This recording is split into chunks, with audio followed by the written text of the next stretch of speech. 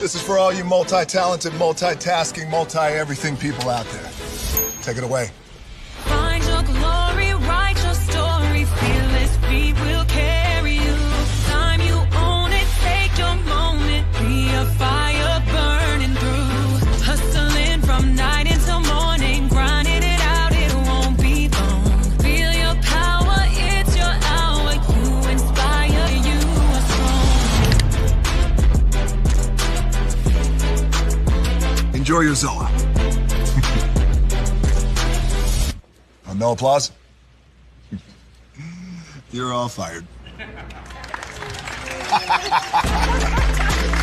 Now that you've reached the stage in your life where quality television is important, Nubian TV is a black network that speaks to your lifestyle. Nubian TV is the world's first digital network devoted to the upscale and political lifestyles of black people. Nubian TV's programming includes politics, travel, fashion, food, automotive, arts and culture, civil rights, music, and more. Watch now on Amazon Fire TV, Roku, or watch globally at nubiantv.net. Nubian TV, it's what you want to watch.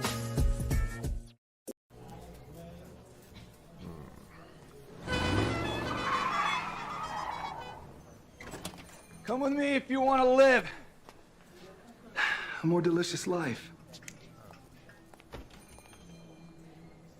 Oh, maybe we should get in the van. In this world, we don't get to control much. The past, male pattern baldness. What geese? Got one right now.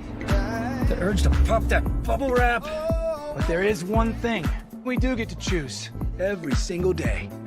What we eat. Welcome to the Sonic Department of Research and Deliciousment. We have everything you want, didn't know you wanted, and some things you didn't know were possible. Because we believe if you're not having fun, you're not living free. So come on, let's live a little. Hey, good morning, America.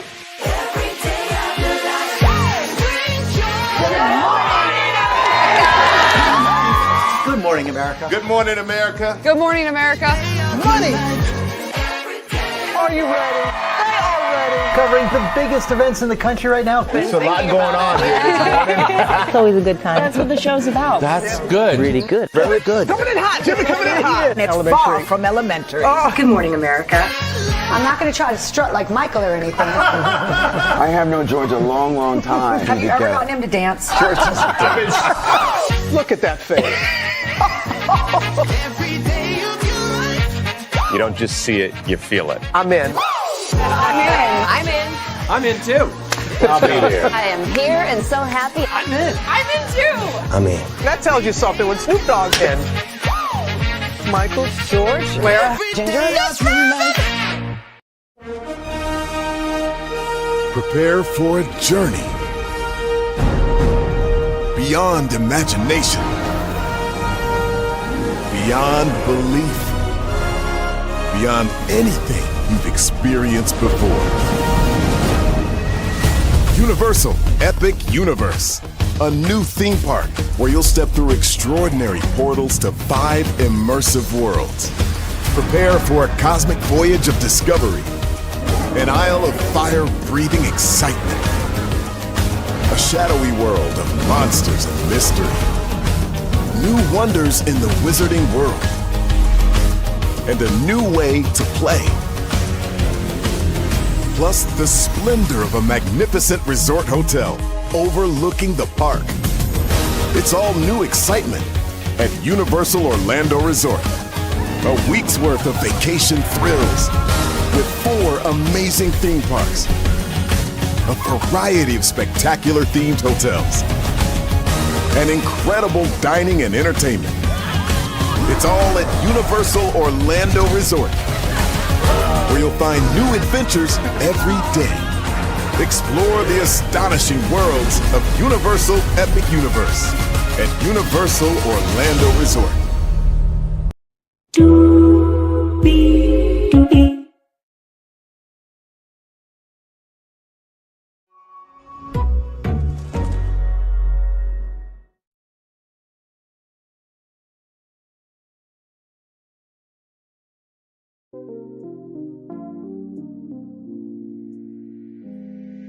Well, hello to you,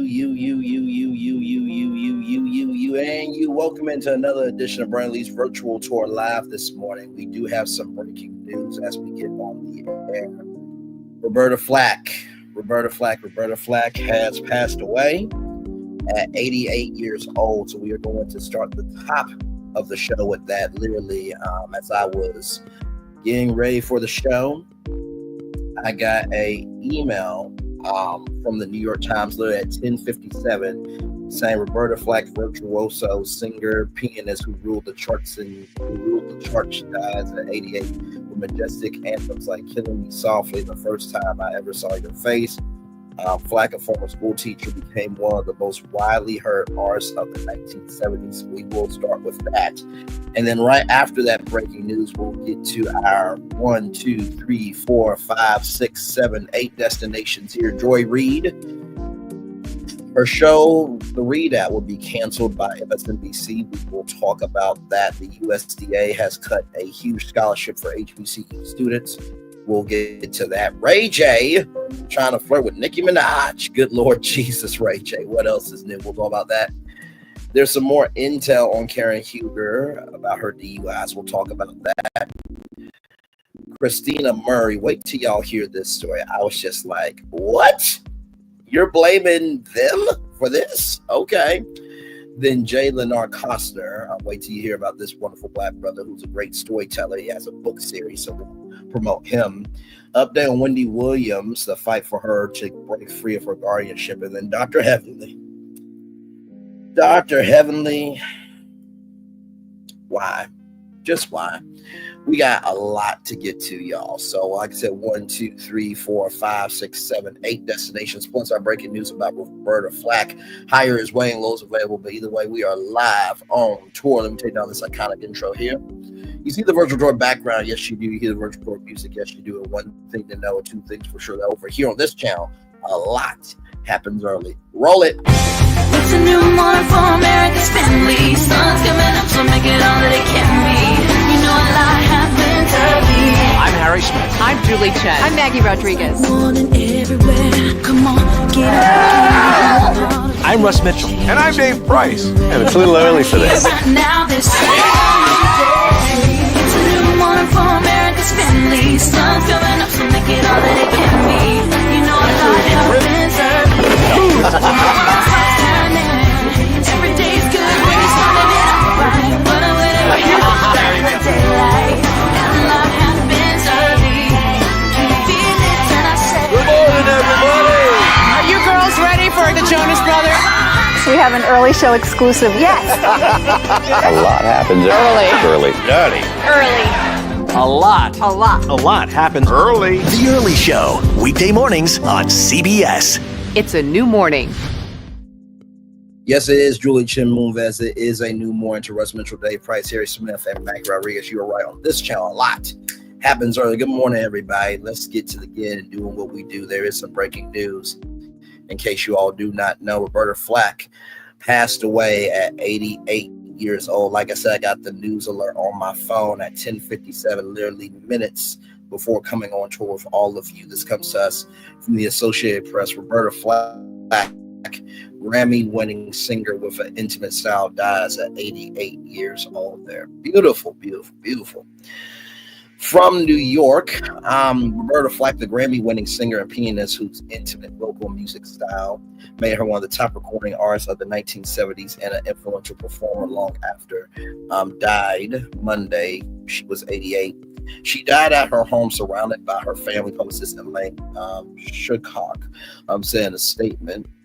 Flack announced in 2022 that she had ALS, commonly known as Lou Gehrig's disease, and could no longer sing. Little known before her early 30s, Flack became an overnight star after Clint Eastwood used The First Time I Ever Saw Your Face as the soundtrack for one of cinema's more memorable and explicit love scenes between the actor and Donna Mills in his 1971 film Play Misty for Me. The hushed hymn-like ballad with Flack's graceful soprano afloat on a bed of soft strings and piano topped the Billboard pop chart. In 1972, received a Grammy for Record of the Year. the record label wanted to have it re-recorded with a faster tempo, but he said he wanted it exactly as it was. Flack told the Associated Press in 2018, with the song as a theme song for his movie, it gained a lot of popularity and then took off. In 1973, she matched both achievements with Killing Me Softly, with his song becoming the first artist to win consecutive Grammys for Best Record. She was a classically trained pianist discovered in the late 1960s by jazz musician Les McKnight, who later wrote that her voice touched, tapped, trapped, and kicked every emotion I've ever known. Versatile enough to sum up the up-tempo gospel passion of Aretha Franklin, Flack often favored a more reflective and measured approach. For Flack's many admirers, she was a sophisticated and bold new presence in the music world and in the social and civil rights movements of the time. Her friends included the Reverend Jesse Jackson and Angela Davis, whom Flack visited in prison while Davis faced charges for which she was acquitted for murder and kidnapping. Flack sang at the funeral of Jackie Robinson, Major League Baseball's first Black player, and was among many of the guest performers on the feminist children's project created by Marlo Thomas, Free to Be You and Me. Roberta Cleopatra Flack, the daughter of musicians, was born in Black Mountain, North Carolina, and raised in Arlington, Virginia. A gospel fan as a child, she was so talented, a piano player, that at age 15 she received a full scholarship to Howard, the historically Black university. Flack's other hits from the 1970s included the cozy Feel Like Making Love and two duets with her close friend and former Howard University classmate Donny Hathaway, Where Is the Love and the Closer I Get to You, a partnership that ended in tragedy. In 1979, she and Hathaway were working on an album of duets when he suffered a breakdown during recording, and later that night fell to his death from his hotel room in Manhattan. Jesus. We were deeply connected creatively, Flack told Vibe in 2022 upon the 50th anniversary of the million-selling Roberta Flack and Donny Hathaway album. He could play anything, sing anything. Our musical synergy was unlike anything I've had before or since. She never matched her first run of success, although she did have a hit in the 1980s with the Peabo Bryson duet Tonight I Celebrate My Love, in the 1990s with the Maxine Priest duet Set the Night to Music. In the mid-90s, Flack received new attention after the Fugees recorded a Grammy-winning cover of Killing Me Softly, which she eventually performed on stage with the hip-hop group. Overall, she won 5 Grammys, 3 for Killing Me Softly, was nominated 8 other times. It was given a Lifetime Achievement Grammy in 2020, with John Legend and Ariana Grande among those praising her. I love that connection to other artists.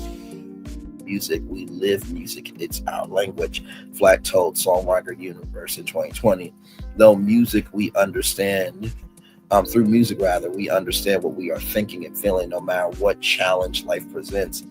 I am at home with my piano on a stage with my band in the studio listening to music. I can find my way when I hear music. In 2022, Beyonce placed Flack, Franklin, and Diana Ross among others in a special pantheon of heroines name-checked in the Grammy Award-winning, Grammy-nominated Queen's remix of Break My Soul. Flack was briefly married to Stephen Novosol, an interracial relationship that led to tension with each of their families, and earlier had a son, the singer and keyboardist Bernard Wright. For years, she lived in Manhattan's Dakota apartment building on the same floor as John Lynn and Oko Yono, who became a close friend, provided linear notes for a Flack album, Beta covers, led by Roberta. She also devoted extensive time to the Roberta Flack School of Music based in New York and attended mostly by students between the ages of 6 to 14. Flack had taught music in D.C. area junior high schools for several years in her 20s while performing after hours in clubs. She sometimes backed other singers, but her own shows At Washington's renowned Mr. Henry's attracted such celebrity patrons as Burt Bacharach, Ramsey Lewis, and Johnny Mathis. The club's owner, Henry Yuff, converted an apartment directly above into a private studio, the Roberta Flack Room. I wanted to be a serious all-around musician, she told The Telegraph in 2015. I listened to a lot of Aretha, the Drifters, trying to do some of that myself, playing and teaching. Flack was signed to Atlantic Records, and her debut album, First Take, a blend of gospel, soul, flamenco, and jazz, came out in 1969. One track was a love song by the English folk artist Ewan McCall. The First Time I Ever Saw Your Face, written in 1957 for his future wife, Peggy Seeger. Flack not only knew of the ballad, but used it while working with a glee club during her years as an educator. I was teaching at Banker Junior High, Washington, D.C. It was part of the city where kids weren't that privileged, but they were privileged enough to have music education. I really wanted them to read music. First, I get their attention. Flack starts singing a Supreme's hit, Stop, in the name of love. Then I could teach them, she told the Tampa Bay Times in 2012. You have to do all sorts of things when you're dealing with kids in the inner city, she said. I knew they liked the part where the first time I ever saw your face goes into the first time I ever kissed your mouth. Ooh, kissed your mouth. Once the kids got past the giggles, we were good. Yeah, I think that's the end of the story there. Ooh, man. First of all, to Roberta Flack, thank you for your heart. Thank you for your soul. Most of all, thank you for never forgetting where you come from. You know, she reminds me of DeLuise, you know, from Touched by an Angel. You know, when you walk down the road, heavy burdens, and I'll walk with you. Baby, I'll walk with you. That's one of my mom's favorite shows. I think Touched by an Angel was on OWN as well. And, you know, a lot of times, you know, we always celebrate life after someone is gone, but we never celebrate them while they're here. And what a life that she lived. I mean, to teach, you know, children, to be a classic pianist, and to have, you know, somebody convert, you know, an upper room into a private studio, and to have all those people love her.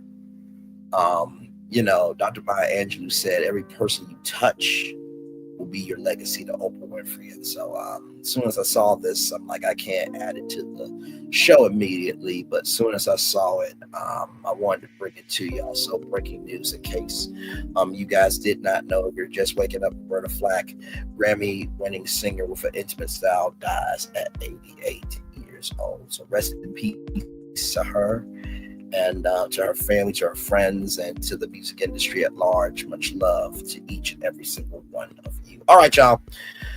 Woo! Man. What a way to start Virtual Tour Live. So with that being said, more Virtual Tour Live coming up right from the space right here, right now. Joy Reid and Alex Wagner, acts from MSNBC, line up in a major network shakeup. MSNBC's evening lineup may look quite different than what die-hard viewers have come to expect. The NBC Universal Bat Cable Network is expected to move the trio Simone Sanders Townsend, Alicia Mendez, and Michael Steele to its 7 p.m. weekday slot, Tuesday through Friday, according to two people familiar with the matter. The group on Mondays will lead 2 hours, 7 p.m. to 9 p.m. The move will have direct implications for Joy Reid, the anchor who currently fills the 7 p.m. slot. She is expected to host her last show on MSNBC this week. What's more, Alex Wagner, who has hosted weeknights at 9 p.m., save for a Monday night by Rachel Maddow, is expected to be named a contributor, according to three people with knowledge of current talks. Wagner, who has been working as a correspondent across the United States during the first 100 days of the new 47th presidency, Rachel Maddow anchors each day at 9, is unlikely to return to her weeknight time slot. These people indicate Jen Pataki is expected to take over at least one of the hours, according to one of these people. MSNBC is also in talks with Eugene Daniels of Politico and Melissa Murray, a law professor at New York University who specializes in the regulation of sex, marriage, caregiving, reproductive rights, that will have them join the network in unspecified capacities, according to one of these people. MSNBC declined to make executives comment, but previously reported on some of the aforementioned plans. The move comes quickly after Rebecca Cutler, a former senior executive at CNN, who is known for her facility in developing new talent and program concepts.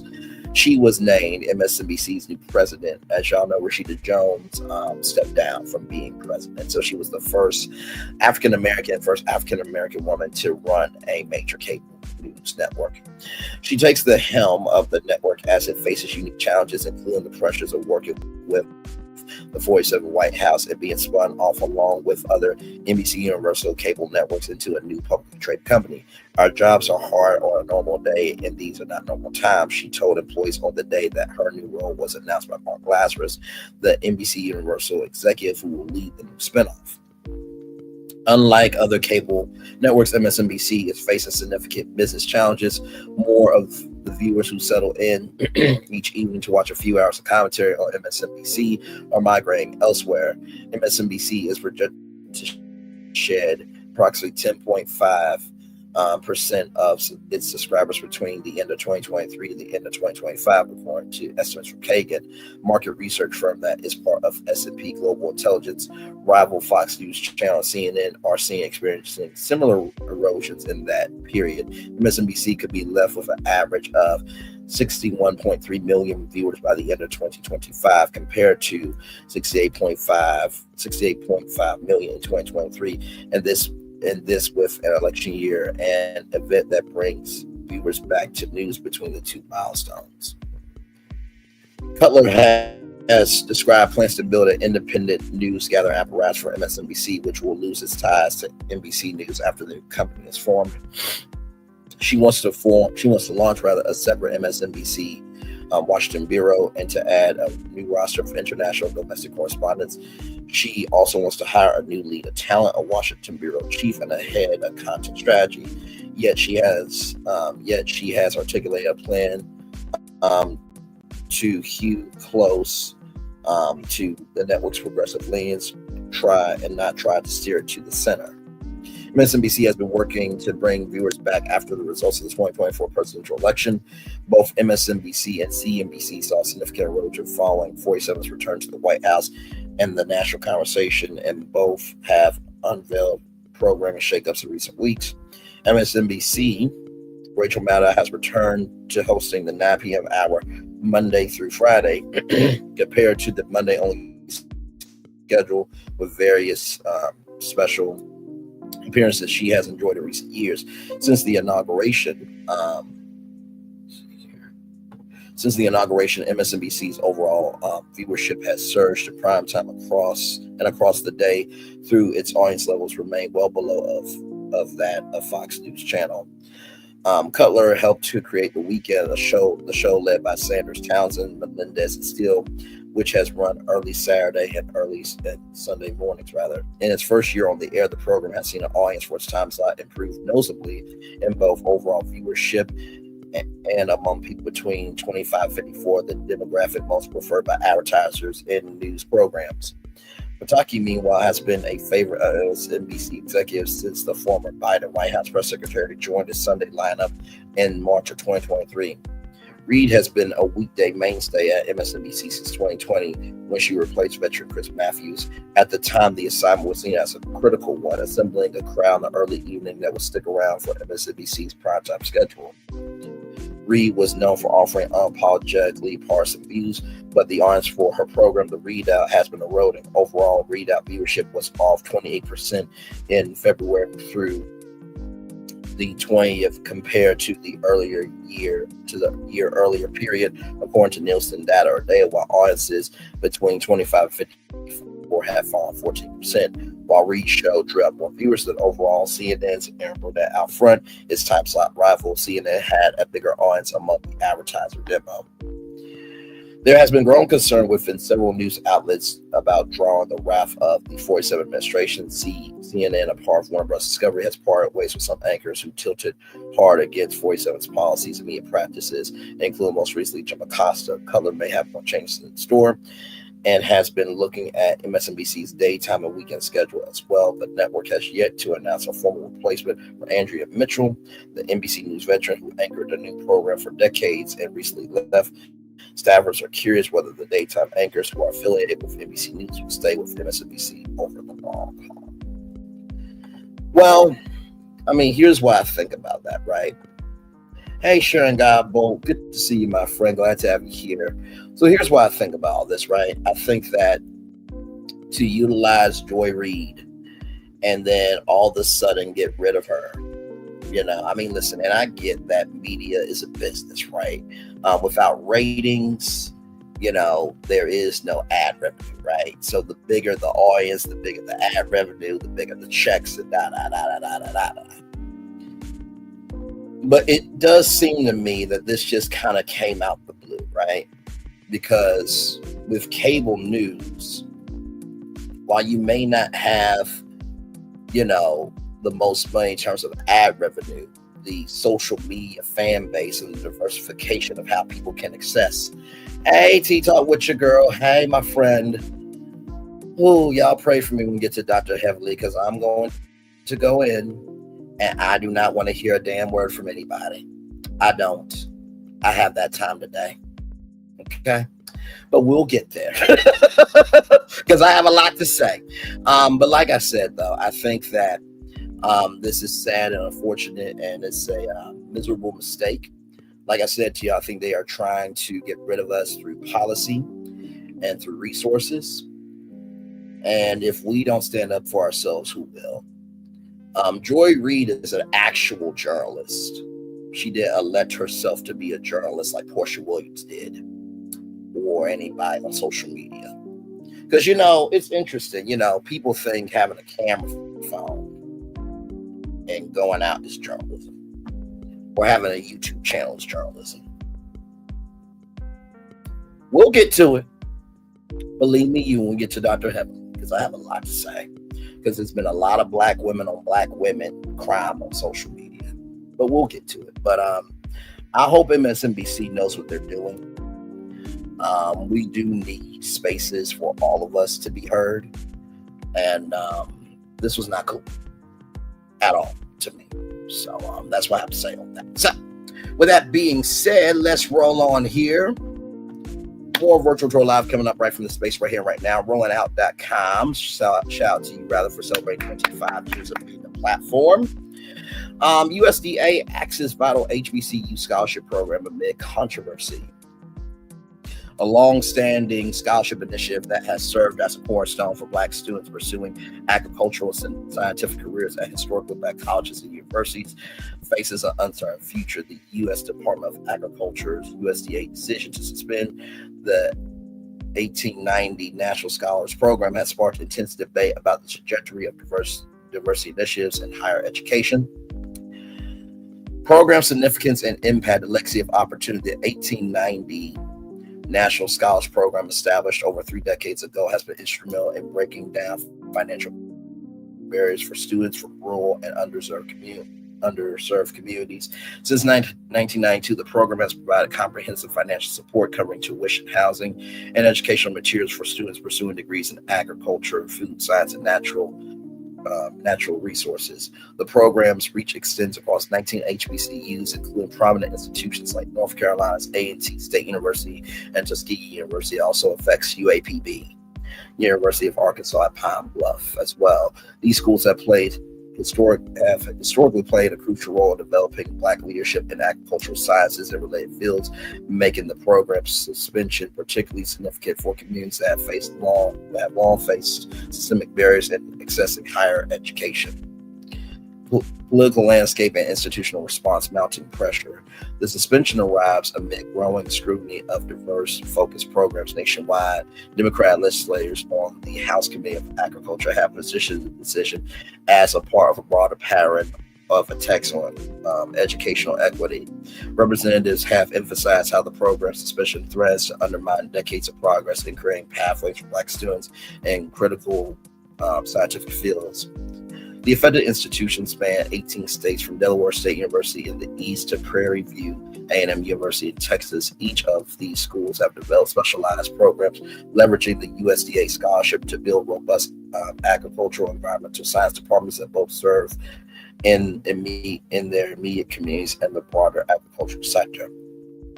Historical context and future implications. Shifting support, the program suspension presents a stark contrast to previous bipartisan efforts supporting HBCUs. In 2019, legislation secured substantial annual funding for these institutions, highlighting the complex and often contradictory nature of political support for Black educational initiatives. The current situation raises questions about the sustainability of diversity-focused programs in an increasingly polarized political environment. Educational leaders argue that the suspension threatens to reverse decades of progress in creating opportunities for underrepresented students in essential scientific fields. Economic and industry impact sector consequences. The agricultural sector faces growing challenges in developing a diverse workforce capable of addressing emerging food security and environmental sustainability issues. The USDA scholarship program has been crucial in preparing students for careers in these vital areas, making its suspension particularly concerning for industry stakeholders. The program's role in supporting rural communities and developing agricultural expertise in underserved areas extends beyond individual student benefits. It has helped create a pipeline of qualified professionals who understand the unique challenges facing the diverse agricultural communities across the country. Looking ahead, the suspension of the USDA 1890 National Scholars Program represents more than just the interruption of financial aid initiatives. It signals potential shifts in the landscape of educational opportunity and diversity in higher education. As discussions continue about the program's future, stakeholders emphasize the need to preserve pathways that have proven successful in creating opportunities for Black students in crucial scientific fields. The situation highlights ongoing challenges in maintaining programs designed to address historical inequities in education. As advocacy efforts continues for the program's reinstatement, the broader conversation about ensuring educational access and opportunity for underserved communities remains at the forefront of national education policy debates. For the 19 HBCUs affected by this decision, the immediate challenge lies in finding alternative ways to support students who would have benefited from the program. The long-term impact on agricultural education, workforce development, and underserved communities remains to be seen, as does the future of similar initiatives designed to promote diversity and inclusion in specialized fields. The suspension of this crucial program serves as a reminder of the ongoing struggle to maintain and expand educational opportunities for traditionally underserved communities. As the national conversation about diversity and inclusion continues to evolve, the fate of USDA 1890 National Scholars Program may serve as an indicator of the broader trajectory of efforts to promote educational equity in American higher education. So here's what I gotta say to that, right? These people are not that smart. They're just not. Because there's this thing called the Farmer's Almanac, that the only way that almanac has been around for over 100 years has been because of farmers. And there are farmers having their farms taken away because of what 47 is doing.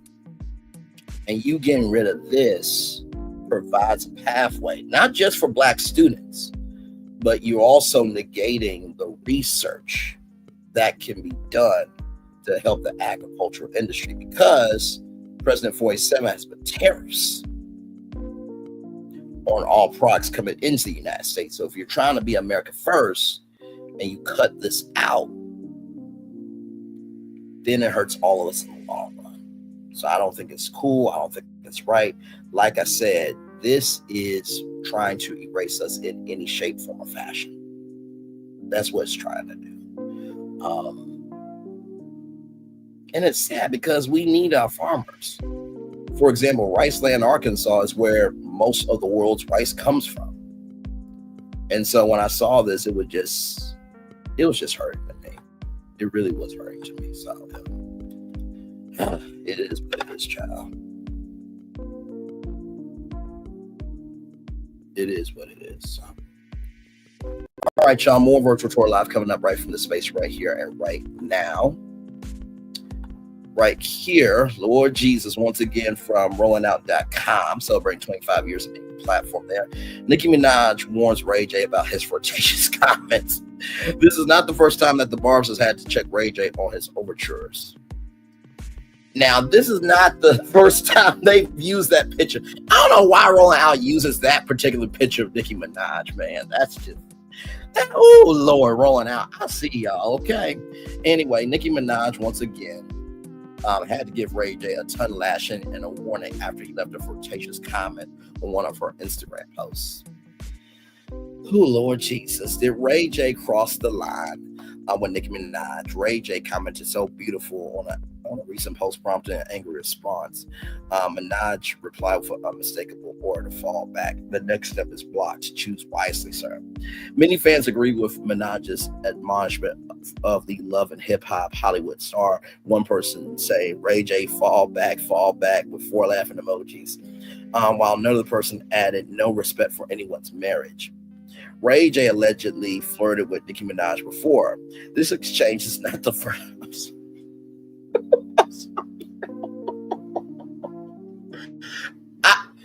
Lord Jesus. Okay. Don't worry. I have a lot to say on this. This exchange is not the first time that Minaj and Ray have had an awkward interaction, and Minaj has had to shut him down. According to allhiphop.com, Minaj had to shut down their Instagram live session in November 2024 for the same reason. Ray J was apparently too complimentary of Minaj's beauty and aura of that time, leading her to end their live session. I'm gonna hang up. She barked at him because we're not gonna play like that. Fans debate if it was appropriate for Ray J to compliment Nicki Minaj. Social media was split on whether Ray J crossed the line after paying Minaj a hot compliment. One fan believes that Minaj is over the top and over drag. Child, this is why. I mean, I like her songs, but as a person, I cannot get into her. Another person sided with the Pink Barbs. We forget when Ray J was saying that he was obsessed with her, so captivated by her. That's very inappropriate to say about a married woman.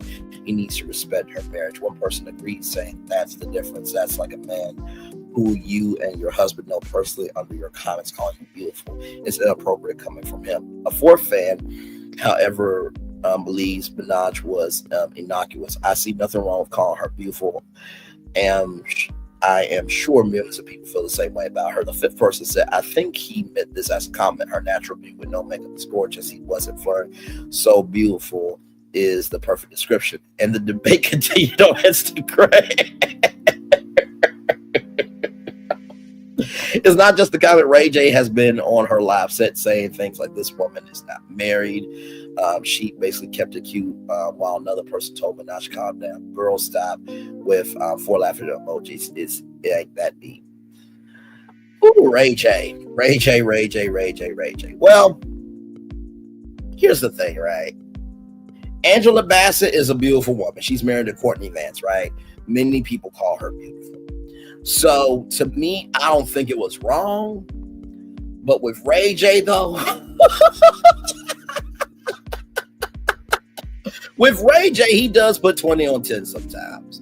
And if that's the way Nicki feels, that's the way Nicki feels.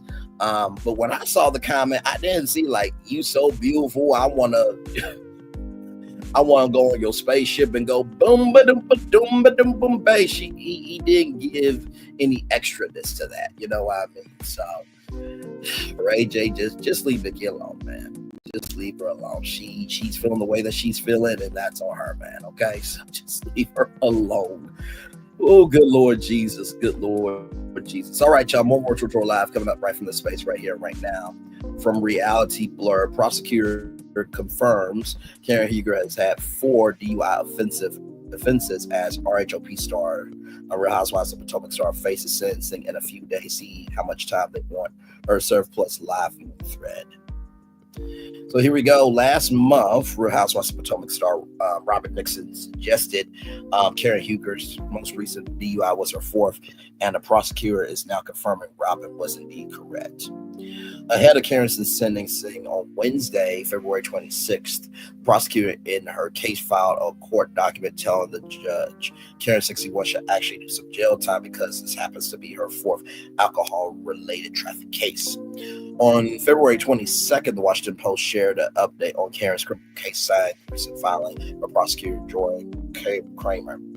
In the court filing, she accused Karen of having 3 previous alcohol-related traffic cases from years 2006 to 2011, which resulted in a guilty verdict for driving while impaired and another for driving under the influence. Despite the guilty findings, Karen served 0 jail time for all her previous offenses. The fact that Ms. Huger has repeatedly been given the benefit of another chance on 3 separate occasions demonstrates that she has not learned anything from her prior arrest, wrote the prosecutor. In fact, it appears as if she has been emboldened. While Karen is facing up to 2 years in prison, the prosecutor is requesting that she be handed a 6-month jail sentence by the judge based on the sentencing guidelines of the state of Maryland. Karen's defense team, however, would prefer her to serve 0 jail time, asking the judge to focus on rehabilitation for her. They cite the fact that Karen spent 28 days at a rehab facility in Florida to address 3 problems, including alcohol abuse, dependency on antidepressants, and her past trauma being sexually assaulted 42 years ago while she was in college. Karen's attorney claims that since her rehab stint, she has been participating in meetings every morning with Alcoholics Anonymous coffee group. Similar to Karen's RHOP co-stars, the prosecutor also questioned the timing of Karen's rehab stint, which came after her guilty verdict, not before. Additionally, Kramer wrote, the state is concerned that the program that Ms. Huger did choose to enroll in equates itself to a luxury resort experience, as they add that offer spa services and meals made by a chef. Club Med has been around for a very long time, so Club Med has had that energy for a long time. So I don't think that that's really that far out the question. Karen is expected to speak in front of the judge during her sentencing on Wednesday. In March of last year, Karen crashed her car into a tree, which ultimately led to her arrest for driving while intoxicated. During her trial, police body cam footage showed her slurring her words, and she was initially found guilty on several counts. And just last week, during part 1 of the RHOP reunion, Karen, who skipped the reunion, filmed an emotional video during which she denied being an alcoholic and stated that she went to rehab to address taking antidepressants and drinking. Shortly after her guilty verdict, Page 6 reported that Karen's future on the Real Housewives of Potomac might be in jeopardy, although the Bravo Network has yet to address her status on the show. And so they had a live viewing thread for part 2 of the Real Housewives of Potomac reunion. And so I think this was so these are some of the comments here. This is what I have to say on this, right? This is her 4th offense. And, DUIs are nothing to play around with. Driving while drunk, regardless of who does it, is not cool. And Maurice Scott should not have done it. Karen Huger should not have done it under any circumstances. So 2 years in jail, to me, I feel like a 6-month sentence, could do just fine, and then, do a year-long rehab stint, because she does need to pay for her crime, right? She doesn't need to be thrown away and cast aside and this, that, and third, because he or she who has not sinned cast the first stone, right? But I do believe that if you don't handle your actions now, you are doomed to repeat your actions later. So that's what I have to say on that. I do hope that things go well for Karen, but for this to be the 4th DUI offense, it's a little much. It's a little much. So, more Virtual Joy Live coming up right from the space right here, right now. Y'all, this story right here from blacknews.com. White woman from Georgia sues fertility clinic after giving birth to a black baby. Let's get into it. Right here, this woman right here, Krystena Murray, a white woman from Savannah, Georgia, is suing Coastal fertility specialists after IVF mix-up, which led her to give birth to a black child who isn't biologically her. She claims that the clinic's negligence caused her significant emotional and physical distress. Murray had been trying to conceive through IVF for nearly 2 years. In December 2023, she gave birth, but quickly realized something was wrong. The baby did not share her or the sperm donor's features. A DNA test later confirmed the embryo that she had carried belonged to another couple. Despite the shock, Murray initially chose to raise the child. However, when the biological parents sued for custody, she surrendered the baby in May of 2024, avoiding a legal battle which she was unlikely to win. I spent my whole life wanting to be a mom. I loved, nurtured, and grew my child.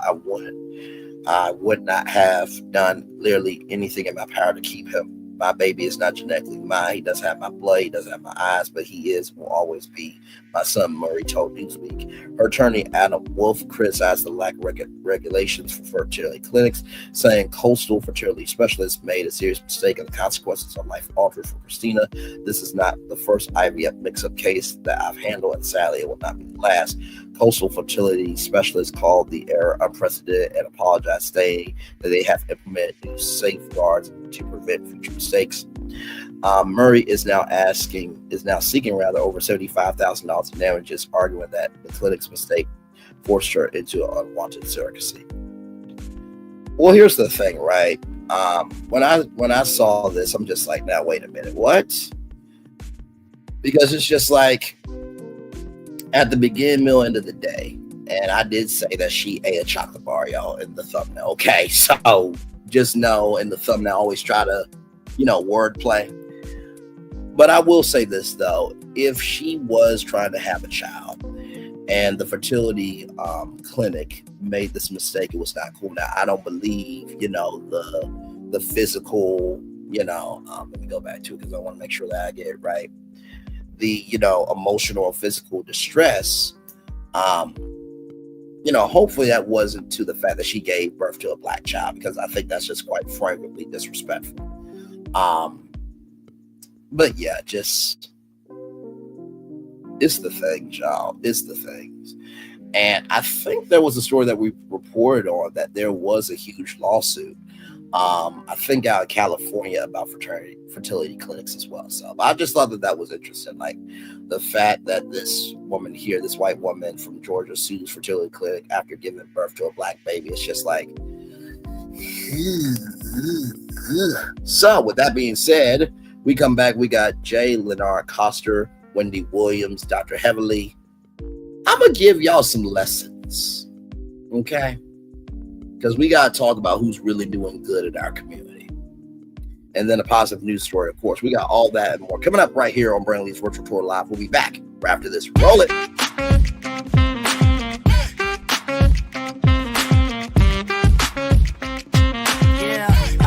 Yeah, we hustle all day. Yeah, we're working, let me play. You know me. Work real hard, now we're ready, let's play. Hey, hustle up, yeah. Ready, set, let's go, yeah. Hustle up, yeah. Ready, set, let's go. Turn it up, turn it up, turn it up, turn it up a little louder. Now get low, come on, drop it to the floor, yeah, drop it to the floor. Turn it up, turn it up, turn it up, turn it up a little louder. Now get low, come on, drop it to the floor, yeah, drop it to the floor. Turn it up, turn it up, turn it up, turn it up a little louder. Now get low, come on, drop it to the floor, yeah, drop it to the floor. Turn it up, turn it up, turn it up, turn it up a little louder. Now get low, come on, drop it to the floor, yeah, drop it to the floor. Turn it up, turn it up, turn it up, turn it up a little louder. For Ramirez, Wingstop's triple meal deal. 6 classic, 6 boneless, and 2 tenders with 2 dips and a large fry for just $17.99. Get yours delivered today at Wingstop, where flavor gets its wings. For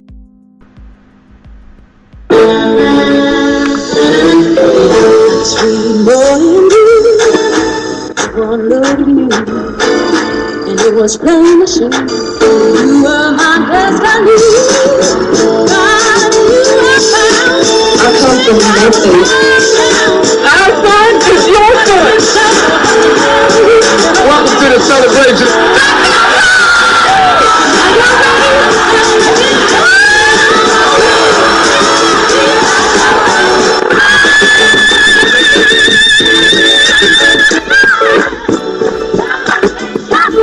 We all we got.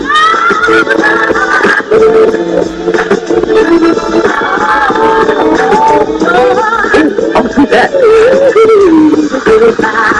Don't you leave here to go for happiness. I want you to leave here to show.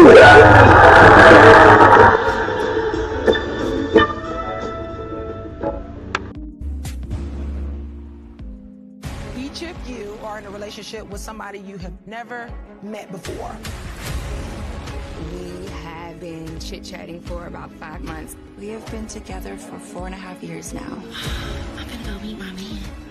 I'm just hoping that he likes me in real life. I've been keeping something from you.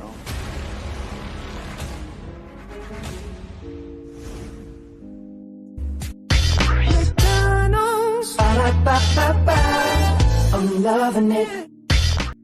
I'm loving y'all right back. Welcome back in the Brainley's virtual tour live.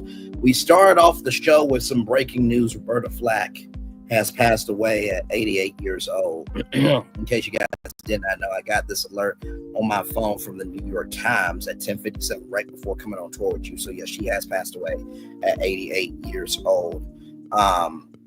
In 2022, Flack announced that she had ALS, commonly known as the Garrison disease, and could no longer sing. So she passed away Monday, and she was 88 years old. So we came on the air with a breaking destination there. Then we talked about Joy Reid. She is leaving MSNBC, and also the readout has been canceled as well.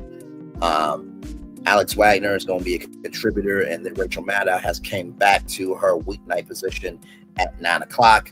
Rachel Maddow went from weeknights to Monday night and was able to kind of have a lead anchor role where she could, come on, for major news coverage and things of that energy.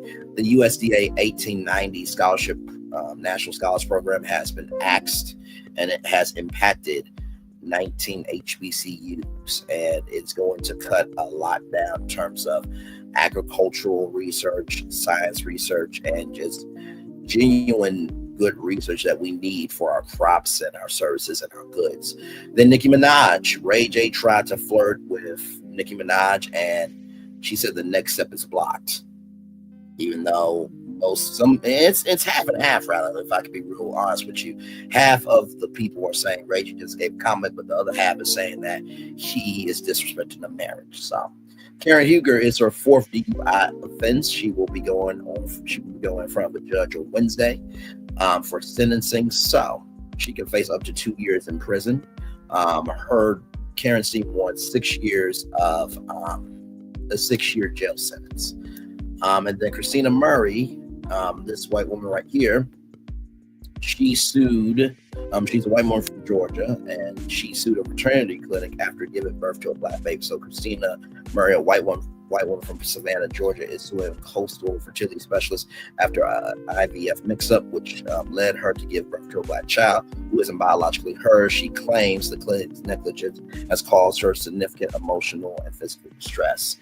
And then as we were on commercial break, I went to my phone and I got another news alert at 11:15 a.m. And ladies and gentlemen, some more breaking news here. Lester Holt is stepping down as anchor of NBC Nightly News after a decade. This breaking news came out literally at the top of the show. But it's breaking now, obviously. Holt will move full-time to NBC News magazine show Dateline at the beginning of the summer. Right here, Lester Holt, the anchor and managing editor of NBC Nightly News for over a decade, has announced Monday that he is stepping down from the long-running broadcast at the beginning of the summer. Holt will continue to be a fixture at the network with a full-time role at Dateline, where he has been the principal anchor for almost 15 years, according to a memo shared with network staff on Monday. NBC News did not immediately name Holt's successor. Holt was named anchor of Nightly News in June 2015 after steering weekend editions of the news broadcast for 8 years and co-anchoring Weekend Today for 12 years. He has served as principal anchor of Dateline since September 2011. A smile comes to my face when I think that with NBC Nightly News and Dateline, I have now anchored two of the most successful and iconic television news programs in broadcast history. Holt wrote in a note Monday to Nightly and Dateline staffers. As a 20-year-old radio reporter on the police beat, chasing breaking news around San Francisco, I could have never imagined my career path would unfold in the way it has. What an amazing ride. In his 10 years at the helm of Nightly News, Holt covered the defining events of the era, including the political rise of President 47, the COVID pandemic, Russia's invasion of Ukraine, the October 7th, 2023 attack in Israel, and the war in Gaza. In recent months, Holt co-anchored the network's coverage of election night, traveled to Iran for an exclusive interview with President Masoud Pezeshkian, and helmed a Dateline special about the devastating 2025 Los Angeles wildfires. Holt interviews with world leaders regularly made headlines. 47, former President Joe Biden, former Vice President Kamala Harris, former President Barack Obama, Ukrainian President Volodymyr Zelensky, and other key figures. Holt frequently traveled to areas hit by deadly hurricanes, tornadoes, wildfires, and mass powerings. He has led the network during some of the country's most fraught and challenging times in the past decade. Janelle Rodriguez, Executive Vice President of Programming for NBC News, wrote in a message to staff, quite simply, Lester is the beating heart of this news organization. He has been named the most trusted television news personality in America 2 consecutive times, according to polls from the Hollywood Report and the Morning Consult. Nightly News is consistently a top television show each week, averaging around 7 million viewers. Holt, who joined NBC News in 2000, also anchors Nightly News Kids Edition, an Emmy-nominated digital newscast geared towards informing and educating children. Wow. Woo, this one, man, I did not expect this. I did not expect it at all. Like Lester Holt stepping down from NBC Nightly News after a decade. Well, first of all, Lester, thank you so much for all that you've done. And I think, let me see, because there was another Black network news anchor.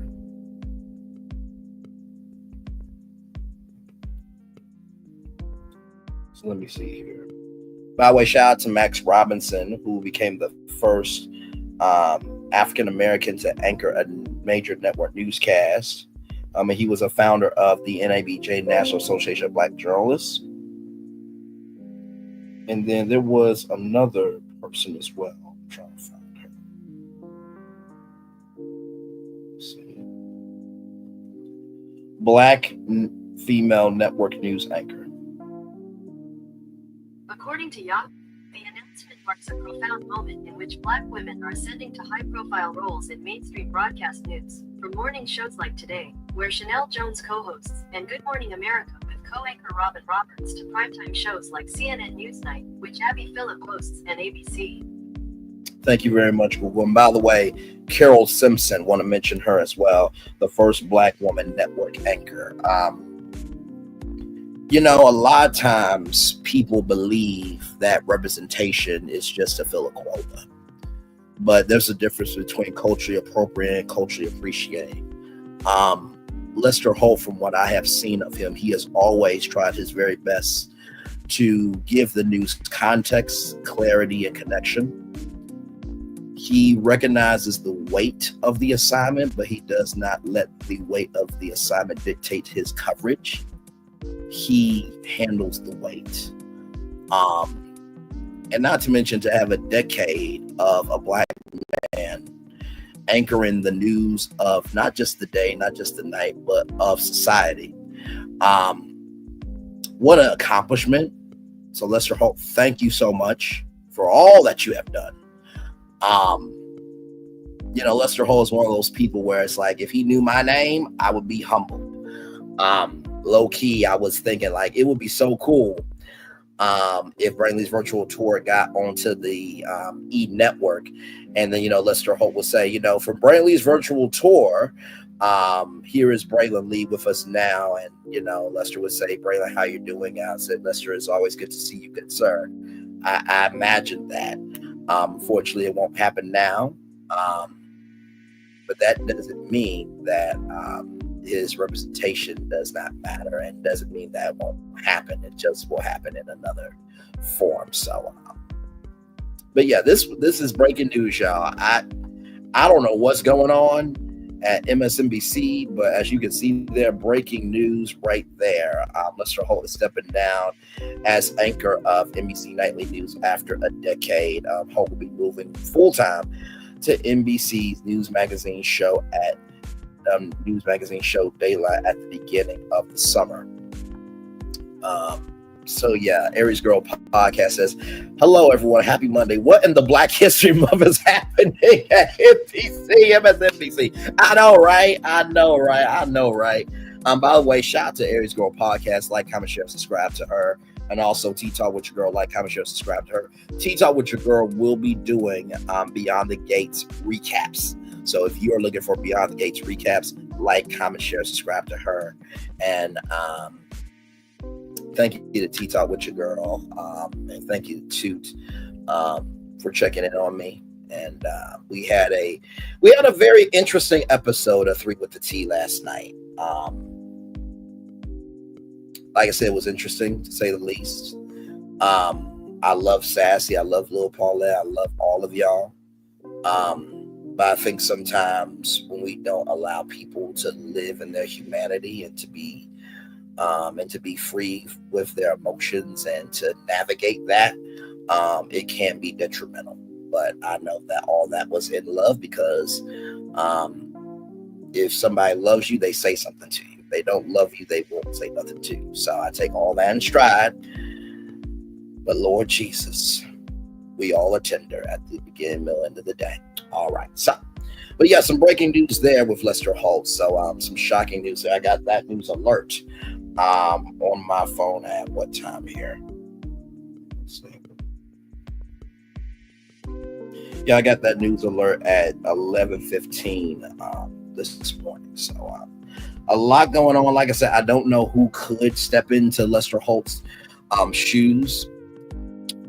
Like I said, if I was in me and I got the call, listen, NBC Nightly News with Brian Lee would be amazing. I would be very humbled. I would be very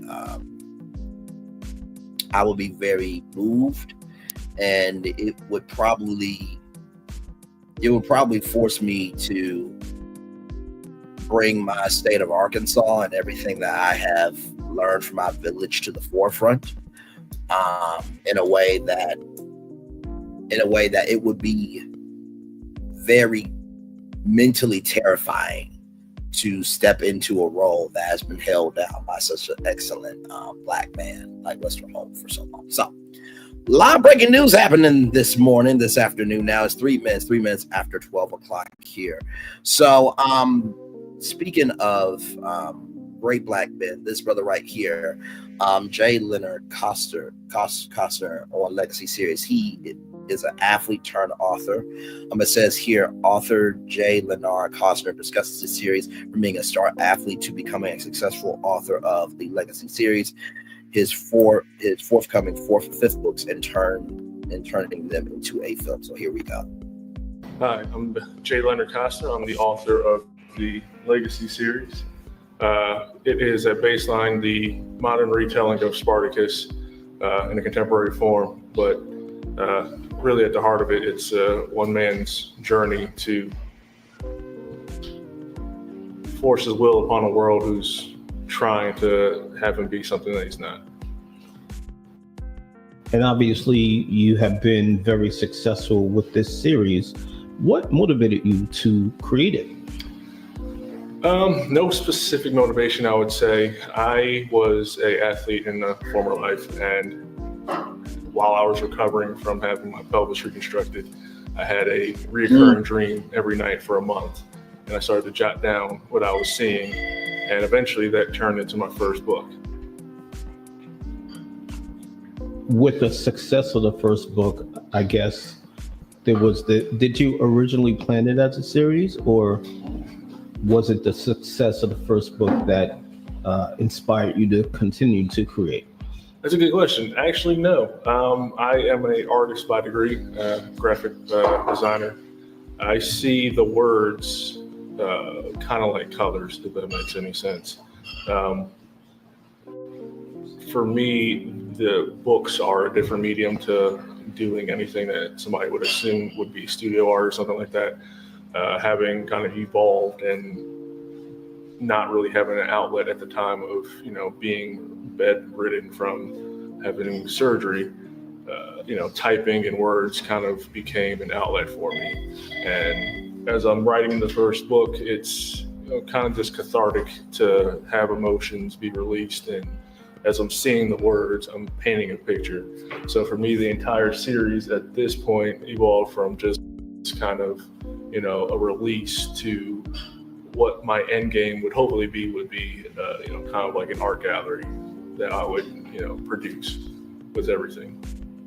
And I'm told there's, you're working on phases 4 and 5 currently. So tell us a little bit about that. Correct. Yep. So this is actually book 4 right here. Book 5 is complete, and I will be releasing both of those at the same time. This isn't a new project for me. I started this in 2012 is when the first book was originally published. So there's been a lot of time to flesh out the entire series. And since then, there's been hiatuses, there's been evolution, there's been growth and reflection. And book 4 and 5 actually came at the same time, actually. What's been pointed out to me is I typically write in twos. So the first book happened, and then I wrote the second and third books in 2 months, and then fifth books 2 months in 2020. That's okay. And there is some film development going on. Tell us about that. Correct. Yeah, I've been blessed with the opportunity to work with a executive producer out of Hollywood. Fantastic woman. She worked on some big name films. She's got some really strong connections, and it's kind of one of those opportunities where I see the stories as films and I write in a manner that I'm told is the closest thing that people have to watching a film, but never thought that being who I am, being a person of color, really something like that would ever be within my realm of possibility. And having the opportunity to do that, something I wanted to take advantage of. So we are currently in pre-production on a short film, and it's going to be put out to the festival world, but it's really more of a pitch to some of the people in our sphere of influence that we're shooting really for a feature. And will a short film be on the festival circuit this year or early next year? Okay. So we're shooting for a 2025 push. Originally we were doing Cannes, but with the LA wildfires, everything's kind of on a hiatus at the moment. Also, looking for more funding.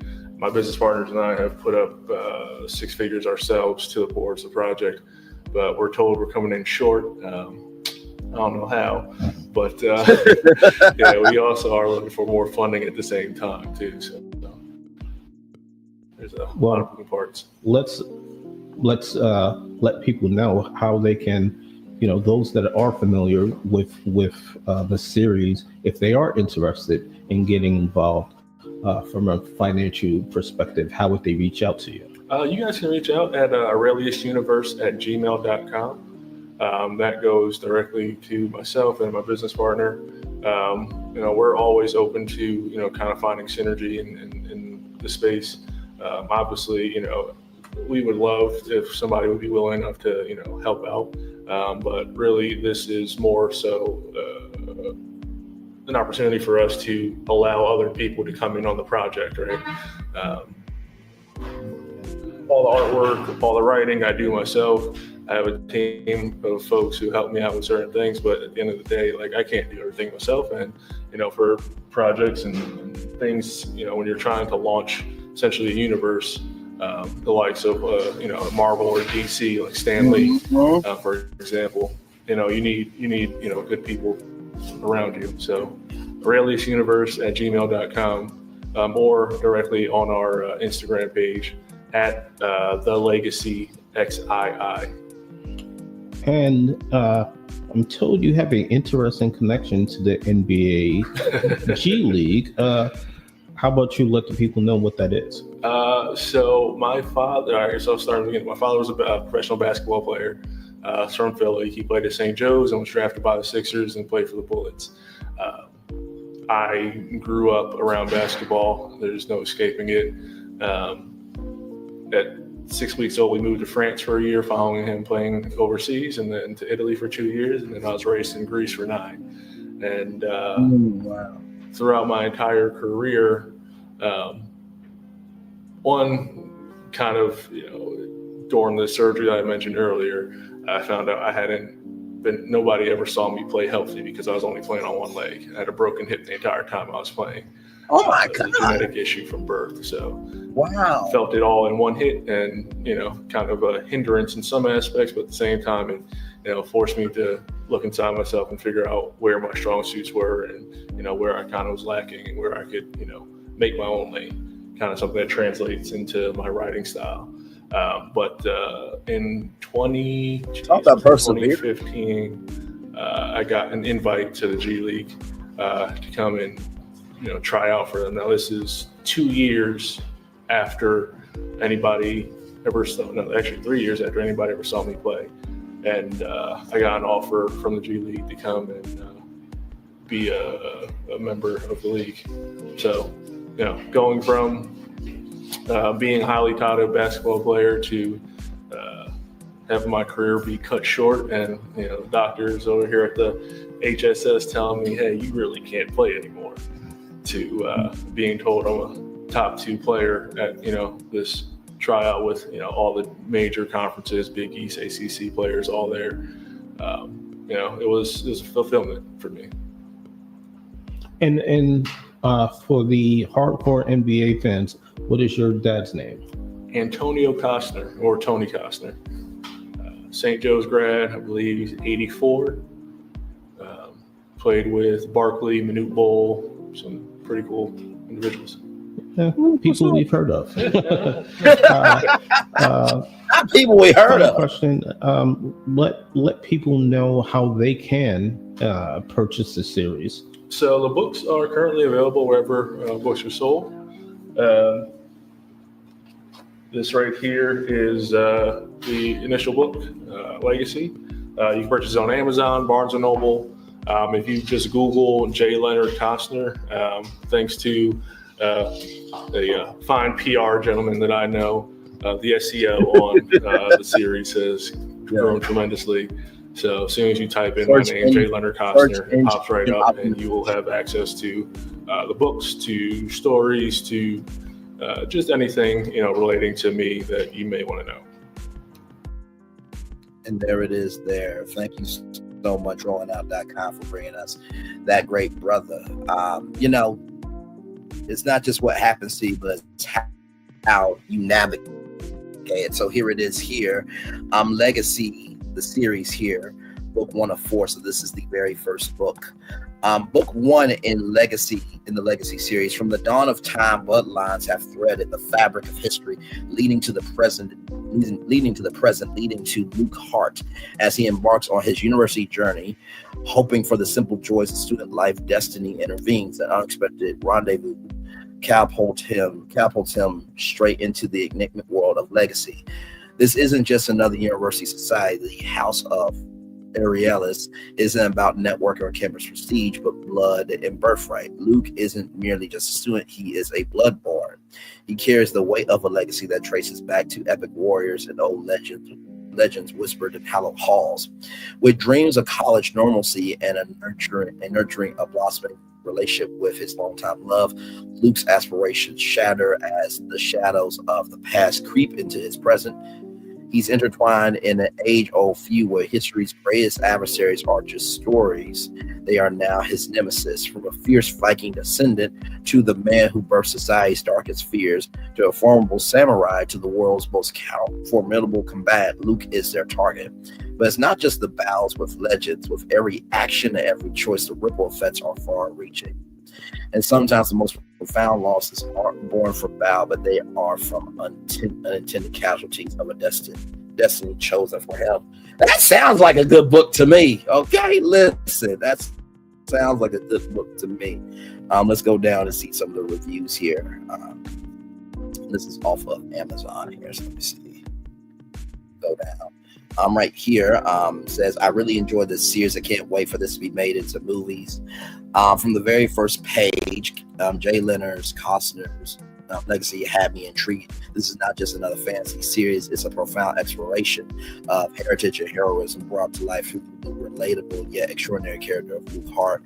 Luke discovers he is the reincarnation of the legendary gladiator Spartacus as he is thrusted into the secretive and dangerous world of the legacy, a society where descendants of ancient warriors battle in the present day. As Luke navigates this new life, he must reconcile his newfound identity with the life he wishes to have. Costner's writing is exquisite, weaving a tale that is as intellectually engaging as it is thrilling. The historical elements reel you in, and the modern-day conflicts make the timeline feel like this story is more of a confession than fiction. The action sequences are brilliantly executed, striking a perfect balance between excitement and believability.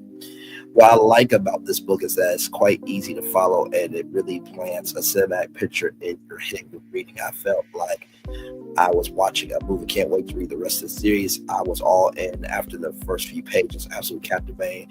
This book is a mixture of adventure, friendship, and romance. It hooked you from the beginning. I can't wait to read the next book on this exciting journey. Love this book, the strengths, the love, and the passion, what they believe in. My favorite character, Luke Hart, is amazing. I'm so happy how he put him together, how everything around him turns. Amazing books. Please take a chance to read these books. You will fall in love with them. Let's see here. I really enjoy Costner's unique writing style. This is not your traditional novel. The story is very visual. I love the world, culture, history tied into the secret society. It would be dope to see this made into a movie. I really enjoyed this series. I can't wait for this to be made into movies. I read that. Oh wait, I don't think I read this one right here. Oh yeah, I did read this one. Okay. Let's see. What I really like about this book is that it's quite easy to follow. It really paints a cinematic picture. Oh yeah, I read that one. Read that. Okay, I think that's all of them. And so I will drop the link to this website here, this Amazon site rather, so you guys can go and get the book if you want it. He said that the 4th book is out and the 5th book is to come. Y'all know we always promote entrepreneurship over here. Do not mind doing it at all. And then I found the actual website here. So check this out. This is the website. Okay. This is absolutely awesome here.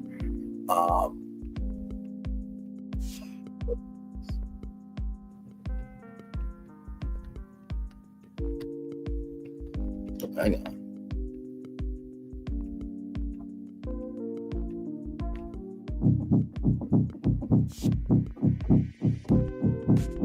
History is a relentless wheel, ceaselessly turning.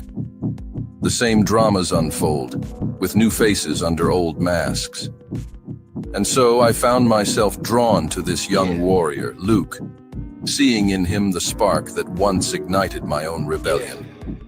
The world has changed, but the fight, the fight remains as bitter and as necessary as ever. I got bad thoughts that make my mind scared, hold me hostage and they don't fight fair. Who gon' pray for me and wipe on my tears? Who gon' save me if you not right here? Move this darkness. I intervened because the turn of time was grinding towards a future too dark to accept. In Luke, I saw a chance, a sliver of hope to steer the course anew.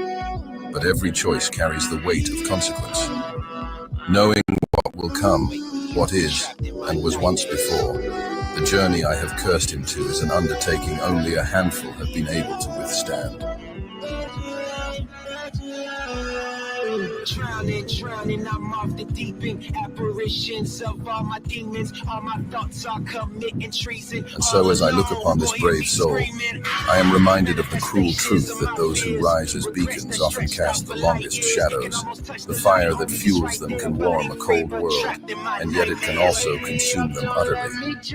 All the lights are fading now. All my life is fading now. All my life is fading now.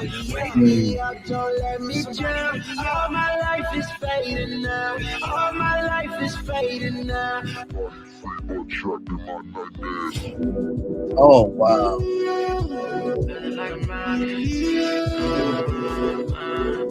Luke, in your journey, you are both the torchbearer and the storm that follows. May your fire burn bright enough to outlast the tidal wave that seeks to quench it.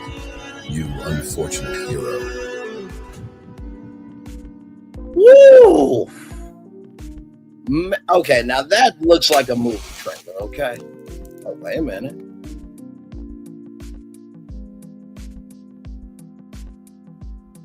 Okay. When is the movie? I love it.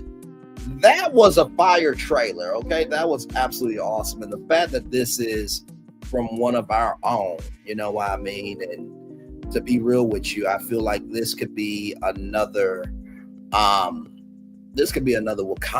but reincarnated for Spartacus and the world of ancient Rome and everything else.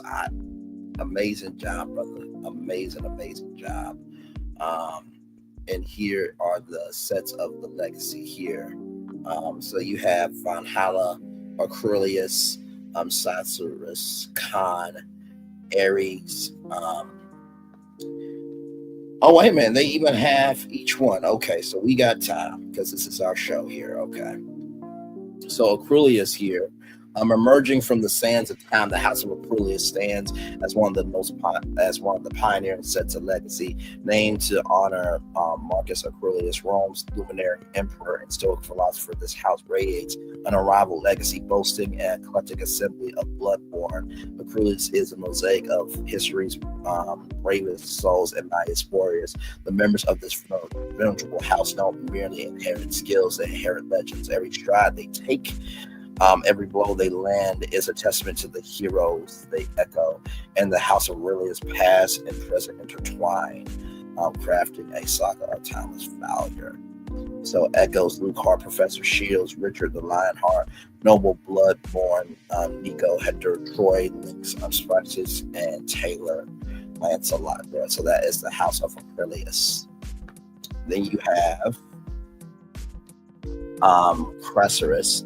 Stretching back through the fabrics of history, the House of Cresserus stands as a monolith bearing a testament to its prestigious namesake, Marcus Linnus Cresserus. This Roman general and statesman wasn't merely a figure of authority and strategy. He was an emblem of immense wealth within the vast Roman Empire, founded to pay homage to the man whose very name became synonymous with power and opulence. The House of Christ remains unyielding in its traditions, anchored by lineage and heritage. Leadership of Cresserus is a birthright, with the helm always held by direct descendants of the great Marcus Linnus Cresserus in the illustrious corridors of this house. The way of history and responsibility and a thread, crafting a chronicle of enduring might and heritage. Echoes Owen, Achilles, Noble, Hail, Ajax. Then you have Khan here. This is the House of Khan. Imposing and undeniable, the House of Khan takes its name from one of its greatest greatest conquerors in history. Genghis Khan, the inaugural Khan emperor of the powerful Mongol Empire. This house echoes with the resonating power of ruler who reshaped the world with his might, leaving none unscathed in his wake. Named to honor the legacy of this audacious conqueror, the House of Khan gathers those who bear the weight of history's untamed fierceness. With every step, every strike, they channel the tenacity and cunning that carved empires from the depths of conquest. In the heart of Khan, past and present converge, crafting a narrative of relentless strength and dominion. Echoes King Maoto's Nishani. Trying to make sure that I read all here. Yep, and then we will be done here. And then, of course, we'll look at more on the website here. This is the House of Aries right here. A force to be reckoned with, the Aries disciples stand as a testament to unrelenting force within Legacy's hallowed halls. Their name, etched in homage to the Greek god of war, speaks volumes about their invincible spirit. Bearing the mantle of Aries, these bloodborn are a ceaseless torment of courage, unafraid to confront any adversary head on. Forged in the crucible of battle, the members of Aries discipline are the living embodiment of their mighty ancestors, those infamous warriors who carved legends through history's turbulent landscapes. For every clash, every thundering blow, they echo the resolute courage that courses through their veins. In the realm of Aries valor and legacy, male weaving an epic of boundless fury and unyielding honor. Noble bloodborn arrow from their temps. And then right here, Valhalla. This is Valhalla right here. Yes, indeed. Emanating the grandeur of noble to the might and majesty of its namesake presided over the god Odin. The members of this esteemed set are not merely mortals, there are gods walking among men with unparalleled strength and unwavering resolve. They have carved out their place as one of the most indomitable sects in legacy story annals. While death in legacy arenas has grown rare in recent decades, every member of Valhalla fights with profound understanding. Should they meet the reverence warriors, death, the splendors of the celestial hall wait them in the afterlife. In the House of Valhalla, honor and glory echo for eternity. Noble bloodborn, Balder Eric the Red. Woo! Man, brother, you have put out something incredible. Like I said, let me see here. Oh, they got a secret society here. You can join their Discord. And then here's the birth of legacy.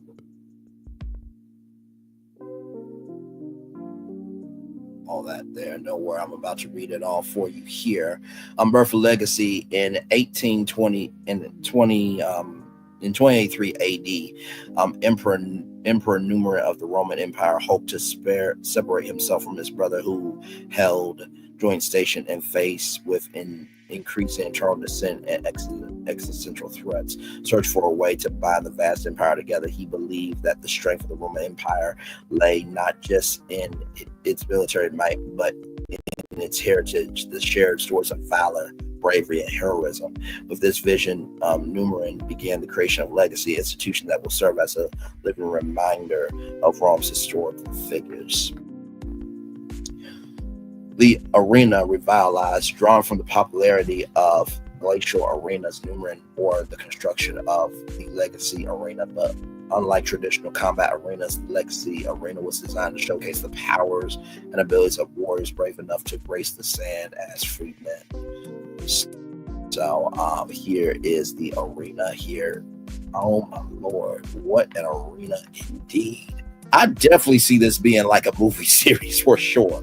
Right here, the set system, which is all the sets that I read to y'all. To further reach and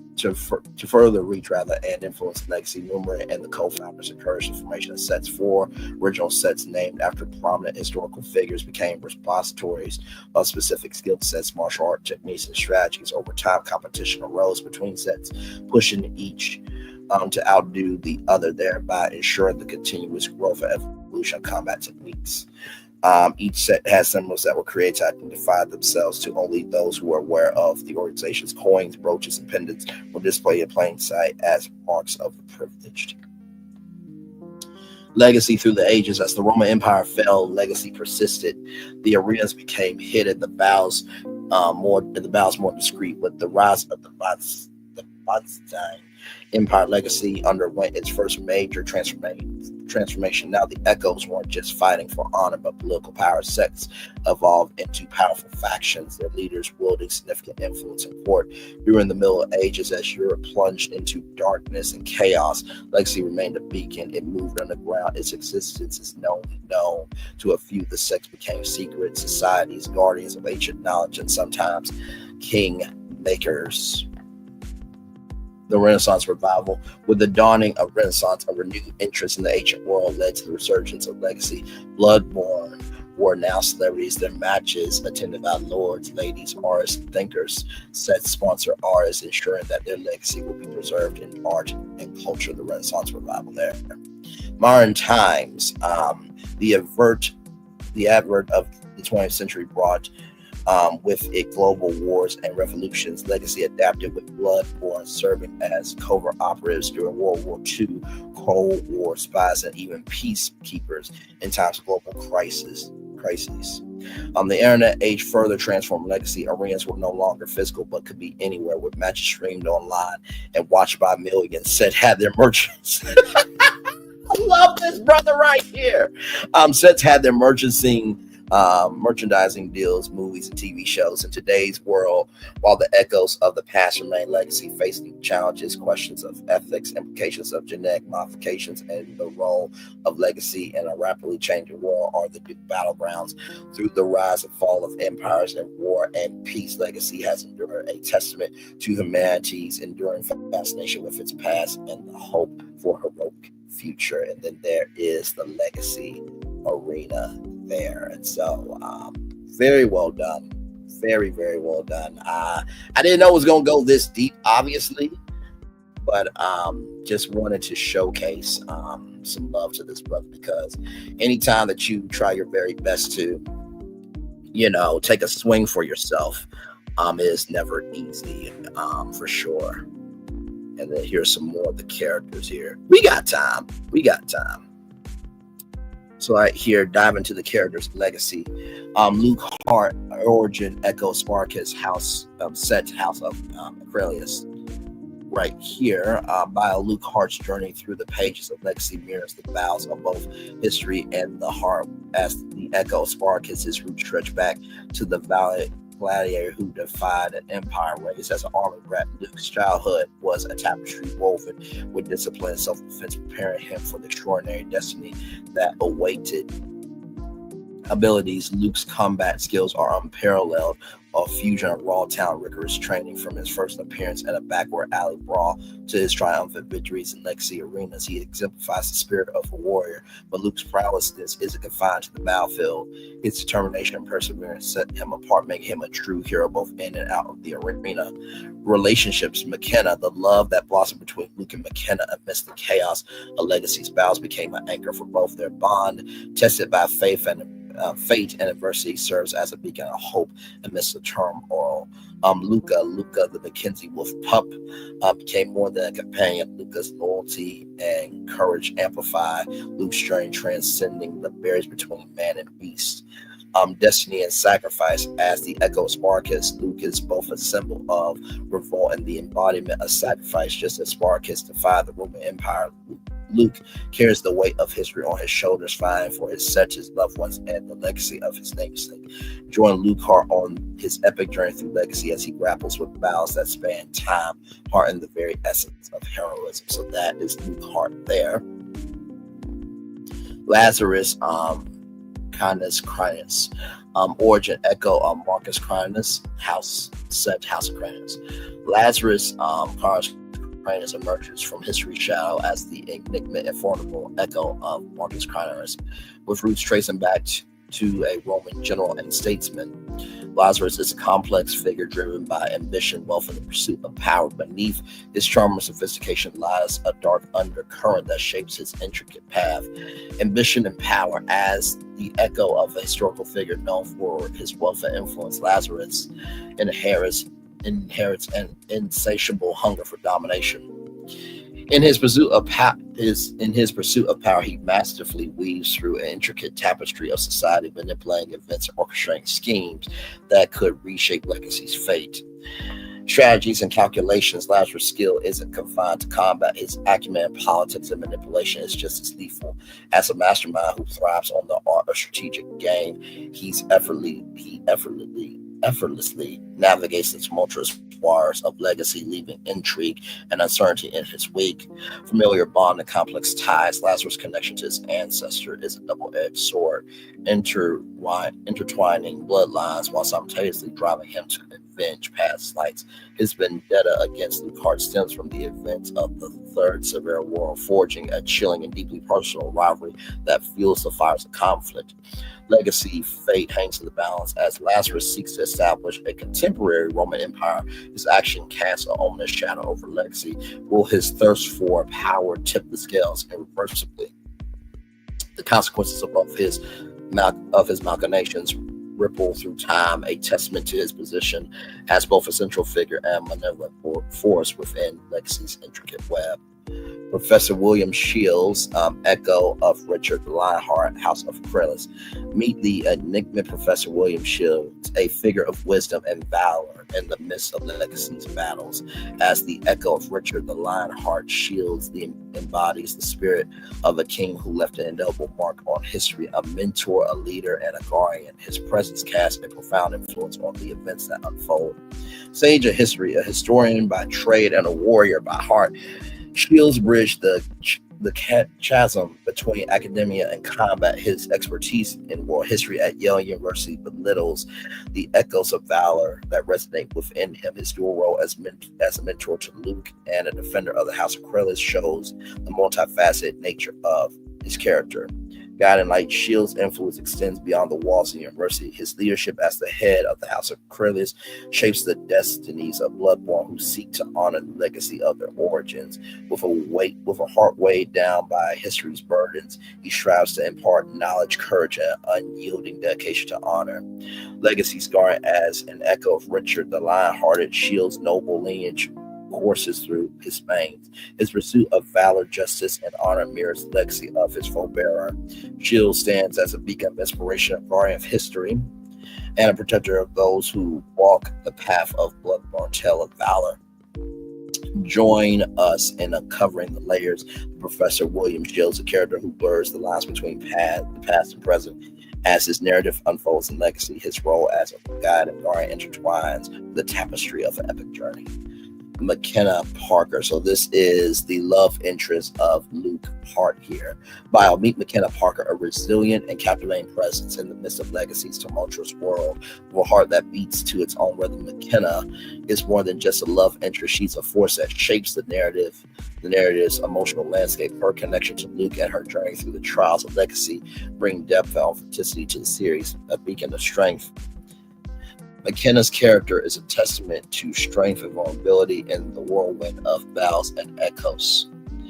Her unwavering support for Luke serves as a lifeline amidst the chaos. Her tenacity and ability to hold her own ground makes her a formidable presence in both Luke's life and Legacy's tapestry.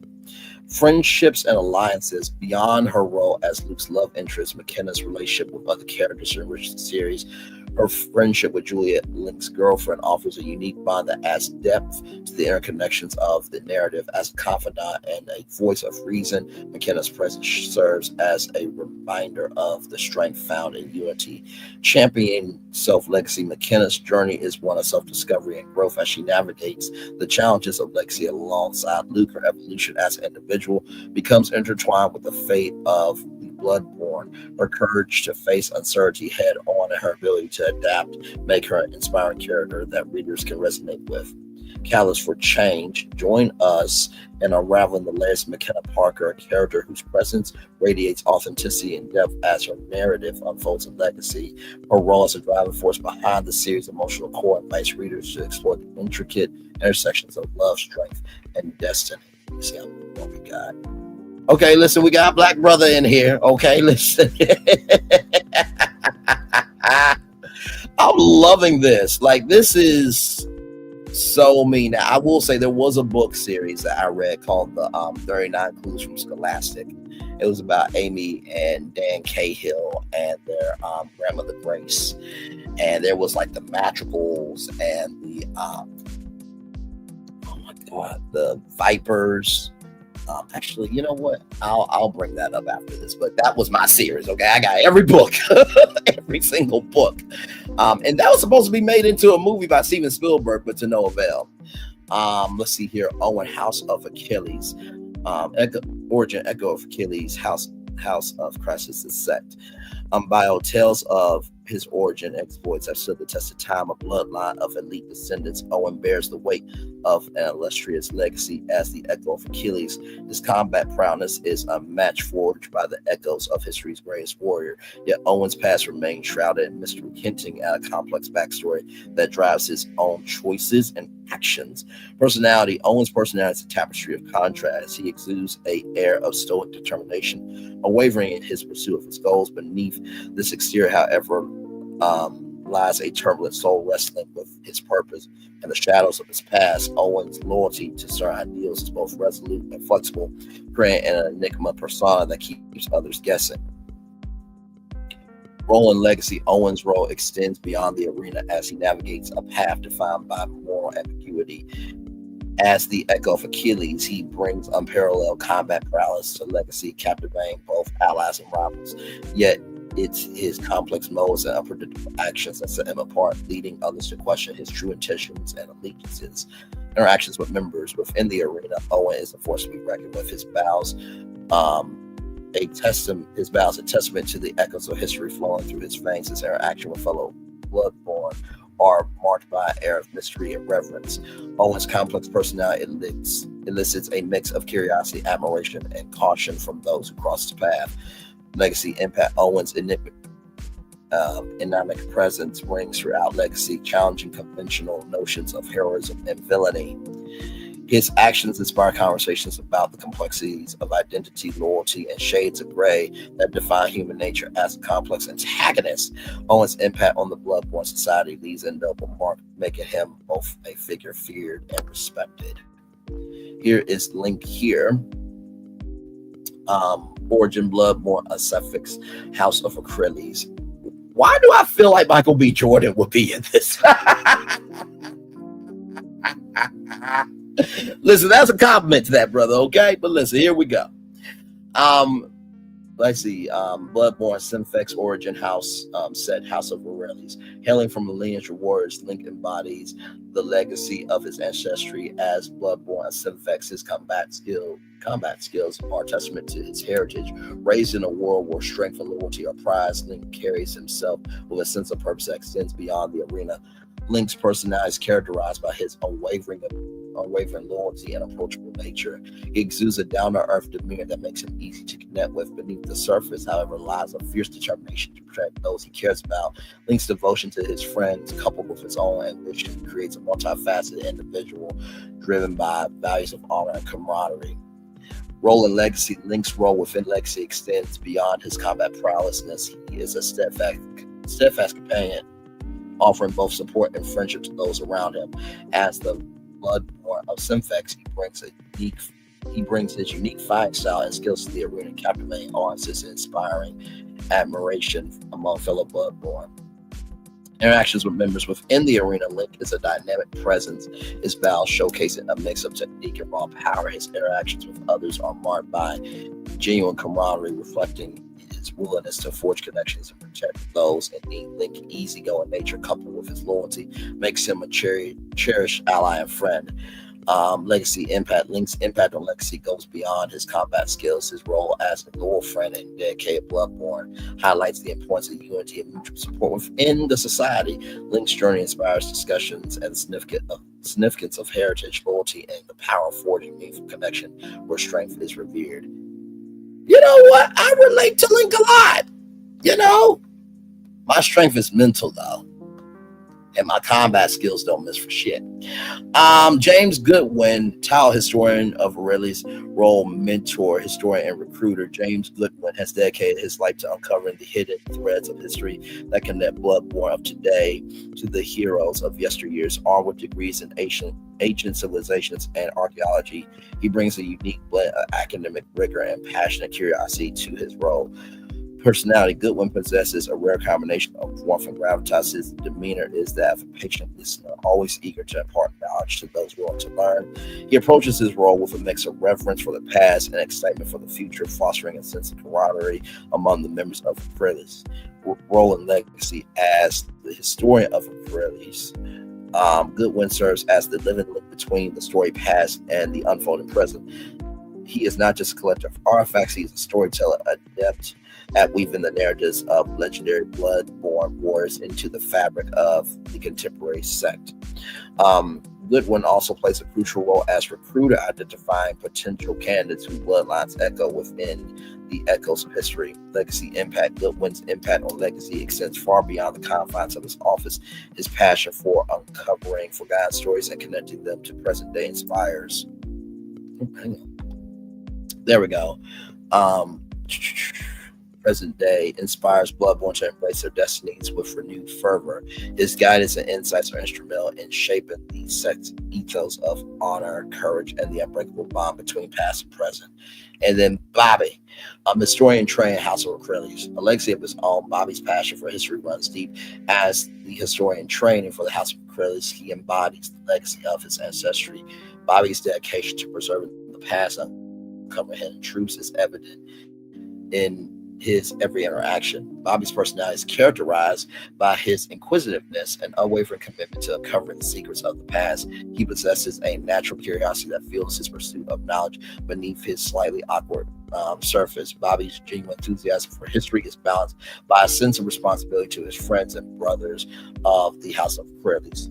Role and legacy. Bobby's role within legacy is crucial in maintaining the connection between the past and present. As a historian trained, he not only chronicles the battles fought within the arena, but delves into the stories and origins of the Bloodborne themselves. Bobby's insights and discoveries contribute to the enrichment of legacy cultural tapestry. Interactions with members. Bobby's interactions with fellow Bloodborne are marked by intellectual engagement and a shared appreciation for history. Due to the fact that he is not a fighter himself, he often shows a lack of confidence in his interactions with other Bloodborne. His discussions usually revolve around uncovering the origins of their respective lineages and echoes of heroes past. Bobby's natural affinity for connecting with others makes him a valuable asset to the House of Aurelius and legacy as a whole. Legacy impact. Bobby's impact on legacy lies in his role as a bridge between the past and present. His dedication to unearthing historical truths and preserving the stories of the Bloodborne resonates with society's core values. Bobby's journey sparks conversations about the significance of heritage, the power of knowledge, and the role of history in shaping the future of the Bloodborne community. And I think this is, almost there. This is the last one here. I know this is a lot, okay? But whenever you're talking about books, they do have a history. So, Kane is a figure whose presence within the world of legacy adds intrigue related to the unfolding saga. Kane's background is not well understood, leaving many to wonder about the depths of her true identity. Kane possesses a calm and composed demeanor. Her interactions with others reveal a deep sense of loyalty, strength, and a steadfast commitment to the values she holds dear. Strength and skills. While Kane's outward appearance may not reveal her true strengths, those who observe her closely may notice a quiet sense of resolve and self-assuredness. Her perceptiveness and intelligence are traits that set her apart, whether it's through her interactions with others or her keen observations of the world around her. Kanae's skills hint at a depth of character that is yet to be fully explored. Relationships and alliances. Kanae's relationships with other characters, particularly her connection to members of the House of Acrylics, adds layers of complexity to her character. Her ability to form meaningful connections and alliances speaks to her capacity to bridge gaps between different sets of personalities. Kanae's journey is one that invites speculation, curiosity, and the joy of unraveling the layers of a character poised to leave her mark on the next series. And our final character here, Nico Hector Troy House of Acrylics, role in Legacy, captain of the House of Acrylics. Nico, the embodiment of valor and camaraderie, stands as a beacon of strength and wisdom within the House of Acrylics, echoing the legendary warrior Hector of Troy. Nico's presence in the set is a testament to the heritage he carries and the mantle of leadership he upholds. Personality, with a commanding structure and a gaze that reflects years of battlefield experience, Nico is an imposing figure. To behold, his stoic demeanor, a reflection of the discipline he imparts on those who follow him. Yet beneath the stern exterior lies a heart that beats fiercely for camaraderie and brotherhood within his set. Role in Legacy. Nico's journey through the hallowed halls of Legacy began as a young and eager, innate, drawn by the tales of valor echoing through the ages. Over time, he honed his skills in the art of combat, swiftly becoming a paragon of mastery over weapons and tactics. His achievements and dedication earned him the distinguished role of captain, where he serves not only as a formidable warrior, but also as a mentor to the next generation of Bloodborne. Within the House of Acrylics, Nico's leadership is marked by his unwavering dedication to unity and honor. He fosters an environment where members are more than mere allies. They are brothers and sisters bonded by a shared purpose. His words of guidance resonate not just only on the battlefield, but in the halls of debate and strategy, where every decision shapes the destiny of the set. Nico's commitment to Legacy extends beyond the arena. He's a steadfast advocate for the preservation of historical knowledge and the teachings of the past, ensuring that the set remains deeply rooted in its storied heritage. His presence embodies the very essence of the House of Acrylics, where past and present intertwine to forge a legacy of strength, wisdom, and unwavering valor. Oh, Lord Jesus. And here's the Instagram here. 7,148 followers here. A beautifully curated Instagram here. And I definitely see this as a whole entity. And you know the series I really thought about? Harry Potter. I really thought about Harry Potter when I saw this. I'm like, this is our Harry Potter. Okay, so I just thought that this was too cool. So this is the Instagram here, and then here is the YouTube channel there. So I will subscribe there, hit all there. So we're gonna take a little commercial break. Let me drop the link to the Legacy universe if you guys want to be more into it there. Just wanted to show you guys that because I just thought it, first of all, it was just incredible. Just absolutely incredible. So let me drop the link here.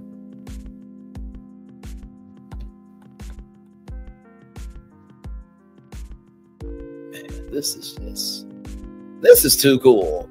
I mean, honestly, like, if Disney could be better at respecting the craft of storytelling, Disney really could do something with this.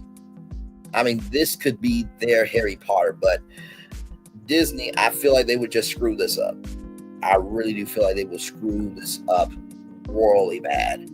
And, of course, with Universal, they have Harry Potter, so I don't know if they would take on another franchise. But then again, Harry Potter is, Harry Potter, and Legacy is a whole different entity than Harry Potter. So the possibilities are endless for that there for sure. So yeah, we're going to take another commercial break because that was quite a lot of good intel there. When we come back, we got I was about to say Dr. Wendy from but when we come back, we have Wendy Williams and Dr. Heavenly. Oh my Lord, we do have a lot more coming up here. Go nowhere. Like, comment, share, subscribe. We'll be back right after this. Roll it. Open your eyes.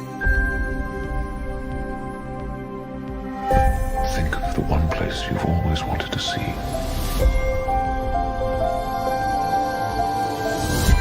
This is where our magic comes from?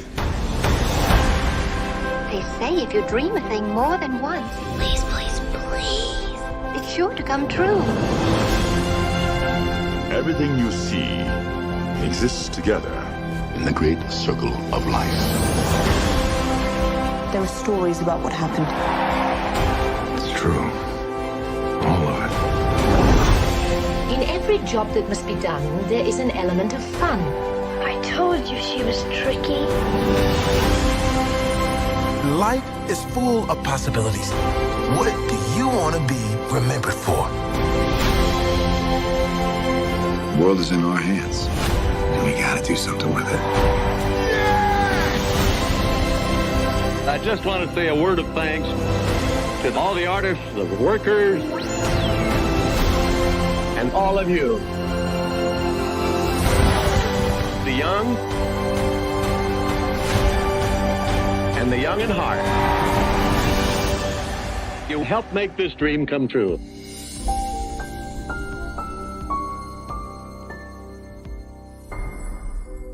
Sorry, folks, there's a breaking development. There's something down on the field. I see that too. What is that? Looks like a koala or a dog or a... They're all out there right now. They're trying to catch it. They're having a real hard time. They've got trash cans. This guy's got no chance. I think they got it. Nope. Now he's gone and driving a cart. Uh-oh, watch out for the goal. Oh.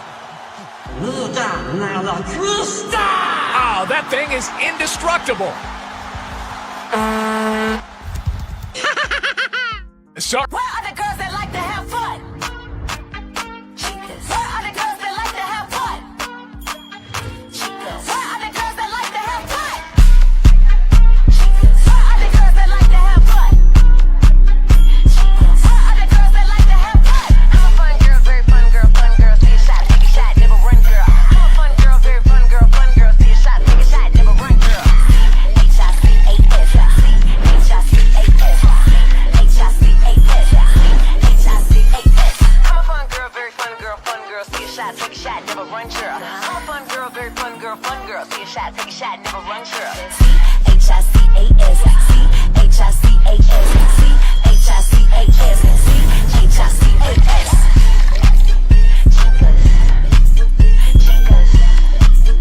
Chicas, divertidas. Each of you are in a relationship with somebody you have never met before. We have been chit-chatting for about 5 months. We have been together for 4.5 years now. I'm gonna go meet my man. I'm just hoping that he likes me in real life.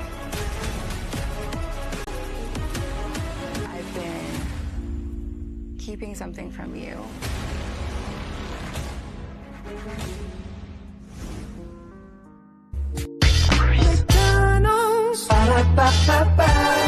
I'm loving it. Oh, y'all, right back. Welcome back in to Brian Lee's virtual tour live. Roberta Flack has passed away at 88 years old. She had ALS. She passed away on Monday. That was some breaking news before we got on tour together here. Then Joy Reid, and the Reid album will no longer be at MSNBC. So Joy Reid will be leaving MSNBC there. Then USDA has taken away the 1890 National Scholars Program that is going to hurt the agricultural industry, our goods and services that are getting tariffed on because of a ignoramus of a president. Then Nicki Minaj and Ray J got into it once again because Ray J gave a compliment and Nicki Minaj is not liking that energy. Then Karen Huger, this is her 4th DUI, and so she will be going in front of a judge on Wednesday and could be sentenced up to 2 years in prison. Karen's team, though, wants a 6-month sentence for her. Then Krystena Murray is suing a fertility clinic for, physical and emotional distress because she gave birth to a black baby. Yeah. And then we just talked about Leonard Costner, who was an athlete who had a broken pelvis. And was playing on that pelvis all throughout his career and has a great book called Legacy. He is a black-owned book author, so we dived into the universe, talked about the characters, and just showed him some love. So there you go there. All right, y'all. More Virtual Tour Live coming up right from this space right here and right now, everybody. So here we go. So right here, from the Jasmine brand, Wendy Williams says she is fighting for her life and with next to nothing accuses Sabrina Morsey of using her money to hire top-notch attorneys. Right here from Lauren Lorenza. She is a journalist, by the way, an actual factual journalist, and has a credibility that would actually beat out anybody's credibility. For sure. Hey guys, I spoke with Wendy Williams today. Wendy says she's back at square one, fighting for her life with next to nothing, and alleges her guardian Sabrina Morrissey has recently used Wendy's money to hire four top-notch attorneys to protect herself from Wendy and Lifetime. See me next week for more. Here is Wendy's statement full. This week I had to fire my current attorney who had become my lead attorney after removing Linda Reliski, an attorney who was appointed by the guardianship and who would not push for the trial by jury that I feel I need in this conservatorship fight. Now I need to assemble a fierce legal team to bow this guardianship and come out on top. They're saying I might have to go through a Lincoln hearing just to see if I'm capable of choosing my own lawyer. Once again, I have no say who represents me. My rights are being trampled on at every turn. Wendy continues to say that she's fighting for her life next to nothing, and alleges her guardian Sabrina Morrissey has recently used Wendy's money to hire four top-notch attorneys to protect herself from Wendy and Lifetime. I went and looked up the Lincoln hearing that Wendy referred to above to understand. By definition, it's a private interview that a judge conducts with the person who is in the conservatorship to get a better understanding of their wishes and perspectives regarding the conservatorship arrangements. This type of hearing is often used when a child is the subject of a custody hearing and needs to be interviewed to figure out their preference in parent. A judge, in my opinion, would be pushing for this in a situation like Wendy's because he wants to be able to gauge her mental capacity. I'm also told that after the above happens, or even if Wendy denies the hearing, she only be left with the option to choose an attorney from the list of attorneys who are court appointed, which is why she mentioned she has no say-so in who represents her. Oh, my Lord Jesus. This is the thing, right? Sabrina Morrissey is a piece of shit. Because to hire attorneys to hire attorneys so that way you won't have to deal with Lifetime and Wendy, that kind of means you're guilty. Just keeping it above, because if you don't have nothing to hide, you don't have to go behind the scenes or behind the wall to talk about somebody to protect your ass when all you do is lie, deceive, and you cause chaos. You know what I mean? So I think that Sabrina's gonna get herself caught up. As other people usually get themselves caught up. Like I said, there's a lot of people being Tasha St. Patrick and saying, try me, nigga. And they get their ass caught up by those St. Patrick and they don't make it mentally otherwise. So yes, indeed. All right, y'all. Let's talk about it. Dr. Juice.net. Married to Medicine star Dr. Heavily apologizes for suggesting gay men aren't real men. Dr. Heavily Combs is renowned for stirring up drama on Married to Medicine. However, the dentist found herself on the receiving end of a backlash off-camera remarks made about gay men. Full story below. While reviewing the latest episode of the show in which partners of the group almost came to blows, Combs left jaws ajar when she said, if you have a conversation with somebody and it goes to the left, most men, real men, not gay men, not bitch men, the guys that are kind of soft, real men, straight men are gonna feel like if you tell my wife to shut the fuck up, then I'm gonna have a problem with it. So here is the clip she did on YouTube. Lord Jesus.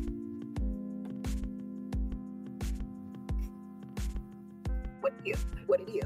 So when you have a conversation with somebody gets upset and it goes to the left, most men, real men, not gay men, not bitch men, you know what I'm saying? The guys that are kind of soft, but real men. Hang on, y'all.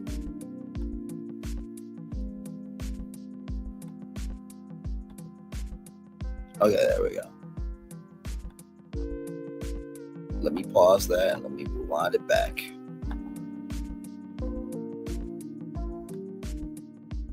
Yeah, we're gonna talk about this because this is getting out of hand, y'all. This is getting way out of hand.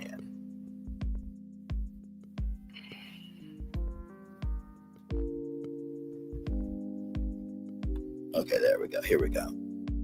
What it is. So when you have a conversation with somebody, if somebody gets upset and it goes to the left, most men, real men, not gay men, not bitch men, you know what I'm saying? The guys that are kind of soft, but real men are gonna feel like, you know what I mean? Straight men are gonna feel like if you tell my wife to shut the fuck up, I'm gonna have a problem with it. I mean, that's just it is. Addressing the avalanche of backlash she received online, Kimes took to Twitter and wrote, "I'm with you. I apologize. That was an ignorant statement. I'm a grown-ass woman. I can admit when I'm wrong. I didn't mean it that way."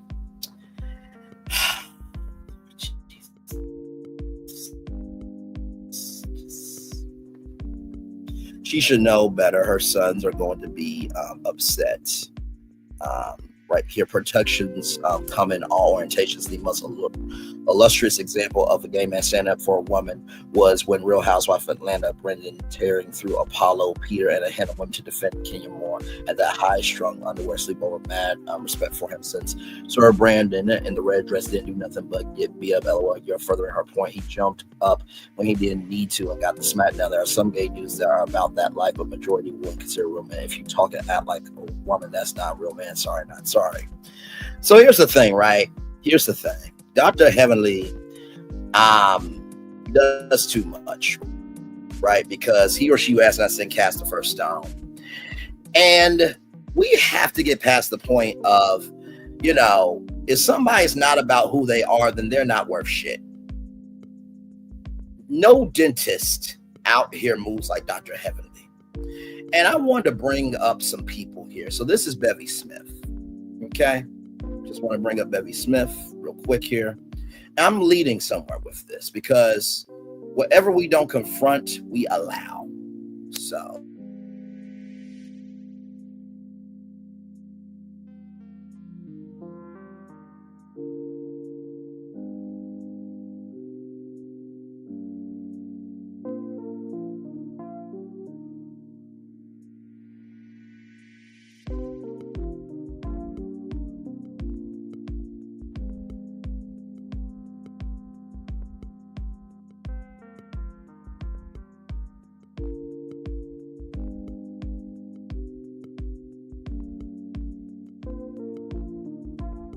Hey, B-A-C-K there. Hey. Y'all know how StreamYard is sometimes. But I want to talk about this because it's time to talk about it. Like, what happened with Dr. Heavenly was just foul. Because like I said before, or he or she who asked, I said, cast the first stone. To suggest that gay men aren't real men. Marcus, Melody's brother, you know what I mean? He has come through and through for Melody. And there's been plenty of gay men that they are about that business. And when you have to refer to someone's sexuality to make a point, then you're not shit. Because last time I checked Dr. Heavenly, you were trying to go after Sweet Tea and your ass fell in the water. And like I said, we got to get past the fact that just because somebody says that there's somebody, if they're not moving like that, then we got to throw them the fuck away.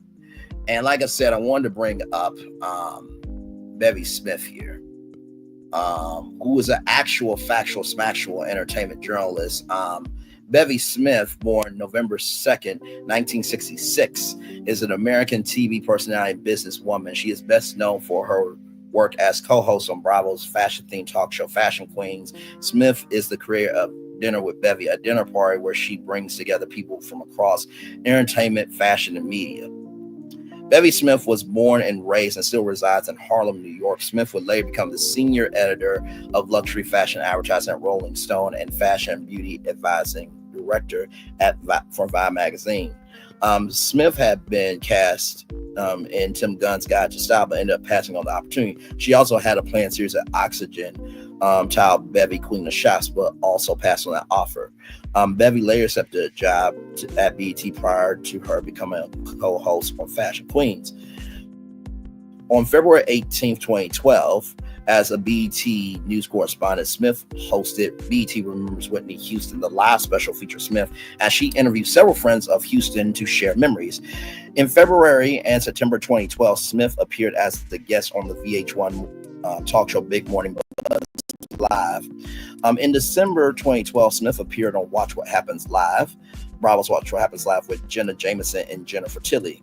Smith has made several appearances on the talk show Bethany. On June 3rd, 2014, Smith appeared as a guest co-host on the talk show The View. Since 2015, she has been hosting a daily 1-hour show on SiriusXM Radio Andy called Revelations. She also appeared on BET's Wendy Style Squad, where she recaps award show fashion with Wendy Williams and other co-hosts. Since 2017, she has co-hosted the entertainment news show Page 6 TV. Page 6 is the television version of the well-known Page 6 section of the New York Post. In 2021, she published her memoir, Revelations, Lessons from a Mother, Auntie Bessie, and she appeared in a recurring role in the character Aunt Tammy in Amazon Prime Video comedy series Harlem.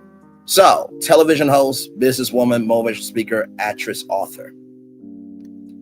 Now, she is an entertainment journalist, not because she elected herself to be, but because she went about the work of being that. Okay? Because let's keep it a buck. Everybody who's on YouTube and social media, they are not about who they say they are. Some people are a nobody in real life, and they come on virtual reality to pretend to be somebody. Stagnant princes and princesses can't talk to progressive kings and queens. And Bevy Smith, last time I checked, she's about her business out in public. She doesn't have to go behind the scenes, go behind the wall, or go behind any sneaky fashion, go behind in any dubious, deceitful, and trifling fashion just to have a career or to be somebody. That's what we call integrity. Another woman who didn't just elect herself to do something, but was actually about the business, is Ida B. Wells Barnett. Was an American investigative journalist, psychologist, educator, and early leader of the civil rights movement. She was one of the founders of the National Association for the Advancement of Colored People, NAACP. Wells dedicated her career to combating prejudice and violence and advocating for African American equality, especially that of women.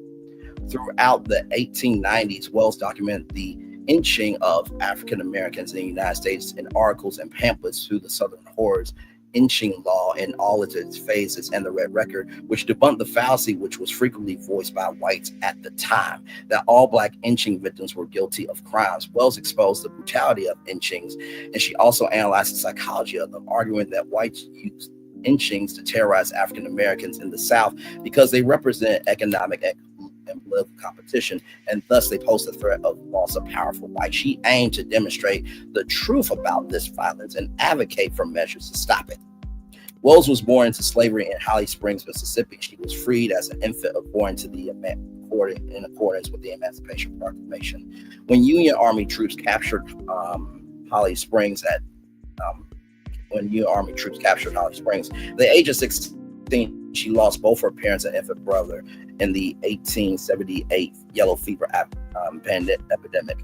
She got a job teaching, kept the rest of her family together with the help of her grandmother, later moving with some of her siblings to Memphis, Tennessee. Soon, Wells co-owned and co-wrote the Memphis Free Speech and the Headlight newspaper, where her reporting covered incidents of racial segregation and inequality. Eventually leading her investigative journalism was carried nationally in Black-owned newspapers, subjected to continued threats and criminal violence, including when a white mob destroyed her newspaper office and presses.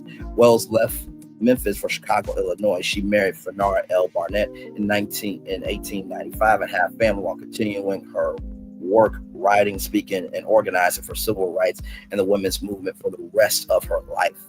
Wells was outspoken about her beliefs as a Black female activist, and she faced regular public disapproval. As a result, sometimes she faced public disapproval from leaders of the civil rights and women's suffrage movements. She was active in the women's rights and women's suffrage movements, establishing several notable women's organizations. A skilled and persuasive speaker, Wells traveled on lecture tours both nationally and internationally. Wells died on March 25th, 1931 in Chicago. In 2020, she was posthumously honored with the Pulitzer Prize special citation for outstanding and courageous reporting on the horrific and vicious violence against African Americans during the era of lynching. Civil rights and women's rights activist, journalist, newspaper editor, and teacher. That was Ida B. Wells. So why do I say all this? Because really, just because somebody puts a title on themselves doesn't mean they're about their shit. Some people have the Portia Williams mindset that they're a journalist. You know who's a real journalist, by the way? Anderson Cooper, who at 19 years old got a fake press pass, got on a warplane and reported from a trench. That's a real journalist. There are people who have lost their lives just by opening up their mouth. And like I said, I come from the state, right? Where this woman right here,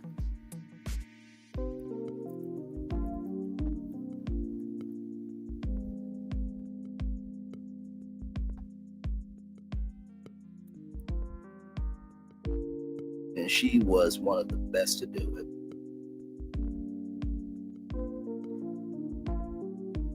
Right here.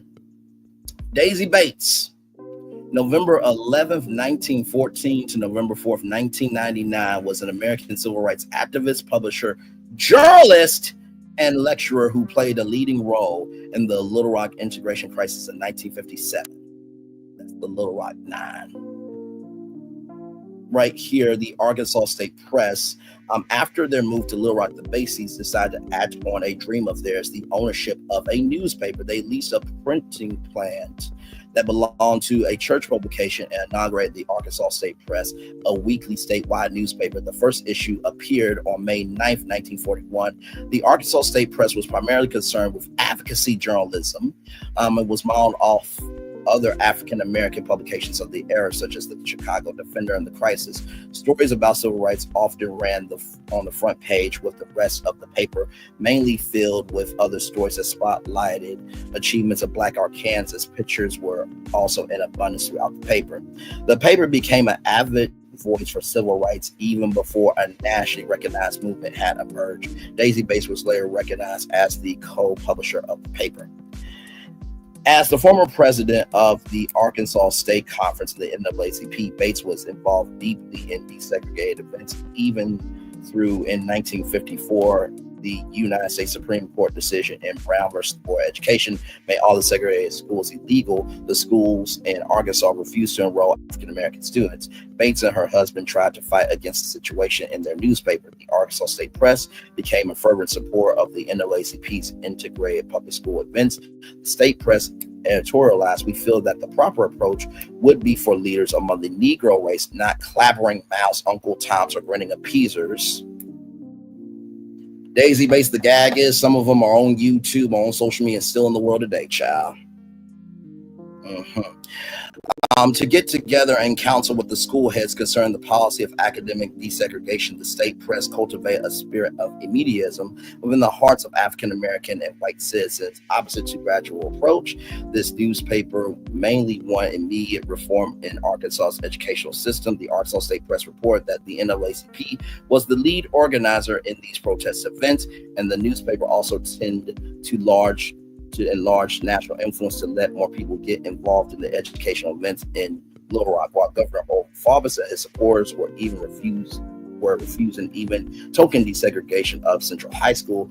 This editorial appeared on the front page. It is the belief of this paper that since the Negro's loyalty to America has forced him to shed blood or foreign battlefields against enemies to safeguard constitutional rights, he is in no mood to sacrifice these rights for peace and harmony at home.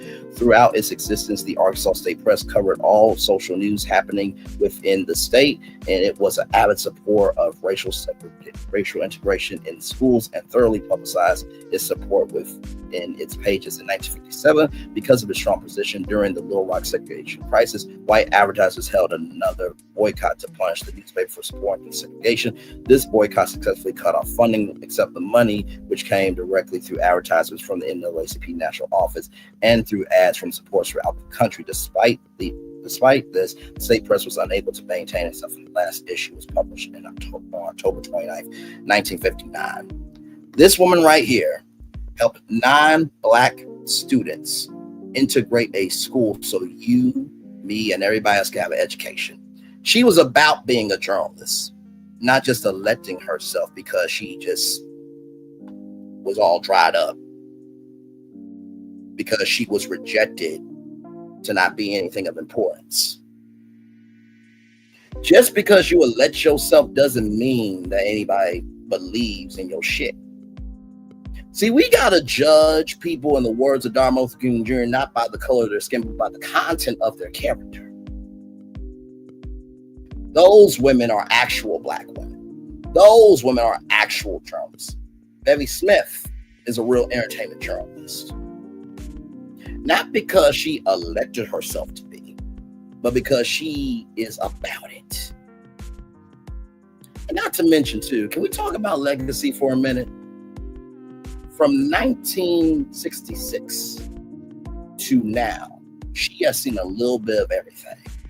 And while the world has evolved, she never forgot where she came from. Attention relates to noise, sound equals to purpose. And I want y'all to watch this video, because this video here, I saw this morning on LinkedIn, and this inspired me so greatly. This comes to us from Michelle Y. Talbert Esquire, right here, from the one and only Miss Shirley Lee Ralph.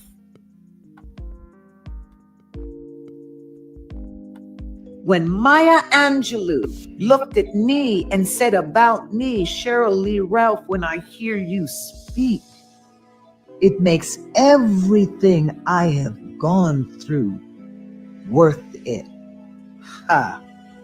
I know about community. Why do I spend so much time giving back?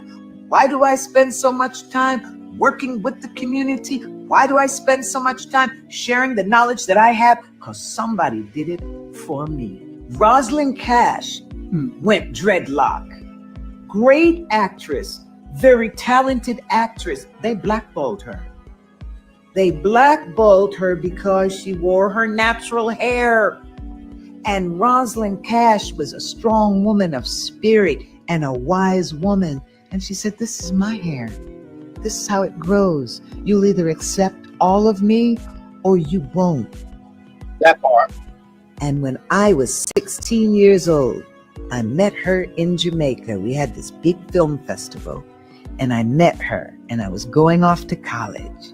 And she said, what do you want to be? And I said, I want to be a great actress. She said, all right. All through college, you know, she was there to support me. She came to see my college productions. And when I came into my professional life, she gave me a place to stay for 3 months. Gave me a place to stay.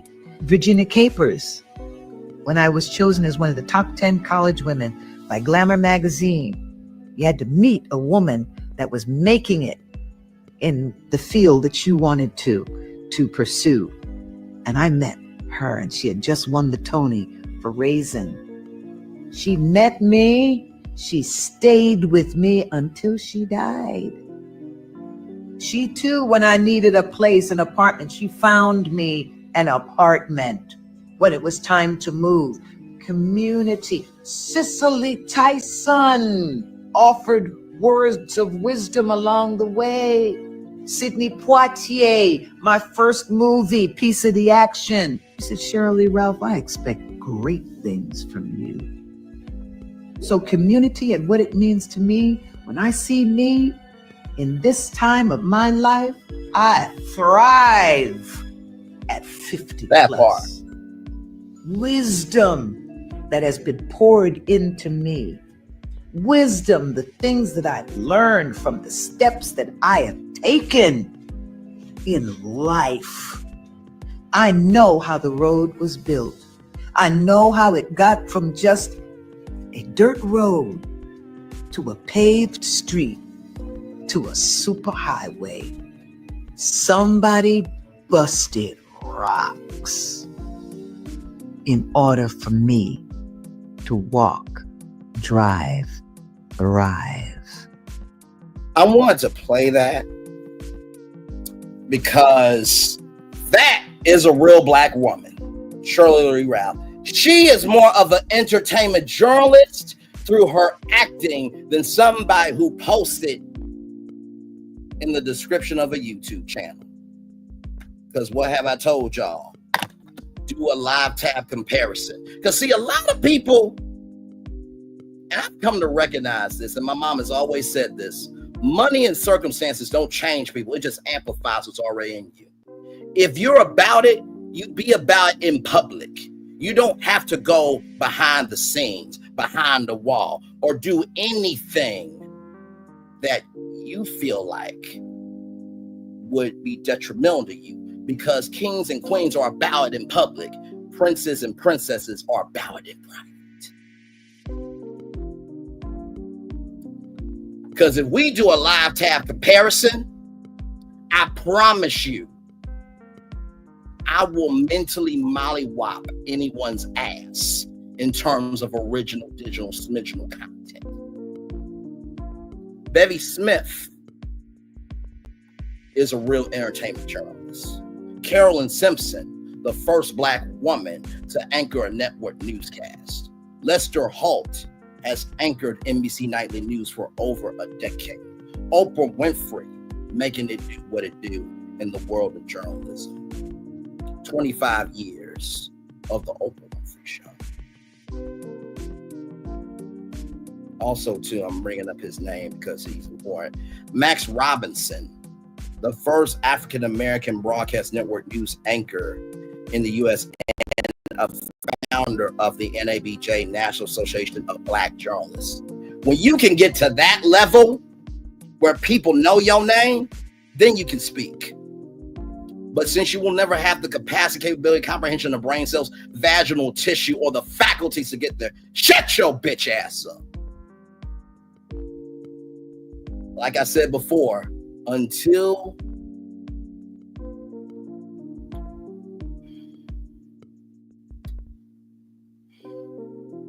you do right by people, there ain't gonna be no beauty on your canvas, Lord Jesus. Some people, all they can do is color in a coloring book because they have no imagination to make a masterpiece. And with that being said, and that goes for all the Mitches too, and with that being said, now, those are all of our destinations, okay? Lord Jesus, I just had to get that out, child. People want to nuck if you buck and shit. Positive news story for y'all. Apple will spend more than $500 billion in the United States over the next 4 years. Teams and facilities to expand in Michigan, Texas, Arizona, Texas, California, Arizona, rather than Nevada, Iowa, Oregon, North Carolina, and Washington. Plans include a new factory in Texas, doubling U.S. Advanced Manufacturing Fund, a manufacturing academy, and accelerate investments in AI and silicon engineering here. From Cupertino, California, Apple today announced its largest ever spend commitment with plans to spend and invest more than $500 billion in the United States over the next 4 years. This new pledge builds on Apple's long history of investing in American innovation and advance in high-skilled manufacturing, and will support a wide range of initiatives that focus on artificial intelligence, silicon engineering, and skills development for students and workers across the country. We are bullish on the future of American innovation. We are proud to build on our long-standing U.S. investments with this $500 billion commitment to our country's future, said Tim Cook, Apple CEO. From doubling our advanced manufacturing fund to building advanced technology in Texas, we're thrilled to expand our support for American manufacturing. We will keep working with people and companies across this country to help write an extraordinary chapter in American innovation. Apple suppliers already manufacture silicon 24 factories across 12 states. Pictured Texas Instruments' new semiconductor wafer fabrication planned in Leonard, Utah, right there. As a part of this package of U.S. investment, Apple and partners will open up a new advanced manufacturing facility in Houston to produce servers that support Apple Intelligence with a personal intelligence system that help users write, express themselves, and get things done. Apple will also double its U.S. manufacturers and grow its research and development investments in the United States to support cutting-edge fields like silicon engineering. The $500 billion commitment includes Apple's work with thousands of suppliers across all 50 states. Every single state. Direct employment, Apple Intelligence infrastructure and data centers, corporate facilities, and Apple TV Plus productions in 20 states. Apple remains one of the largest U.S. taxpayers and have paid more than $75 billion in U.S. taxes over the past 5 years, including $19 billion in 2024 alone. Today, Apple supports more than 2.9 million jobs across the country through direct employment, work with U.S.-based suppliers, manufacturers, and developer jobs in the thriving iOS app economy. So here it is here. Apple's growing investments in the United States, $500 billion committed over the next 4 years, 2.9 million jobs currently support, 20,000 new Apple hires in the next 4 years, 24 U.S. factories producing silicon for Apple products. Opening a new manufacturing facility in Houston, Texas. As a part of its new U.S. investments, Apple will work with manufacturing partners to begin production of servers in Houston later this year. A 250,000 square foot server manufacturing facility slated to open in 2026 will create thousands of jobs. Previously manufactured outside the U.S., the servers that will soon be assembled in Houston play a key role in powering Apple's intelligence, and they are the foundation of private cloud compute, which combines powerful artificial intelligence processing with the most advanced security architecture ever developed at scale for artificial intelligence cloud computing. The servers bring together years of R&D and by Apple engineers and delivered the industry-leading security and performance of Apple silicon to the data center. Teams at Apple designed the servers to be incredibly energy efficient, reducing the energy demands of Apple data centers, which already run on 100% renewable energy. Come on, Apple. As Apple brings Apple Intelligence to customers across the United States, it also plans to expand continuing data center capacity in North Carolina, Iowa, Oregon, Arizona, and Nevada, doubling Apple's U.S. Advanced Manufacturing Fund. As a part of this new investment, Apple is doubling its U.S. Advanced Manufacturing Fund, which was created in 2017 to support world-class innovation and highly skilled manufacturing jobs across America. The growing commitment will increase the fund from $5 billion to $10 billion, focused on promoting advanced manufacturing and skills development throughout the country. The fund's expansion includes a multi-billion-dollar commitment from Apple to produce advanced silicon and TSMC's Fab 21 facility in Arizona. Apple is the largest customer at this state-of-the-art facility, which employs more than 2,000 workers to manufacture the chips in the United States. Mass production of Apple's chips began last month. Silicon used by Apple is designed to bring Apple users incredible features, performance, and power efficiency across their devices. Apple suppliers already manufacture silicon in 24 factories across 12 states, including Arizona, Colorado, Oregon, and Utah. The company's investment in the sector helped create thousands of high-paying jobs across the country at U.S. companies like Broadcom, Texas Instruments, Skyworks, and Corover. To date, Apple's U.S. Manufacturing Fund has supported support projects in 13 states, including Kentucky, Pennsylvania, Texas, and Indiana, that have helped build local businesses, train workers, and create a wide range of innovative manufacturing processes and materials for Apple products. So there are the workers getting to work there. Growing R&D investments across the United States. Apple continues to expand its R&D across the United States. In the past 5 years, Apple has nearly doubled its U.S.-based advanced R&D spend, and it will continue to accelerate its growth. Recently, Apple announced its newest addition to its iPhone lineup, the iPhone 16e. The iPhone 16e delivers fast, smooth performance and breakthrough battery life thanks to the industry-leading efficiency of the A18 chip and the new Apple C1, the first cellular modem designed designed by Apple and the most power efficient modem ever on an iPhone. Apple C1 adds a new chapter to the story of Apple silicon and it is the result of years of R&D investment.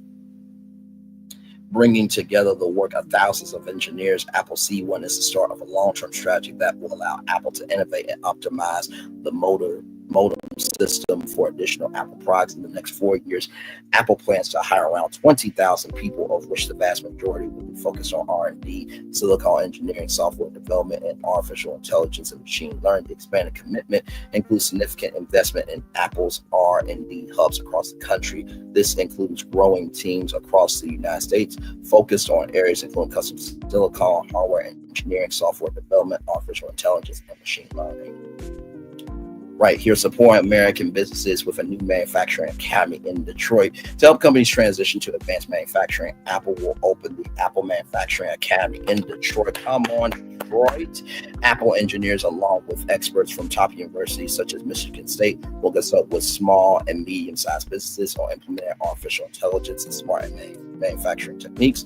The academy will also offer free in-person and online courses with a skills development curriculum that teaches workers vital skills like project management and manufacturing process optimization. The courses will help drive productivity, efficiency, and quality in the company's supply chains. Apple has long been committed to investing in education and skills development for American workers and students. That includes ongoing and expanding grant programs for organizations like 4-H, Boys and Girls Clubs of America, and FIRST, which work closely with Apple and communities across the country to create free program that helps young people learn vital skills like coding. Apple support for the next generation of innovators also includes efforts like the company's new Silicon initiative, which prepares students for careers in hardware engineering and silicon chip design. Last year, the program expanded to students at Georgia Tech, and it now reaches students at 8 schools across the country. Apple is continuing to expand the initiative, including a new collaboration with UCLA's Center for Education Microchip Designers, CEMID, beginning this year. Congratulations to Apple. As you can see there, some beautiful black sisters there, some brothers right there, white sister there. And, shout out to everybody who's in the world of science, technology, engineering, and math. And this is what real journalism is. And before anybody gets on to me for everything I said what I meant what I said. I could give 2 flying damns ups or ish. Because I was on Nickelodeon, okay? Steve Harvey Morning Show for Ask Steve, 77.5 million people. I was on Ozzy Media for the presidential after show. Okay. Said goodbye to Mary. Mary was on abcnews.com for ABC News on Campus during the 45th and the Hillary Clinton election. I was on iHeartRadio at the age of 26 with Code and Radio. Interviewed Sonny with 3 with the T.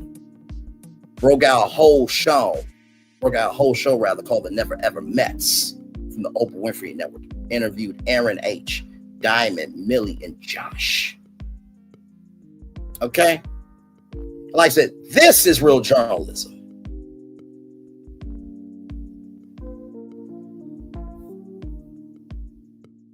Being able not just to talk about news, but being able to relay news that is impactful, that is important, and that is just.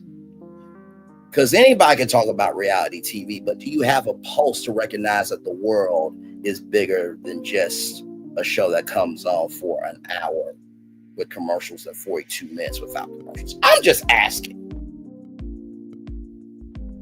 Because do we really need to do this? Do we really need to do this? Because I'm just asking a question. Let's look. As I'm scrolling,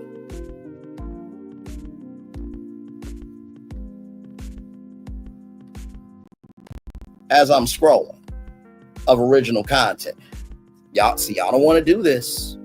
Y'all really don't want to do this. And people want to call themselves an entertainment journalist? Child. Okay then. As I'm still scrolling.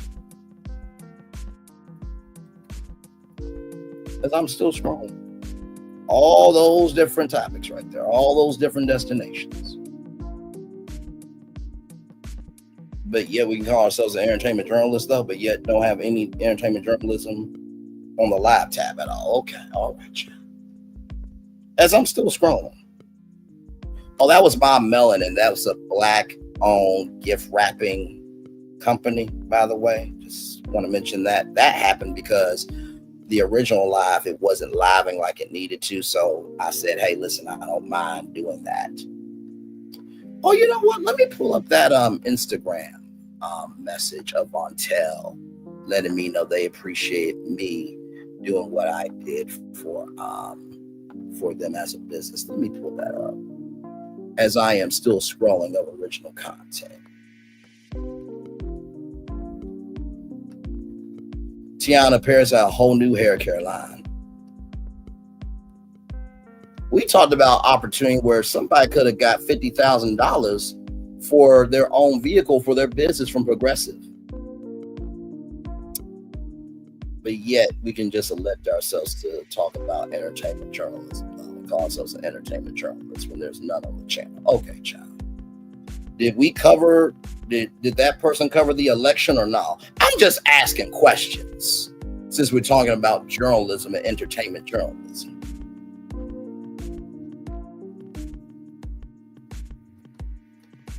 Just asking. Did we cover the Skip Bayless sexual assault case where a woman had ovarian cancer or no? That story there is about a Black bead museum being potentially shut down.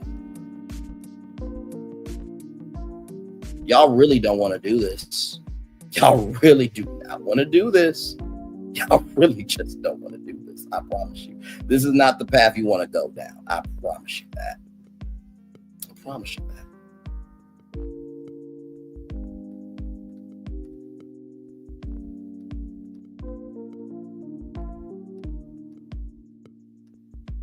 Oh, this person right here, Furlough Smile, she stole money as a diversity, equity, inclusion executive at Facebook and scammed people so she could live a luxurious lifestyle.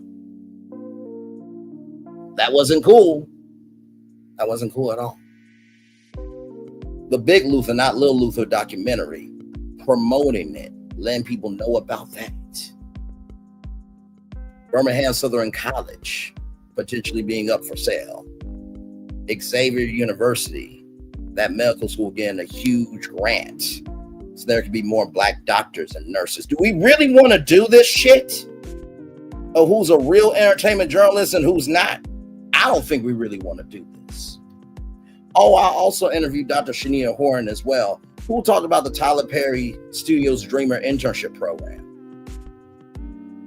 to let Black students know that they could go work at Tyler Perry Studios and learn from him, and potentially that could be a ramp for them to get in the door. Who talked about that Black child right there in a sewage drain in Ohio? Don't do this shit with me. Because when you pull up your live tab against mine, you cannot have the throat, tongue, and mouth to box with me.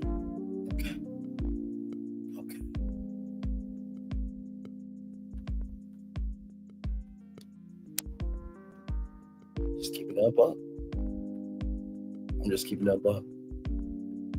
By the way, this story right here, the Galleria, there was some men in a restroom abusing young children and recording it on video and utilizing it as entertainment. Did we cover that?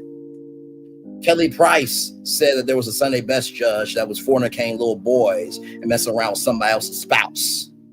Do we really want to say who's a real entertainment journalist and who's not? Let's not do this shit. Let's not do this shit.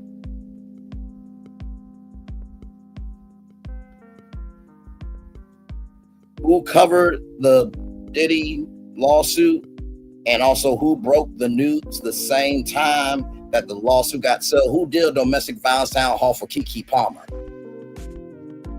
I'm just asking questions since we want to talk about titles and shit as I'm still scrolling. Who called out Trashy Dineva for going after Chloe Bailey in every disrespectful sense of the word? But we want to talk about who's an entertainment journalist. I'm just asking questions. Let me show that message real quick. Right here. From Vontel Eyewear Accessories. Hello, Bray. We wanted to thank you for your shout out on your recent show where you discussed Wendy Williams, the Grammys, Nike, Vontel, Issa Rae, and Dave & Buster's. We appreciate the love and support. Wishing you much success on your show. It's lit. Oh, thank you. That's so sweet. Anytime you all want to come on, feel free, and it's nice to be seen. What did you like about the show? Of course, we love your shout of our brand, but your breakdown, the Forbes income tax calculator, you broke it down to the penny. Listen, I try to give soul to every store we cover. We were talking about a pair of glasses called the Braylon pair. For real, the creativity of your brand is so on point. Yes, we heard your request, LOL. Also, like your picture to walk viewers through. Again, thanks so much. We will definitely subscribe into it. We will schedule time for an interview. Have a blessed evening. Listen, you have not because you asked. Now, I know I'm not seen by everybody, but that does not mean I'm not being seen. I think Virtual Tour Live and the brand is for the culture is commentary with comedy. And so where you can have a seat at the table, we need more spaces like that. Much love and thank you. And that came from Vontel Eyewear, which is a Black-owned eyewear brand right there. So if we really want to do this, don't talk about it, be about it. Okay. I'm gonna turn on my camera now because we've done the whole show for over 2 hours. Yes, we have. Shine.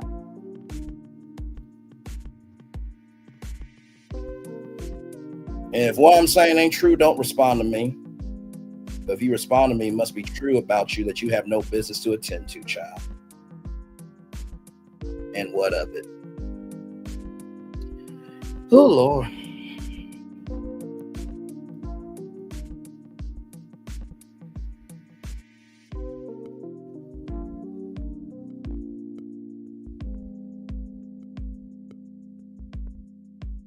Like I said, when Issa Rae said, I'm rooting for everybody black, I'm like, nope, not everybody black deserves it. Child, no.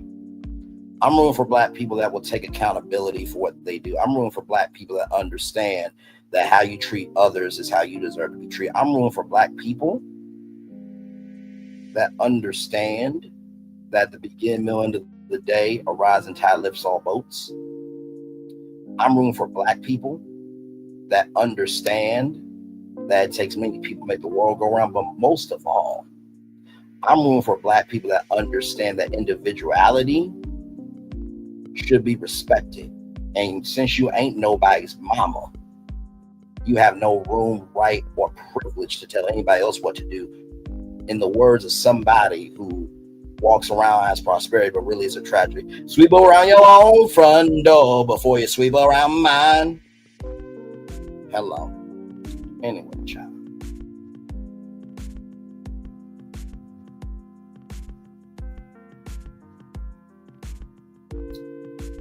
Oh, Lord.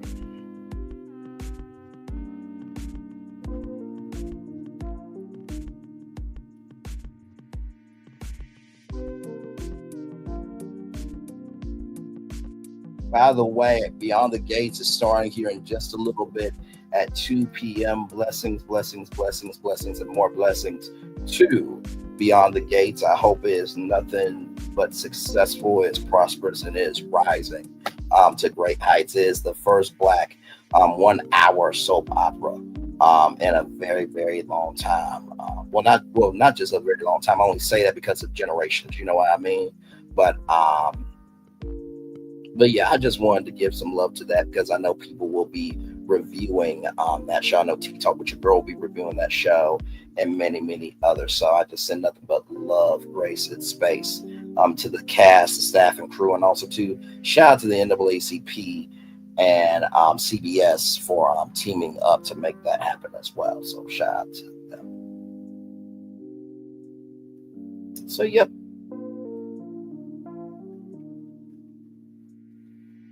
Just chilling.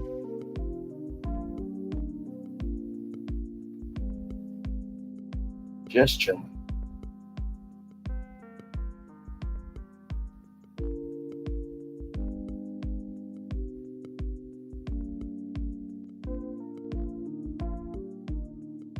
But yeah, I had to get all that out, child. So like I said, I do not want to hear it from none of y'all, because I do not take journalism, media, entertainment lightly.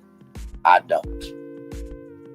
I absolutely do not. I'm about this because it's about my purpose. I don't do this for attention just because I don't have nothing going on, okay? So I just want that to be said, because no.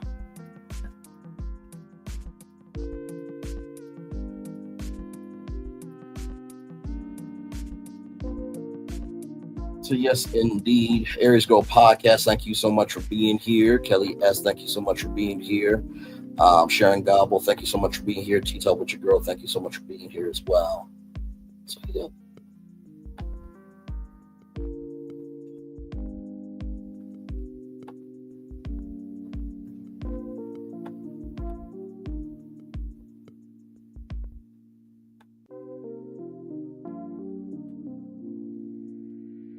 So that's their eyewear line there. It's a beautiful company. Beautiful, beautiful company.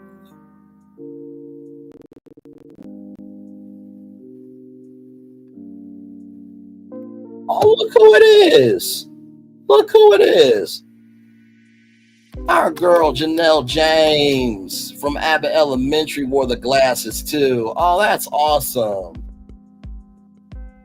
That is absolutely awesome. I really do gotta get them on for an interview too, because I really want a Braylon pair for real. I just thought that was an amazing story when we covered it here. So let me drop the link to their website.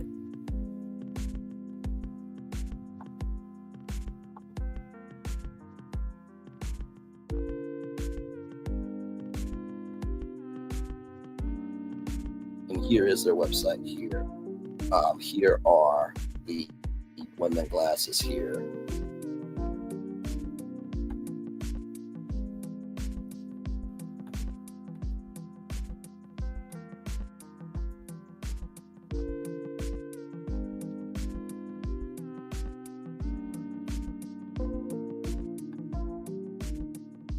These are their glasses here.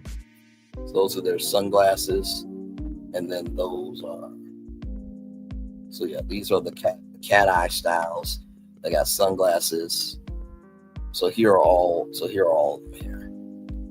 As you can see, some of them are sold out as well. But this is a black-owned eyewear line. So talked about them because they had like a Black History line. And I'm like, I want a Braylon pair. And little did I know that they would actually reach out to me in the DM, but I thought that was just so nice.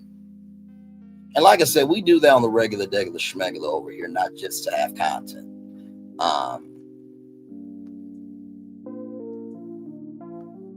But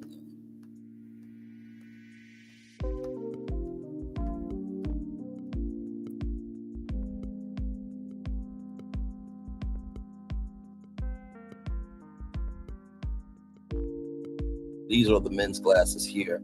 I think my favorite one, if I had to choose a pair for myself to wear, I think that these right here, the Harlem Renaissance denim, I love it. I absolutely love it. I think those are my favorite pair there. So and of course they do have kids as well. They do have kids.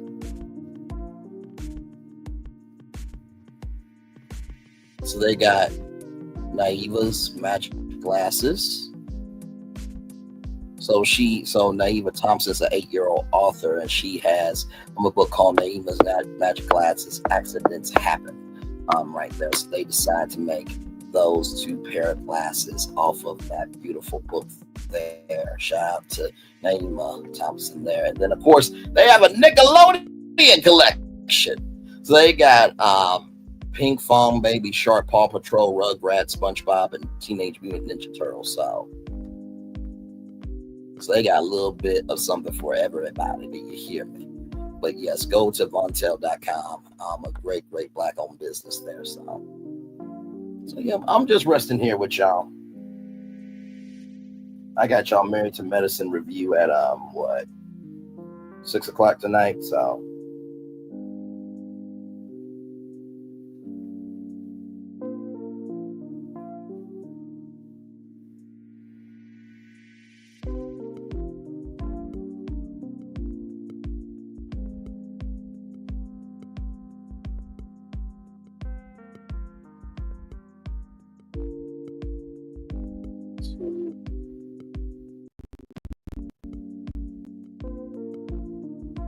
Aries girl, how's work at home doing today? How's it going for you there?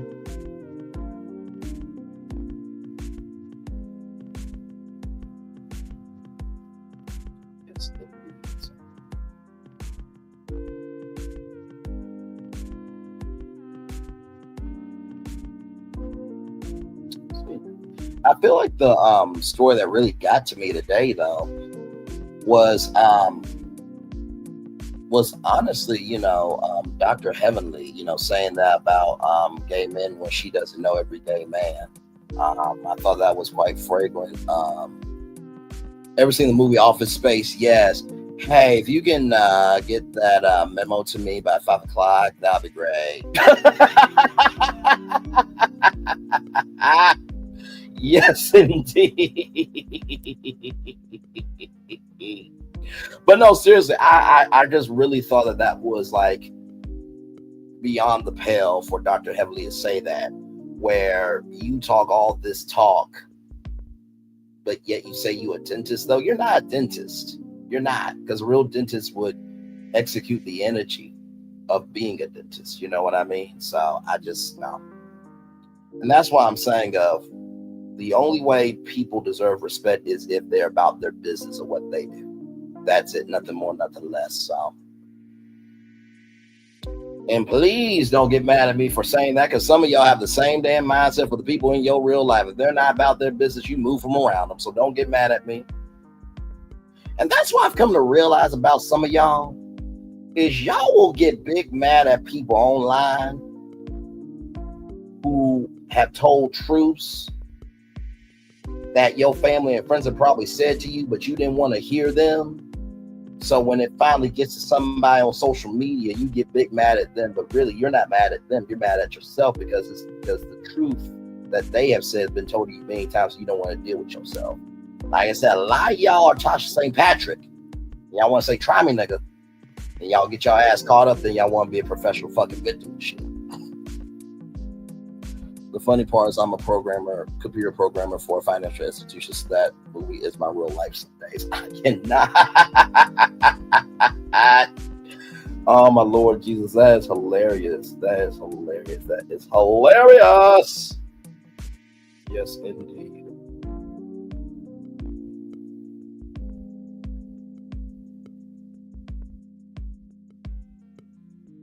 So yeah, I think that's the one that really got to me of Dr. Heavenly. Like, no one asked you to speak on that, right? And you can't stick to the prompt. That's why the prompt is always about you. So I think that's the story that got to me. Wendy Williams, like I said, I'm praying for her to make it. I really, really am. I don't think anybody should be under that type of control. You know what I mean? So I really, really believe that it's gonna be dicey for Wendy to get out of this, but I'm pulling for her. I really am. Leonard Costner with that amazing legacy book series. I said nothing but light, loves, and prayers to you, brother. I hope that it is successful. You know what? Maybe Six Flags. We did a virtual tour live on Six Flags, being the theme park brand of the fans, and maybe Six Flags can reach out to Leonard Costner, and maybe there could be like a legacy ride, or legacy, legacy indoor ride or legacy roller coaster at Six Flags. I think it might be, no, because the Lost Continent deals with, Greece and Rome, so maybe that could be. Oh, you know what? I got it.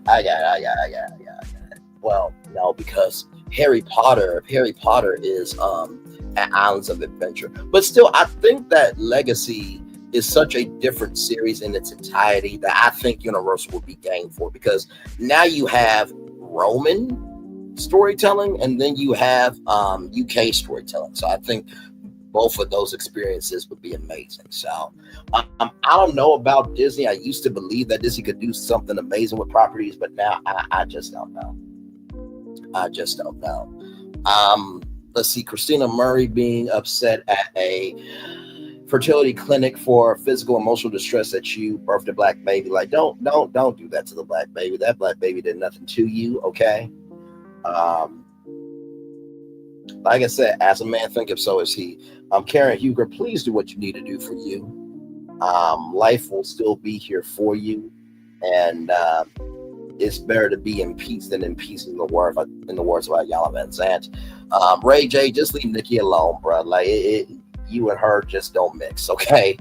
USDA cutting the 1890 National Scholars Program. I think that's going to be detrimental to not just farmers, but also to farmers markets and to our grocery stores and to suppliers as well, and to everybody in between, because we all are affected by farming. Joy Reid being canceled by MSNBC, I don't think that's right. I am so tired of, I'm so tired of outside forces dictating someone else's force on the inside. And then Roberta Flack passing away at 88 years old. What a life well lived. Like Dr. Maya Angelou said, your legacy is who is each person you touch. And with that being said, let me pray. Dear Father God, I come to you right now in 1 minute. Beyond the Gates are going to air. I pray that the show is successful, that staff, that crew, that team at CBS and NAACP Ventures, let them have the light, let them have the joy, and let them know that the work is not in vain. Just because it took this long doesn't mean that the victory is still not exciting, still not momentous, it's still not a raucous good time to be a part of. I pray for all the success, all the ratings, all the ad revenue. I hope it's such a staple that, guess what? Damn it, it's a prime time spinoff in Jesus' name. Yes, yes, yes. Amen. Amen. Amen. Right now it is 2:00. Beyond the Gates is officially on, baby. It is on. It is on. It is on. Yes, indeed. The Joy Reid cancellation is also very upsetting to me. I'm also sad to hear about Roberta Flack's passing. Today's news is strumming my pain with its fingers. Yes, indeed, it is that type of thing. Also, Sharon Apple had the same energy as well. Roberta Flack was amazing, such a unique style. I love all her music. Absolutely, absolutely, just a legend. Beyond what can be said about her, and the Associated Press did a great job of giving that love, that energy, and that peace to Roberta Flack. So yes. So yeah, and then not to mention too, Apple making a $500 billion investment in the United States. Like, come on. Now, I know people have their problems with Apple. But for a company not just to go behind the scenes and try to hide it, but to be out in front about it, that is such amazing news. It really, really, really, really is. So shout out to Apple on that front as well. So yes, indeed. So, and like I said, I'm not going to be able to cover Beyond the Gates every day. But, if there is a positive news story from Beyond the Gates, I will definitely make it a destination. Because here's the thing. For everybody covering the show every day, to even us mentioning the show on our channels, it's all working together for the good of the show. So for sure. And you know what? Honestly, to tell you the truth, the fact that there's a black soap opera on network television, do y'all not know, like, Janelle James wore the glasses in Abbott Elementary? That means it's on CBS, beautiful. It's on CBS. CBS right here, beautiful. CBS. So like I said, the fact that Janelle James wore Vontel glasses on Abbott Elementary, who's to say that Vontel glasses can't be on can't be on Beyond the Gates? Who's to say that Kaleidoscope hair care products can't be on? Who's to say that any Black-owned business can't have their products on the show? There's a brand called Ken Apparel that they have it's a clothing line with a what is it called? You know, inside the bonnet, that it's like a lining hoodie for your hair.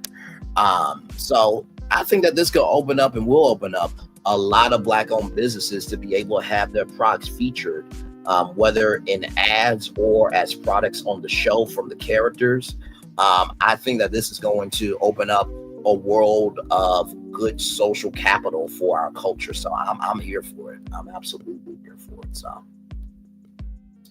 yeah.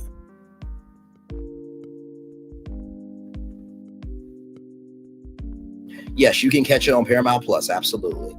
You'll probably be able to catch it the next day. That's how most streaming services work, like Hulu, Max, Discovery Plus, Paramount Plus. You'll be able to catch it the next day. So, and also too, guess what? Even if you can't watch it the day of as a YouTuber, if you have Paramount Plus, still review it the next day. You know what I mean? Because guess what? It's a daily show. So as long as you are covering it and you have a passion for it and people can feel that passion, you will be fine in your reviews. Do not let what society says dictate how you move, because society doesn't follow their own fucking rules anyway. Do you hear me? So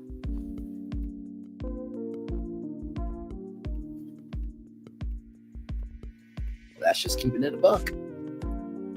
But yeah, we are here just chilling out. Like I said, I got y'all Potomac review tonight at 6 o'clock. I meant to say Potomac, not Married to Mess. Married to Mess, and that'll be Friday.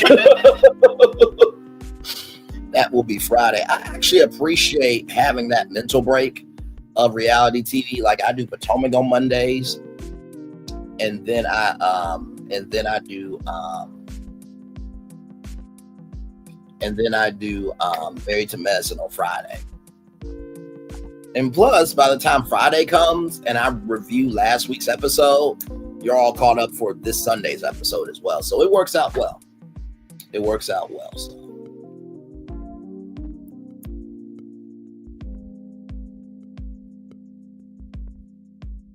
But yeah, I really cannot believe that, though. We had like 2 breaking news stories today. The fact that Lester Holt is stepping down after over a decade at NBC Nightly News. Now, he'll still be within the NBC family. He'll still be with the NBC family. He's moving over to a full-time role at Dateline.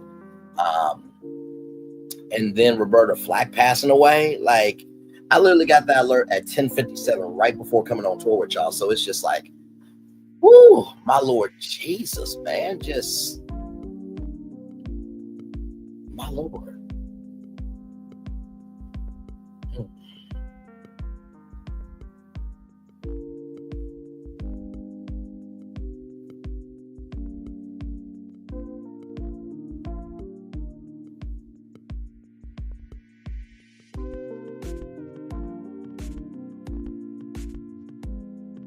Take this.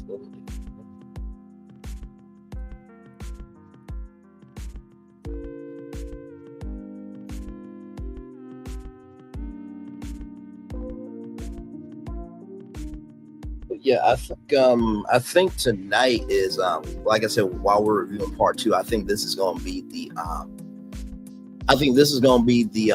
part of the reunion where, you know, when they say bring Eddie out, I'm so ready. I am so ready. And listen, I do not watch the episode the night that comes out because I want to watch it the day of. So now I can give you guys my freshest reaction. Like, I take all my notes. I just save it until I come on with y'all. Because it creates that authentic reaction. So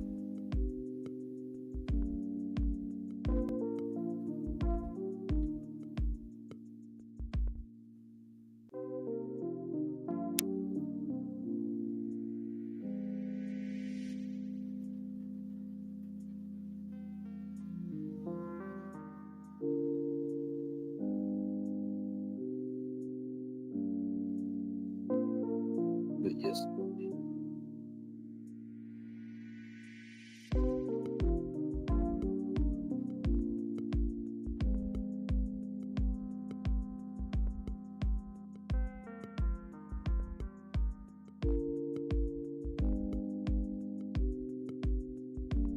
You have two people here now, just chilling.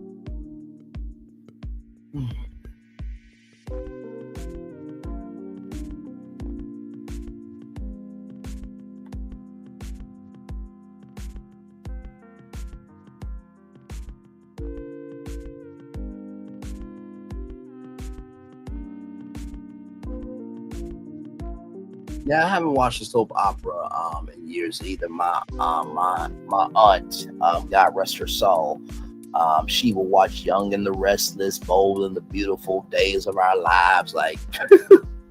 And that's the thing, that was appointment television back then, you know. That was appointment television. Like, all right, the soaps are on. Don't talk to me. Like, that's what it was. Okay, listen, don't you know what time it? Don't you talk to me. Talk to me after.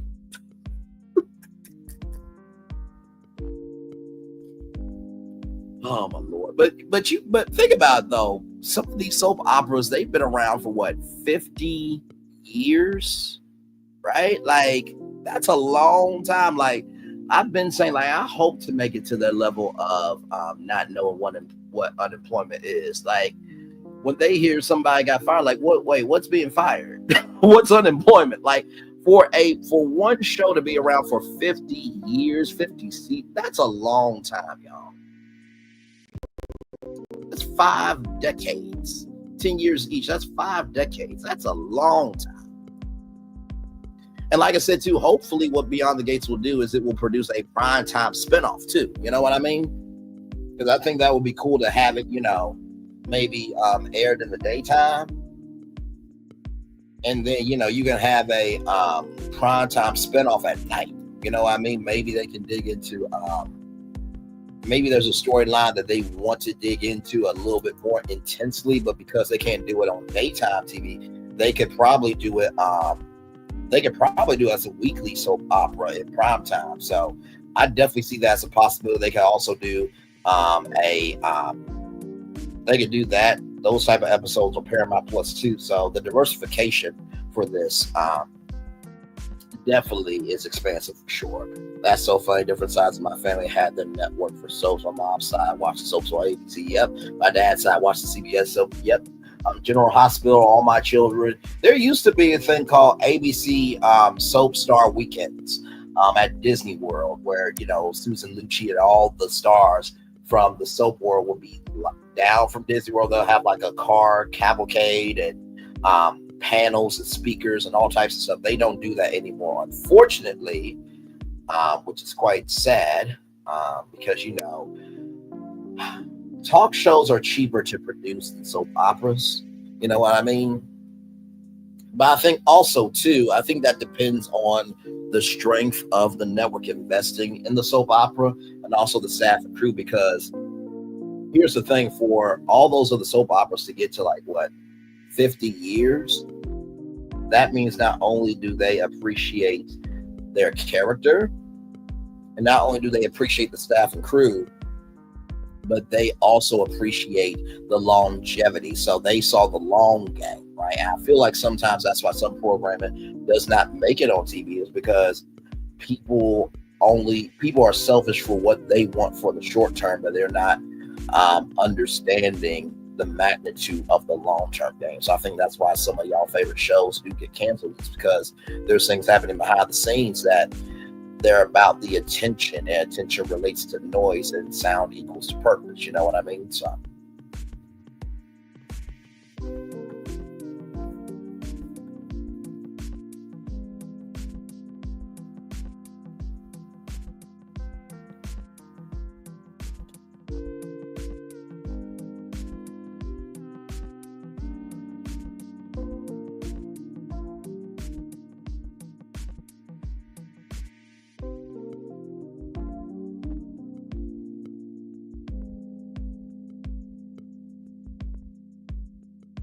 yes, indeed.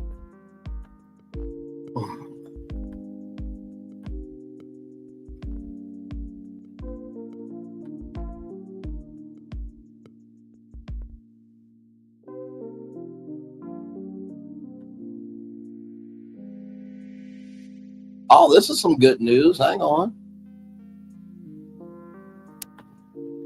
I'll bring up both of these stories. I don't mind since we're here talking. By the way, y'all, for those of you who do not know, soap operas was actually named because soap companies sponsored them. So that's why they're called soap operas.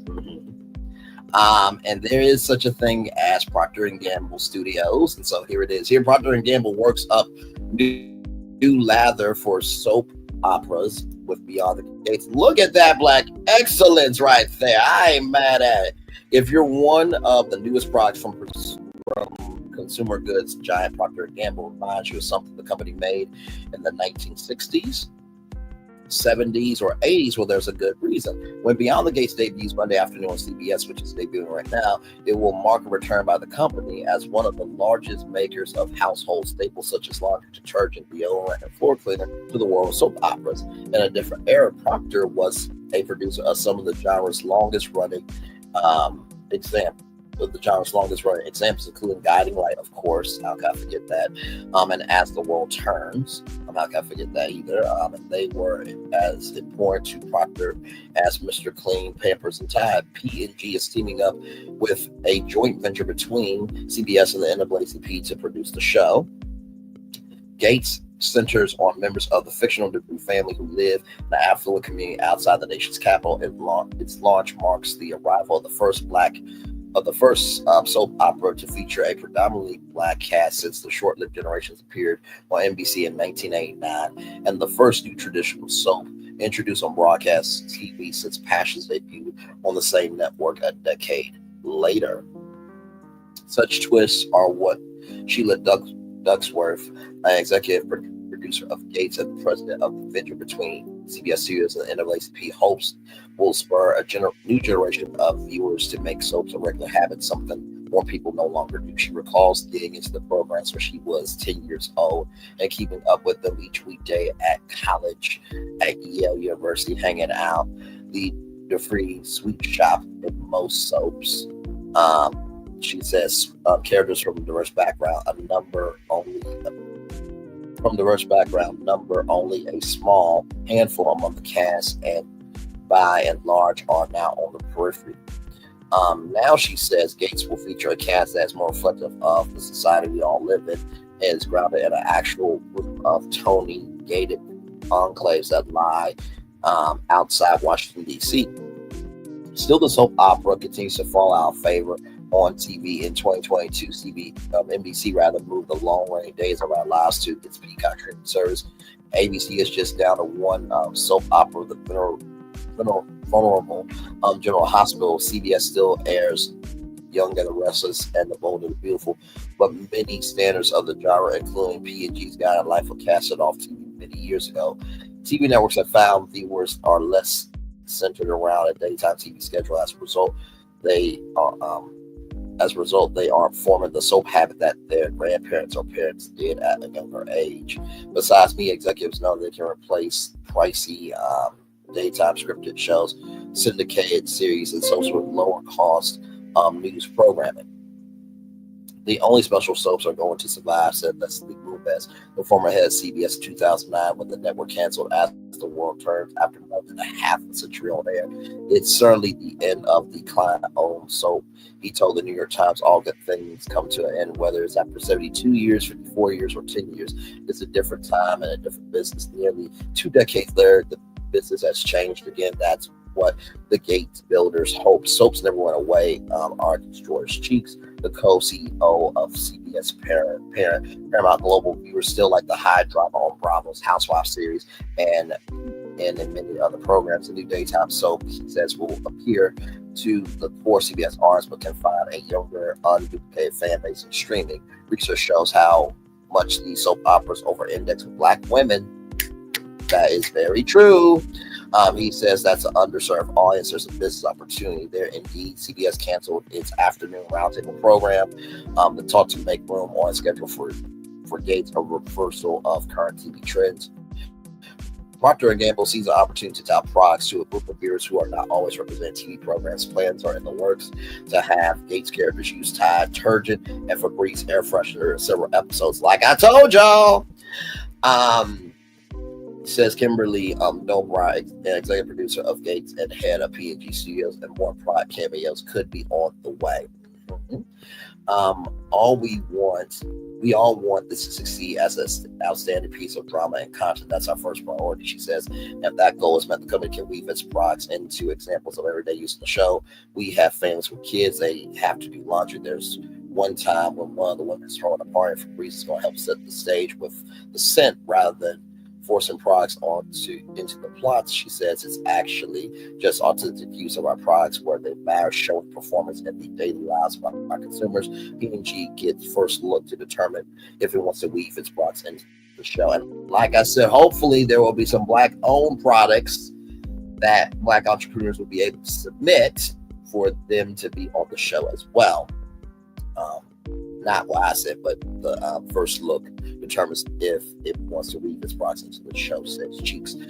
Gates opens as more advertisers are trying to become part of content that brings viewers to their favorite screen rather than old school commercials that interrupted. That may mean teaming up with the Lifetime cable network to produce a 15-minute vignette that has all the hallmarks of one of the outlets' sudsy romance movie, yet is meant to promote business to the Chili's restaurant chain and try its signature margaritas, which that actually did happen. It was a romantic movie about margaritas, so that was interesting. So Chili Studios might be on the way, y'all, or it may result in a move to create ads that play off the content of specific programs, as some markets have done in recent months for shows such as Yellowstone, Saturday Night Live. That may have driven P&G to get back into the content game after the cancellation of its CBS daytime soap, says Dunbar. The company asks if it really needs to be in the business of producing TV programs these days. Our focus is not, are we a producer of TV? Our focus is how we partner to be a part of cultural conversations. P&G may have some things to say about casting and storylines for Gates, she says, but it's more likely to focus on finding authentic methods of pitching its products to viewers without getting in the way of the entertainment. Having actual well-known goods like hair care products and floor cleaner on sets can only help the production, says that it was really important that we feel not just current, but that we also were really real as well, judging whether Procter & Gamble help makes for good as well as economically feasible. TV may well just be one of Beyond the Gates' most intriguing storylines. So like I told y'all, entrepreneurship, it is an option there with Beyond the Gates. So how cool is that? So shout out to Procter & Gamble as well. And this makes me happy. ABC News names Cindy Tabrizo VP of ABC News Live. Congratulations. Yes, indeed there.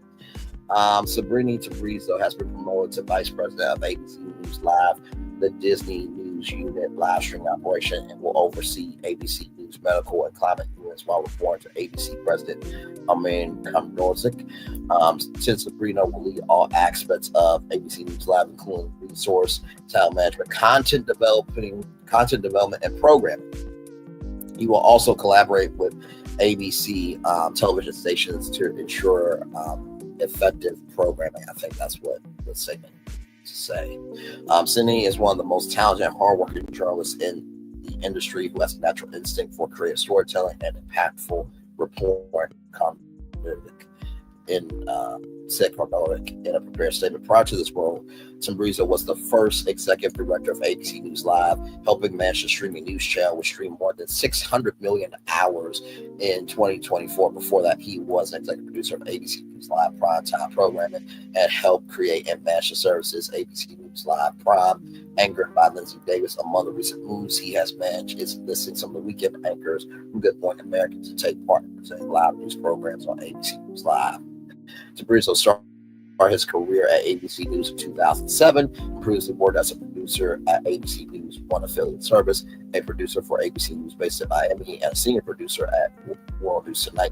He has taken part in reporting on consequential news stories, including several presidential elections, natural disasters in 2014, Israel-Hamas war, the Boston Marathon terrorist attack, the earthquake in Haiti, and the Chilean miner rescue. So congratulations there. I thought that was absolutely awesome right there. And then right here, Jane Fonda. Now, I thought this was so amazing. Talk about using your privilege for good. Jane Fonda says woke just means you give a damn about other people. Calls on Hollywood to fight with empathy in SAG Awards speech. Jane Fonda is urging Hollywood to confront these fraught ties with empathy. What we actors create is empathy. Our job is to understand another human being so profoundly that we can touch their souls, said Fonda, who was honored Sunday night with SAG's Lifetime Achievement Award. And make no mistake, empathy is not weak or woke. By the way, woke just means you give a damn about other people. During her lively speech, Fonda made oblique references to the political environment and the 47 administration drive to cut federal jobs. A lot of people are going to be really hurt by what has happened. She said, even if they are of different political persuasion, we need not to judge but listen from our hearts. Jane, I feel you, sweetie, but they elected this, so it is what it is.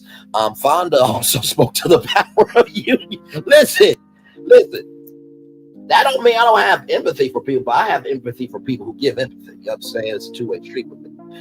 Fonda also spoke to the power of unions like SAG-AFTRA to protect people during unsettling moments in history. I'm a big believer in unions. They have our backs. She said they bring us into community. They give us power. Community needs power. And this is really important right now. When workers' power has been attacked, the community is being weakened.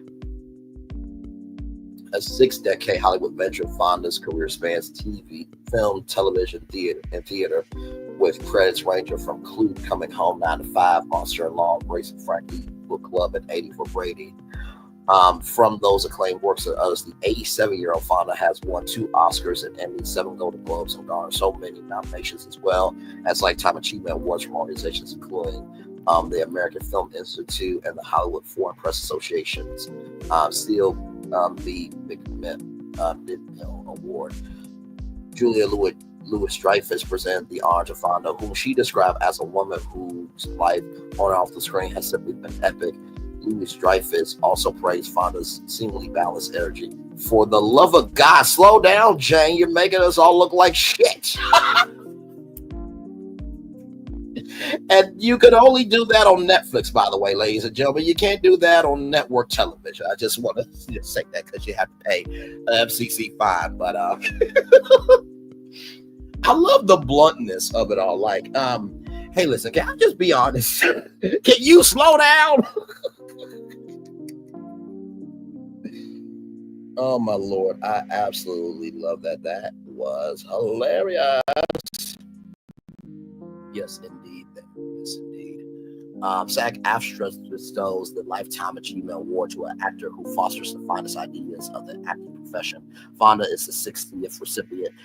Past honorees include Barbra Streisand and Sally Field and Helen Mirren. I've had a really weird career, totally unstrategic, Fonda said during her lengthy speech, which was played with sound and mic issues.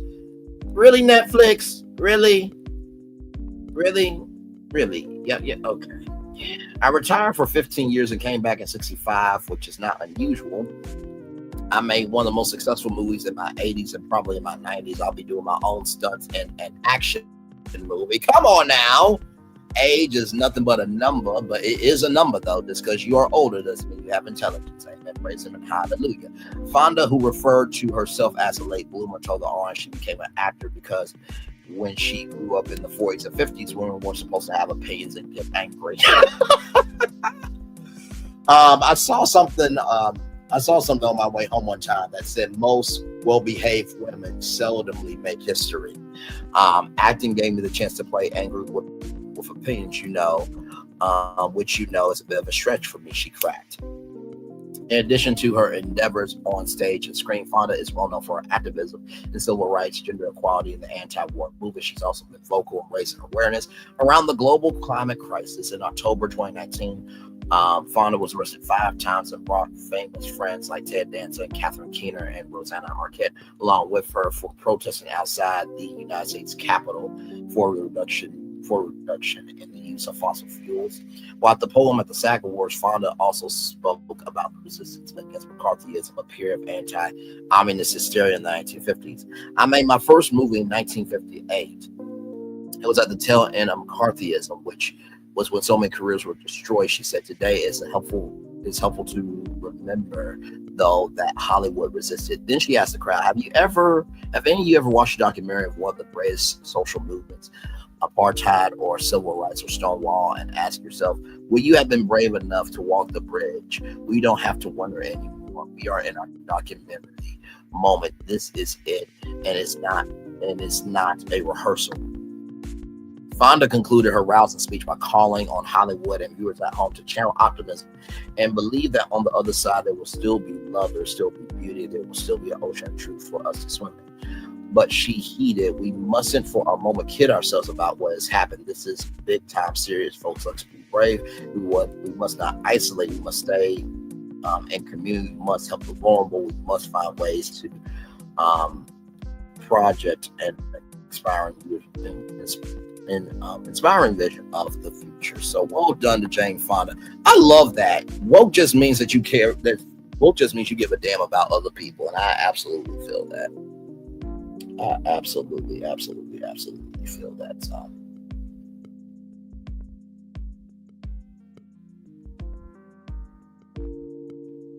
So yes, indeed, 3 people in the building with me here. Thank you all so much. Just chilling out here. Glad to have all you here. A lot is happening today on Virtual Tour Live, Brand Lee's Virtual Tour Live here. And yes, indeed, like I said, tonight I'll have y'all Real Housewives of Potomac Part 2 of the reunion. Then it'll be Part 3. And then we'll be getting ready for Roa Child. Woo! Got a lot coming for Roa. Man.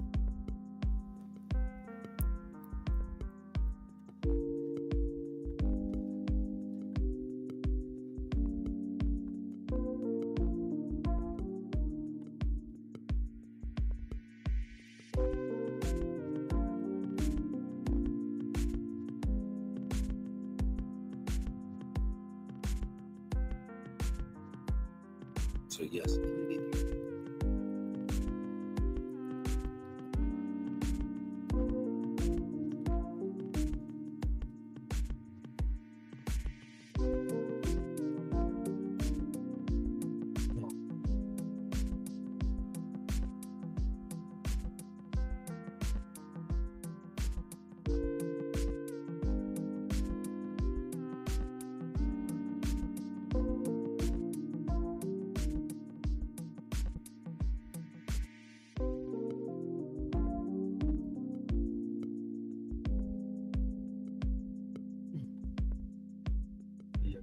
So yeah, we're just chilling out here, y'all. I'll probably stay here like until maybe 3:50 or so, and then I'll get ready for to watch Potomac and get ready for y'all review tonight. So, but yeah, we're just chilling.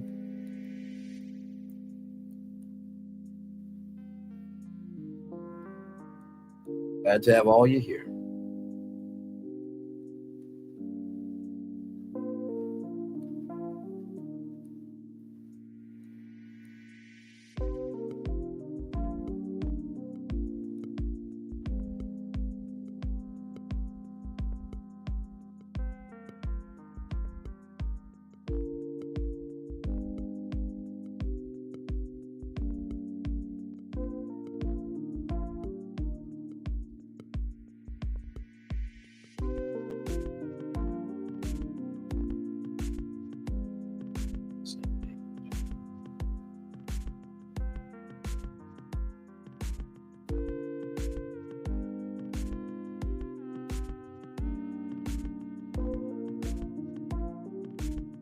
Like I said, I don't know what else is going to be happening.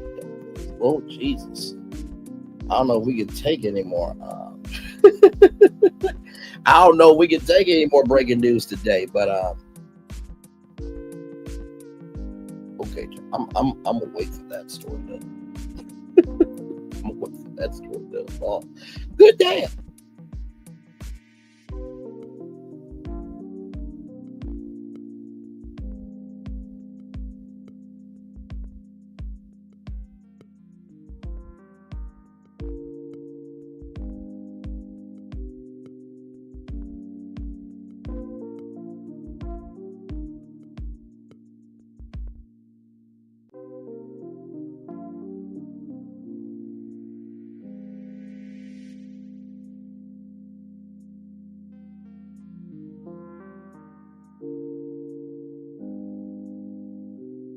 But yeah, we are just chilling out here, y'all.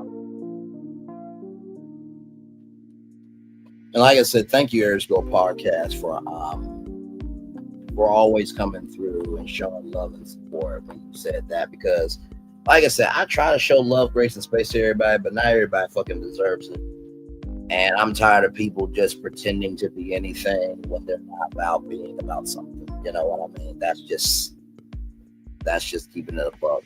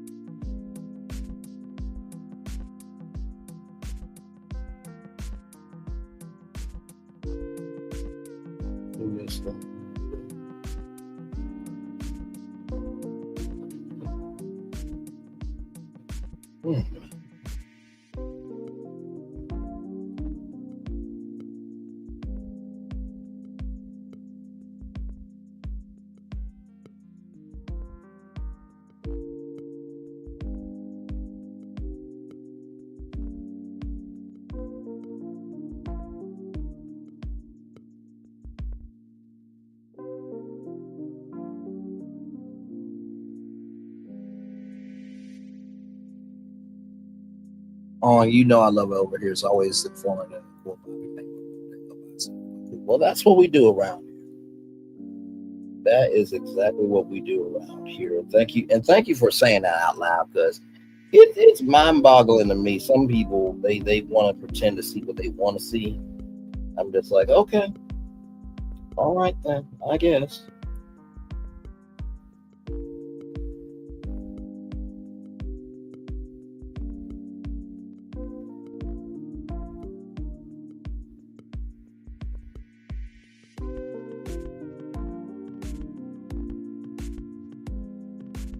But like I said, ain't nobody doing it this strong. I promise you.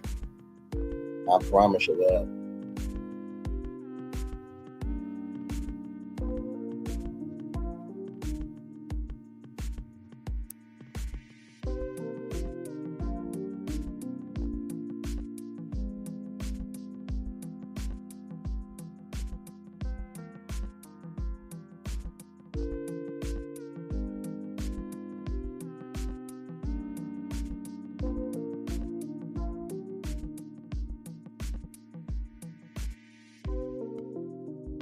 You always have a diverse range of topics, and that's why I really appreciate it. And that's the thing, right? It's like, it's one thing to say that you're about being something, but it's another thing. How can I put it? It's one thing to say that you're about something. It's another thing to be about it, right? And I cannot tell you how many times we have promoted any and every black business. I mean, any and every black business. One of the biggest ones was Kemen. It was like it's a black woman-owned perfume house, and they sell fragrances and perfumes on jcpenney.com. Baby Hues, or no, it wasn't Baby Hues. Happy Hues. That's what it was. Happy Hues. And we talked about that as well. There's a black-owned engagement ring store. So we promote all the time. Like, entrepreneurship is in the foundation of this show. You get media news over here. You get, like I said, we talked about the USDA cutting, the 1890 National Scholars Program today. That's going to hurt agricultural students. It's going to hurt science, technology, engineering, and math. I know what you're thinking, right? What does science, technology, engineering, and math have to do with agriculture? Well, you need to know how much land you have, right? In order to run a farm. So that's the math. The science is how do you, invest and protect the crops. So that's science. That's science. That's math. The technology is, operating systems. And then engineering. Hello, you got to know how to build a farmhouse. So science, technology, engineering, and math goes into farming. So, we try our very best, and we don't just try, we execute over here. unlike others. But we do give you real news that is bigger than reality TV. We get into relationships topics. We had a whole Black singles report where 80% of people said oral sex was a requirement. You know what I mean? We talked about DUIs this morning with Karen Huger. This is her fourth one in that. You know, right is right, wrong is wrong. If it wasn't right for Maurice Scott to do, it's not right for Karen Huger to do. We talked about, we talk about women's issues all the time. There was a story about how, women in New York are going to get maternity treatments now to be able to go to get appointments and stuff. Like, so it really boggles my mind. But I'm just like, wait, so this is what we're doing? We're just going to let ourselves to do something and not be about it, and that's acceptable to the culture? Ooh, child. Okay, then I guess. Ooh. I guess when you feed ignorance, people consume ignorance. Child.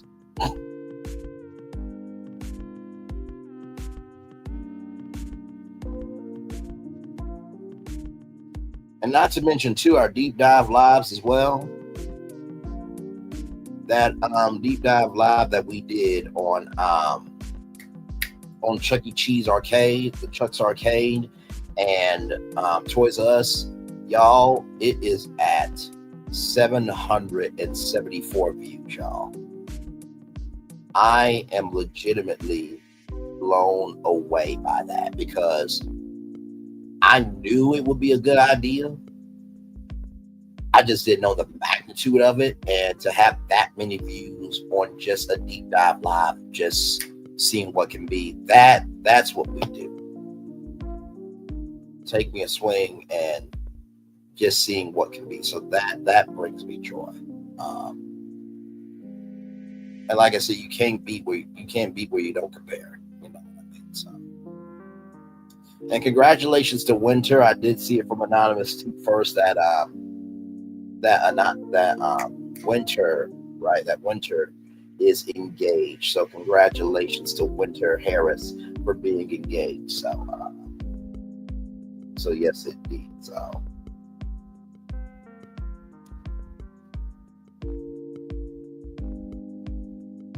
I'm happy for people who actually give happiness away. I really am. If anything, I raise up the good. I raise up more of the good than dragging the bad. Really, I mean, now if I gotta drag the bad, then I gotta drag the bad. But 10 times out of 10, I'll always uplift the good. Always. Because as we can tell, hey, Greta Lee, welcome in. As we can tell, if we don't make it do what it do, we won't have a way to do what we do. You know what I mean? So.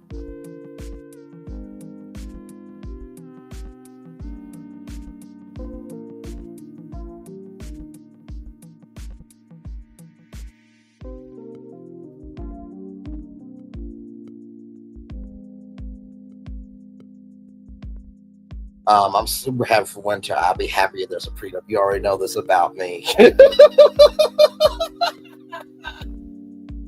No, really, I did not know that. That's breaking news to me. No, I'm being sarcastic.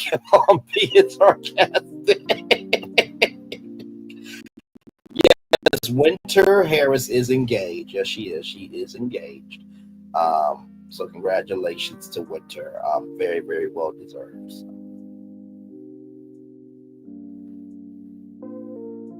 So yes, indeed there.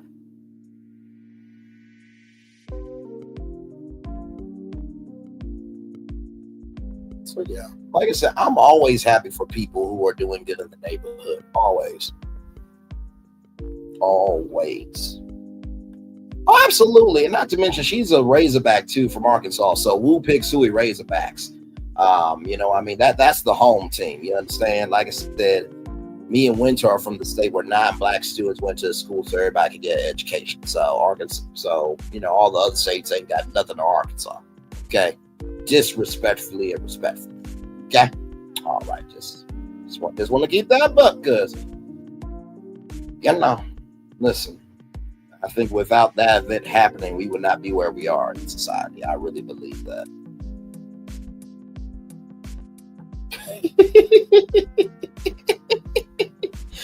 Listen, sometimes Aries Girl Podcast, you gotta let these people know. Let's see here. Braylon, is it true that Dr. Heavily has biracial stepkids just won't occur? That I do not know. I have heard that. I do not know. So I'm just keeping it up with you. I genuinely do not know. Listen, if it's true, then handle your business. But if it's not true, I don't think it should be said. So that's why I genuinely have to say that.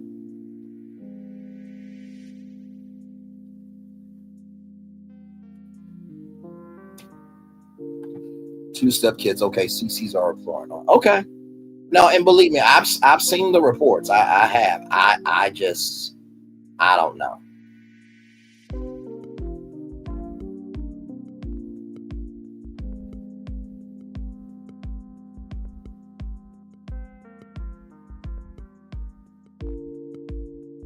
Because I think Dr. Contessa said that first, right? Dr. Contessa said that Dr. Heavily had like some biracial kids, I think, or something like that on the episode with about the new ranch. So I think Dr. Contessa said that. And you know what? I saw that story and I definitely am going to report on it for sure. I may report on it tomorrow night, 6 o'clock. But yes, I've seen that story and we are going to cover it. Because, oh, buddy, oh, Lord, I just, whew.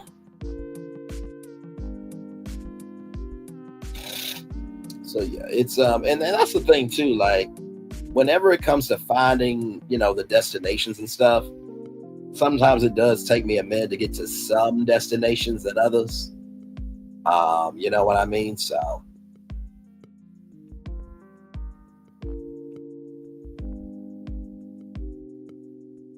Just like this morning, Roberta Flack passed away at 88 years old, and I wasn't able to get that onto the destination roadmap, and then Lester Holt stepping down from NBC Nightly News. I wasn't able to get that into the show. So there's some times where there's some breaking news where I'm not able to get it in the show. But yeah, we'll definitely talk about this. Oh, that is hot. When I say Kiki's ex aired her out, it was explosive. I know. You know what? I think Storm Monroe talked about that. I think he interviewed her ex. I think, if I'm not mistaken. So yeah, when I tell you there is more news in the world going on to talk about, and I mean actual factual news. Man.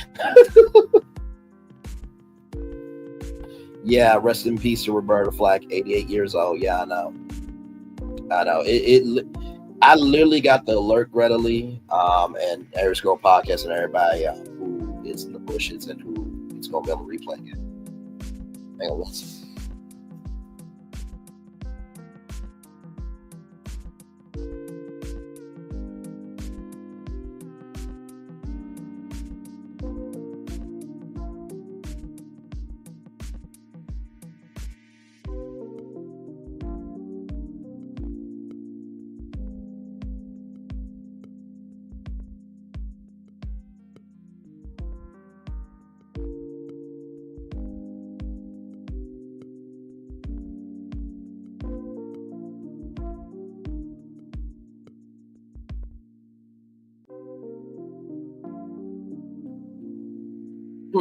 Please tell me he aired out Kiki at church in front of the congregation. Oh, my Lord Jesus. I really like that you have more than 3 to 4 topics to talk about on your lives. I don't see any LCCs outworking you. Greta, can you say that one more time? No other CCs outworking me, whether they elect themselves to be an entertainment journalist or not? Okay, I just want that to be on the record. Because child, woo! Don't talk about it, be about it.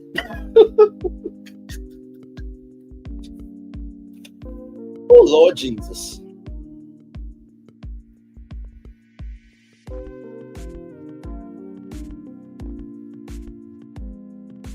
And that's the thing too, like in the past, it was what, 6 destinations? But now the average, right now, the average is about 7 to 8 destinations. You know what I mean? I try my best to, you know, I try to keep everything as open and as diverse and as expressive as possible. But yeah, I appreciate you saying that out loud, bro, because some of these people, I'm like, good damn, y'all really think y'all doing some shit. I'm like, okay, listen. I mean, just because you believe it in your head doesn't mean anybody accepts what you gotta say, child. But okay. Yes, indeed.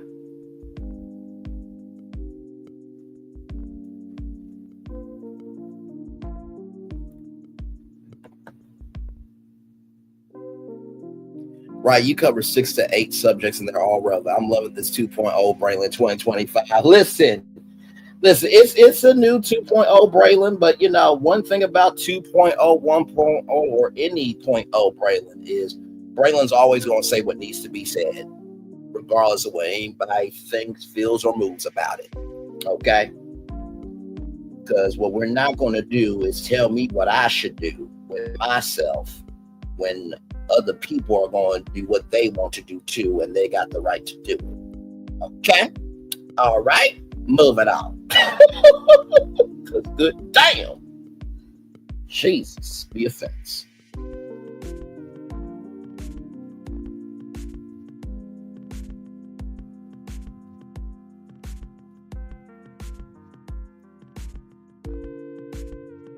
And that's the thing, is like, if you really want to do this, let's just do a hot topics battle. But please understand, this is what I do. So I will mentally whoop your ass if you try to challenge me. Okay? Like, please try me not. For your own mental health. Please know your role, stay in your place, and drive on your lane, in your lane of the highway. Please and thank you, because you will wreck trying to outcompete me.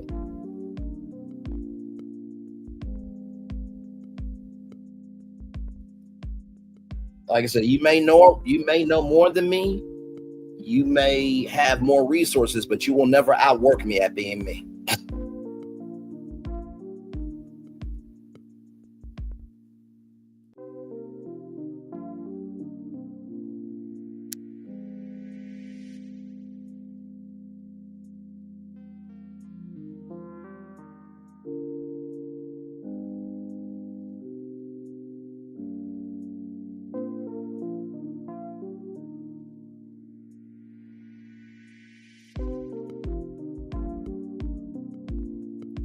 Well, Beyond the Gates is almost done, y'all. 9 more minutes to go on the premiere of Beyond the Gates. Like I said, I prayed for the show before the show premiered there. And like I said, I meant everything I said. What I meant what I said about the prayer of that show. I really do pray that it is beyond successful. I really, really do.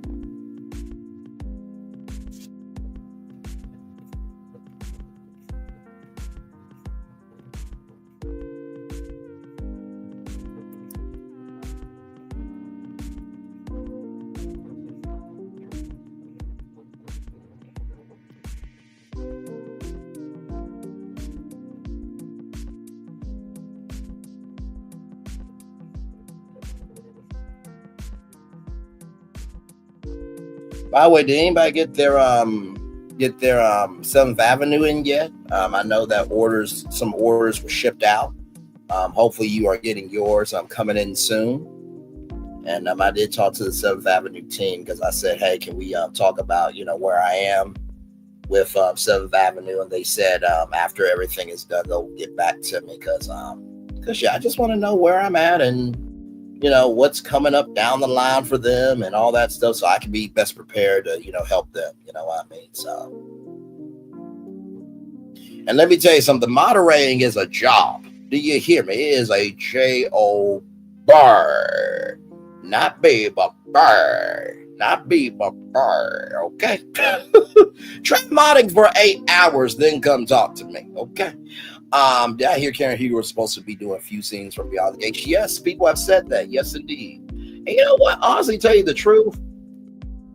Why do I see Jennifer Lewis and Karen Huger doing like a girls trip comedy? That would be amazing. I feel like that would be such a lit movie. And you know what? Honestly, too, to tell you the truth, Girls Trip 2 is coming out. I feel like Jennifer Lewis and Karen Huger in Girls Trip 2 would be amazing. Oh, you know what? I got it. Girls Trip, the Aunties Edition. There it is. So what we got, Jennifer Lewis. I think Karen Huger would be fabulous in it. And then I'm trying to think who else. Angela Bassett, of course. Jill Scott's going to be in Why Did I Get Married 3 with Braylon Lee, of course. So she's booked up for that.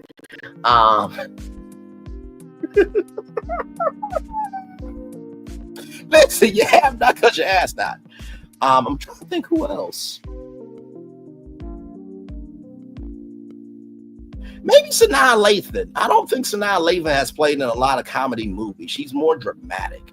But I think Sanaa Lathan could be good. So I think that's a good cast. So Jennifer Lewis, Karen Huger. Let's see. Who did I say? Jennifer Lewis, Karen Huger, Sanaa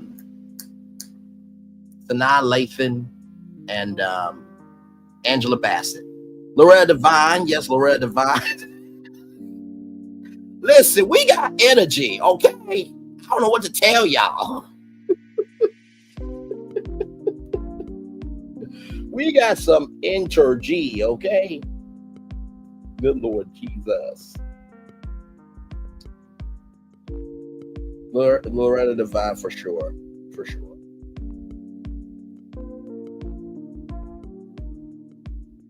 Well, you know what? Bevy Smith could do it too. Bevy Smith could definitely do it.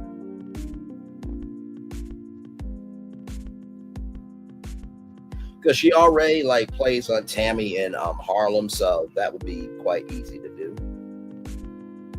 But I do feel like a Girls Trip Auntie edition would be really good to, expand it.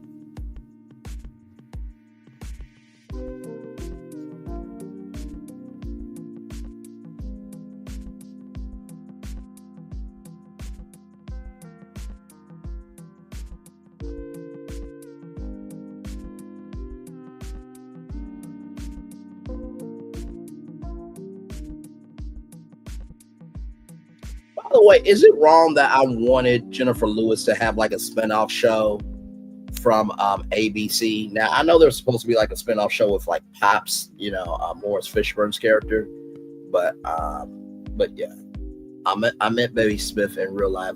I don't know about her energy. Oh, you mean her energy in Juror, or you don't know her energy for Girls Trip Auntie Edition?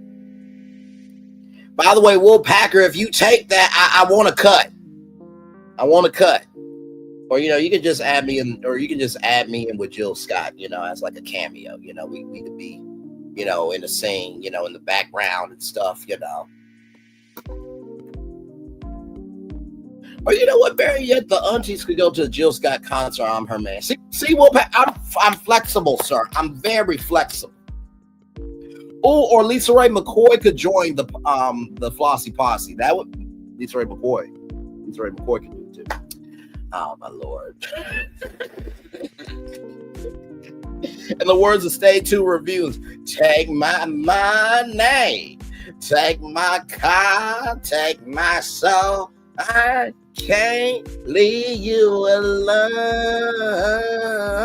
You got me feeling good,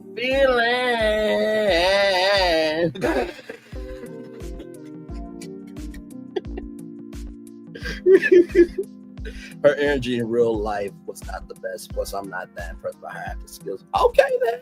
All right. I will take your word for it, my friend. I will take your word for it.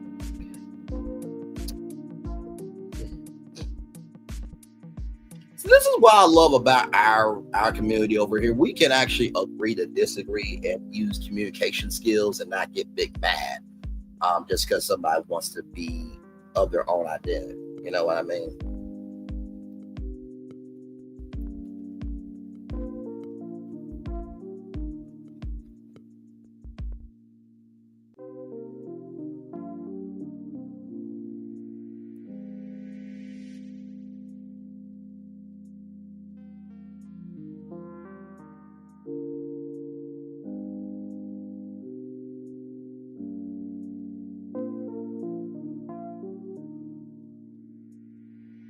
I'm trying to think if there's anybody else.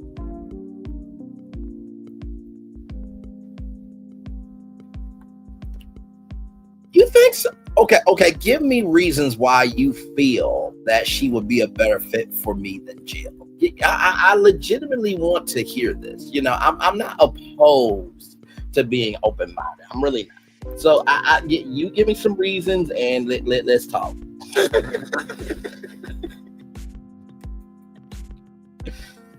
Oh my Lord.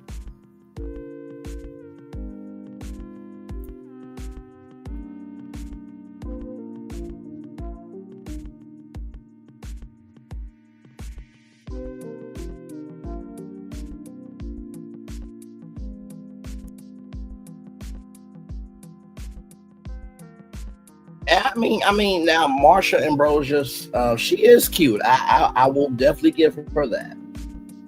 I will definitely give her that for sure. She's been around for a very long time. Her history with Amanda Seales is interesting with poetry. So yeah, it's something.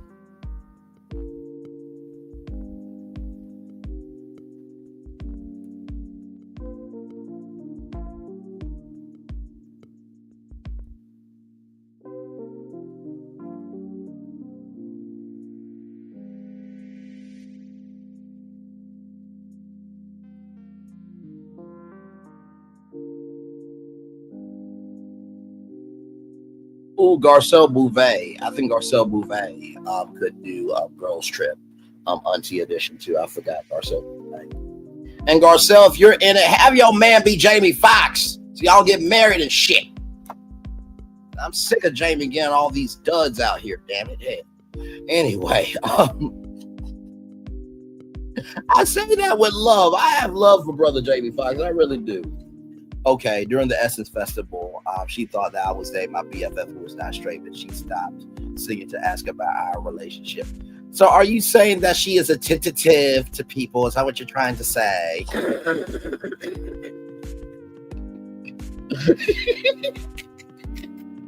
Well, if she could take time out for me, I know that she'll take time out for you.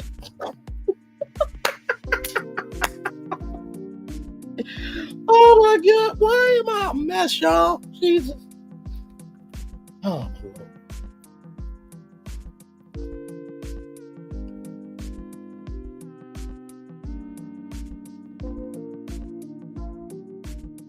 She really cared, and we told her that we were in love as not to hurt her feelings.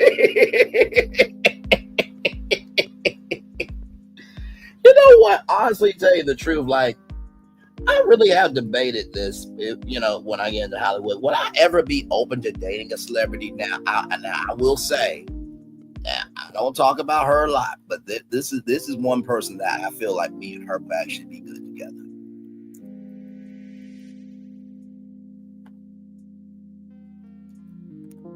Okay, now listen, if you don't know her, you need to know.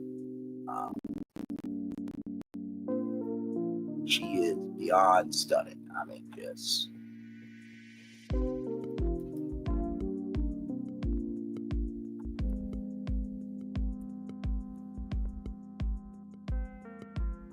hang on, as soon as it pulls up here, okay.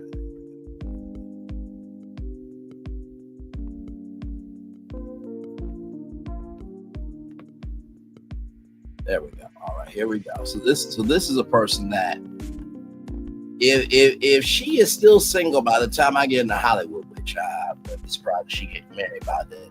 But this woman right here, Candace Glover, Jesus Christ. Let me tell you something. An American Idol winner, she auditioned 3 times before she finally got it. And let me tell you something. Her vocal range is beyond compare. She doesn't forget where she comes from, and she actually wants to do some writing. So I said, listen, I would love to, talk with her, just, to collaborate with her and stuff. Because I think Candace Glover, she is definitely an underutilized American Idol. And I mean, listen, I mean, it's there. I mean, that is Candace Glover, okay? She was an American Idol winner. We're not going to disrespect Candace Glover like that, okay? Listen, just because she's not a Kelly Clarkson doesn't mean she doesn't get no respect. I'm still flabbergasted. NBC Universal gave that woman a talk show. I'm like, this is what we just so people can just elect themselves to be entertainment journalists, and anybody can just have a talk show. So we can't have standards or requirements and proof that you can actually do this shit. Okay, child. Okay. All right. Okay. All right. I come from the world where a talk show was an actual career. You know. Let me get Candace Glover off the screen. Shoot, I'm gonna disrespect her like that. Shoot. Good Lord Jesus.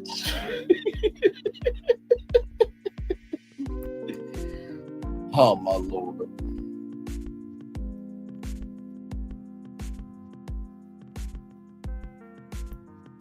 But here's the thing: there are some American Idols that are more known than others. I will definitely say that for sure. So when you say Harpo, you know what I mean. But listen, I'd rather take any one of the American Idols being a journalist before anybody self-elects themselves to. I think Kelly Pickler actually was a entertainment journalist for a good minute. She was a correspondent on some shows, and she had a show called Pickler then and all that stuff. So who was it? Justin Guarini said, just because you don't see them out doesn't mean that they're not working. Well, hello, gorgeous. Good to see you. How are you? Hopefully all is well. We're just chilling. Had 8 destinations this morning. Roberta Flack has passed away at 88 years old. That was some breaking news before we got on tour, and then Lester Holt is stepping down of NBC Nightly News after a decade. Joy Reid, her show, The Read Out, and Joy Reid will be leaving MSNBC. The USDA has canceled the 1890 National Scholars Program. Ray J tried to flirt with Nicki Minaj, and Nicki said, listen, next step is blocked.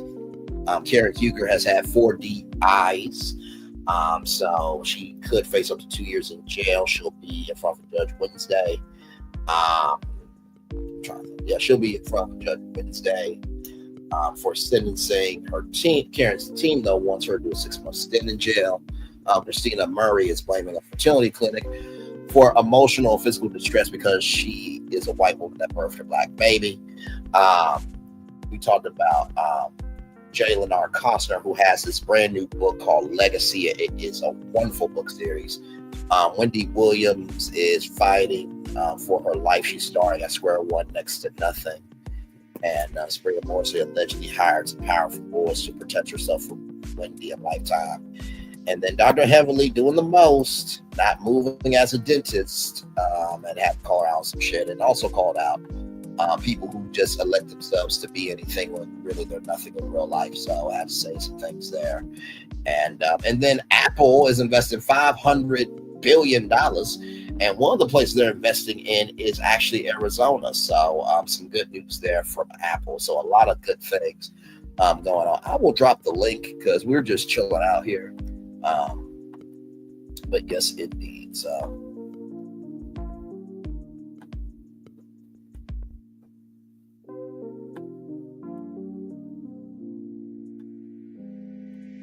yes, indeed. The link is pinned there.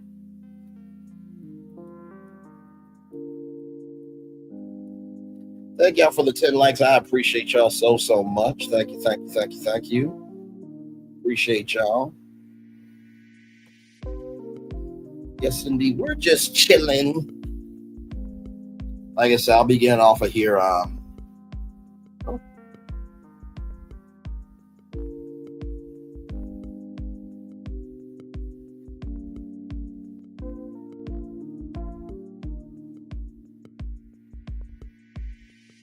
But yeah, I'll be getting off of here soon for your Real Housewives of Potomac review. But I'm gonna be on here as long as y'all want me to be, within good reason and stuff like that. But yeah, we are here. Here she is, the queen herself. Well, hello. Hi. Hi. I can hear you loud and clear. There's no echo. You figured it out. Well, I'm on my phone. Oh, okay. It has to be on my phone, obviously. Hi, everybody. Hey, welcome in, gorgeous. How are you? By the way, you do not have to thank me for what I did. I did that because I was genuinely moved. That was probably one of the most beautiful moments in all of Melody's lives. And no, I'm not just saying that because I love you that much. I'm saying that because that was genuinely one of the best, if not the best moment of all Melody's lives. You did that moment is literally everywhere. Yeah, because it deserves to be. I did not think that it would have that much of an impact. There are people who inboxed me and said that they themselves had suffered from hyperpigmentation as well as eczema. And so, sometimes, you don't think that your testimony would actually touch the lives of people. And, sometimes things are so much bigger to other people because of the way they suffer.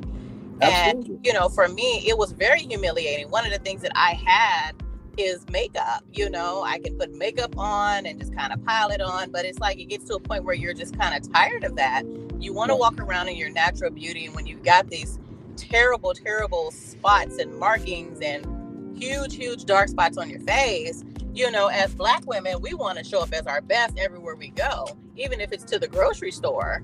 And so, it was frustrating for me because, my daughter had to wait for me to pile on all this makeup no matter where we went. And, it made me very insecure. And so, for Melody's products, one of the things that I didn't highlight, and one of the things that played a key factor, was her facial scrubs. So the facial scrubs played a big role in that as well, because it helped with, moisturizing that area as well as getting that dead skin off.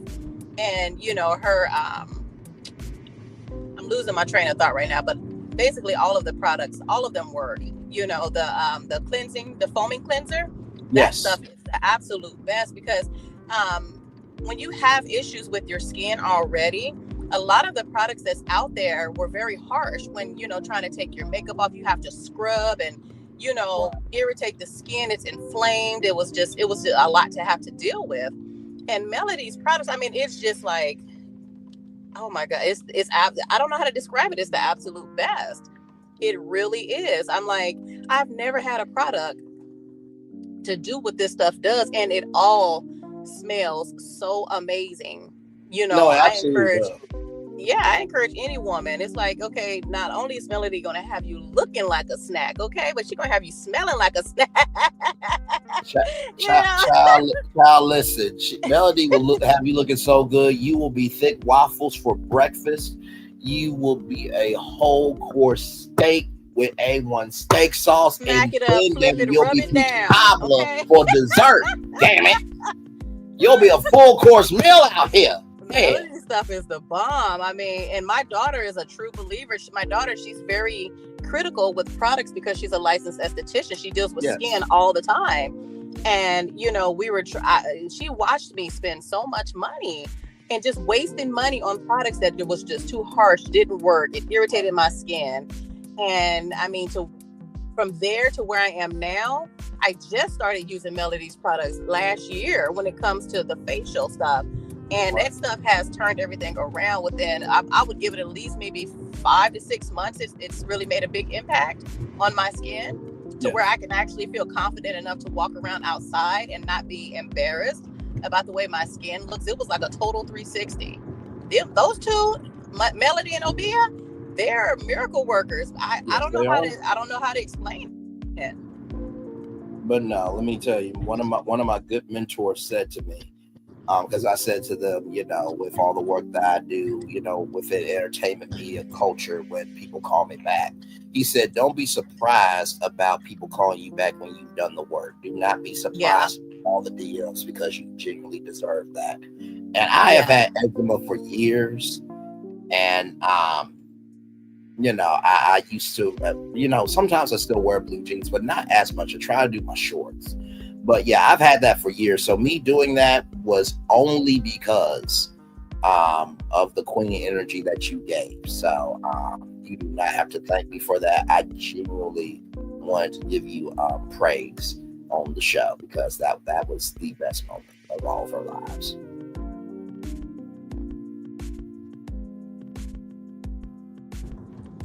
Sincerely. So. And y'all, let me tell y'all something. When I did that night, I was trying my best not to cry. I really was. I'm like, right, stay focused, stay with it. You run your emotions. Don't let your emotions run you, because that was,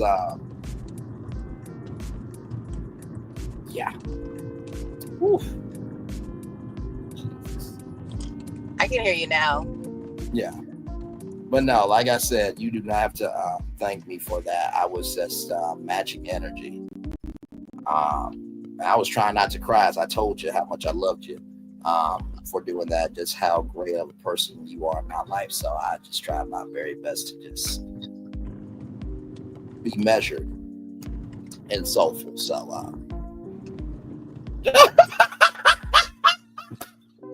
oh my God. Wait a minute. Aries Girl Podcast said, wait a minute, I missed you being sensitive and vulnerable. I know, right? Like, that's not in me to do. Shocking, I know. I'm completely being sarcastic. You're not sensitive and vulnerable, Braylon? I know. I know. Is that the word on the curb? I guess so. I guess I'm the Grinch and my heart doesn't grow 3 sizes on. That's what happens when you're out here being mannish, okay? Stop being so mannish. Okay, first of all, there's a difference between that and liking what the hell you like, okay? No, it's not. No, it's not, sir. Yes, no, it is. Not. Yes, it is. No, it's not. Because to every action, there's a reaction, right? Mm-hmm. So you see something you like, but your reaction to it makes you mannish.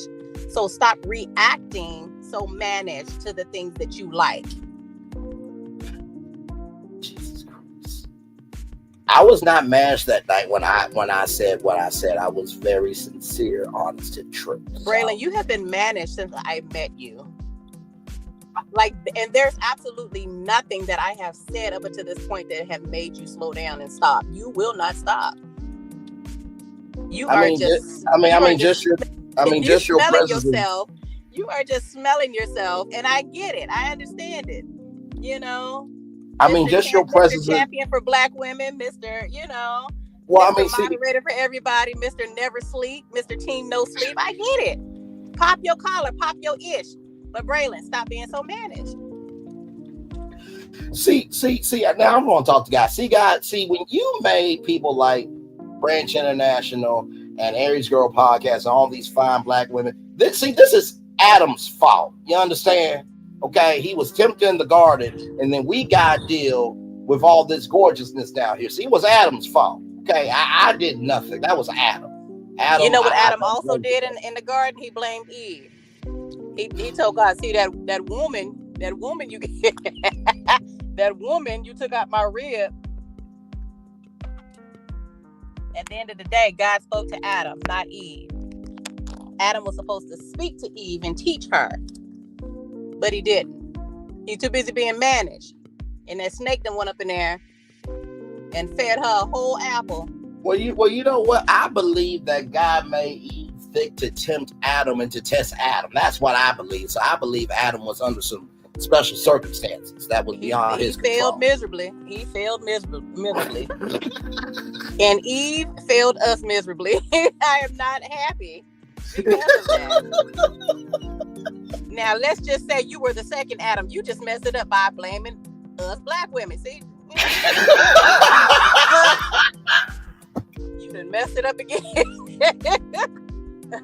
I am not about to play the piano with any. And then notice how before this conversation even started, Braylon, didn't you just tell me about Apple coming to Arizona? See, you was trying to feed me an apple. Oh. No, actually, that's a real story. Revelation, Lord. No, that's actually a real story. They actually are investing $500 million, and they're actually investing in Arizona. I understand that, but we went from Apple to talking about Adam and Eve. Same thing.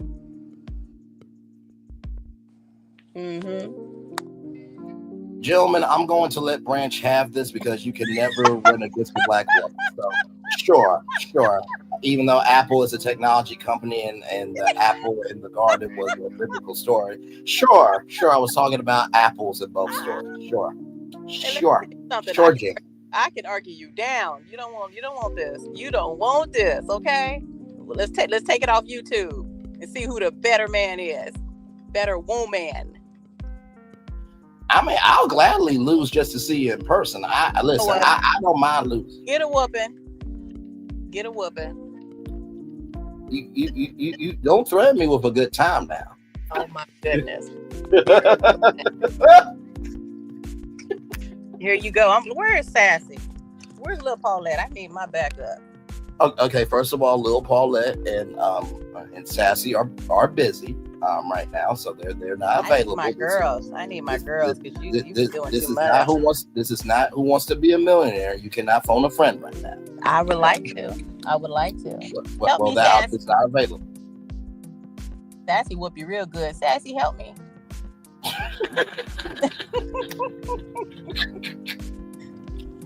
but no, sincerely, no, congratulations on all the success, and you deserve every bit of that. Like I said everything I said that night because I truly meant it. But no, Aries Girl podcast, it was so usually on Saturday, after Melody's lives, rather, I go live afterward, because y'all know I'm a moderator for Melody, and it's kind of like an after show. It is an after show. But I was like, no, I want to do it a bit different. So we talked about Melody's live and then some other hot topics, some other destinations. And CEO Finance Queen was in here, and I actually showed off my leg. Hold on real quick, Braylon. Okay. But no, I showed off my leg with eczema. I had it for years. So actually, hang on. You know what? I'll play it. Hang on. By the way, can Melody put on her merchandise? I'm not about to play the piano with you as merchandise. You know what? She should. Not like I already give great marketing ideas or anything, but like Queen Sheba and that man she puts up that's crying when people aren't cooking on her show. The first time I saw that, I'm like, you know what? I'm done. And I am very proud to say I have never had the white man come on me. I am so glad. I'm very proud. I'm scared to go up there because she's not gonna violate me.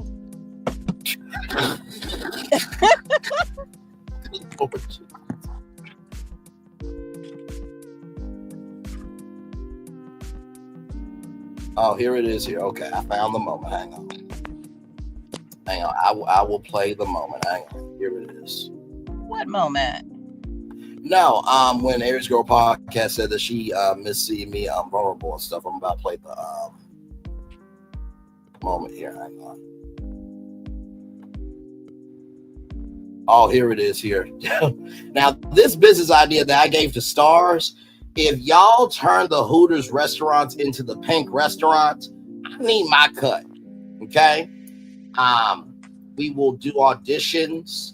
I'll be one of the main judges. We can do the judges auditions in the Search for the Pink Girls on Hulu.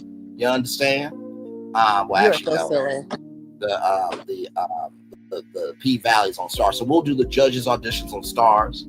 I'll have myself, Drewski knows thick women as well. We'll have Nazinga Amani, Jill Scott, and we'll make this a national chain.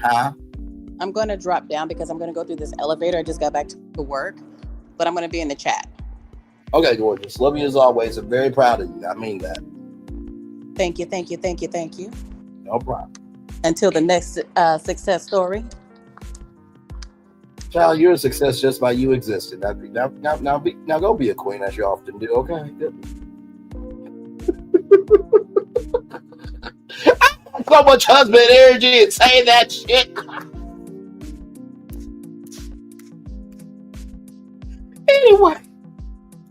Anyway, my behind. I play too damn much. Here it is. Here we go. All right, here it is. Here. Bankruptcy. In fact, bosses said Hooters remains highly resilient and relevant, and highlight a new range of Hooters frozen food, which is being sold in supermarkets across America.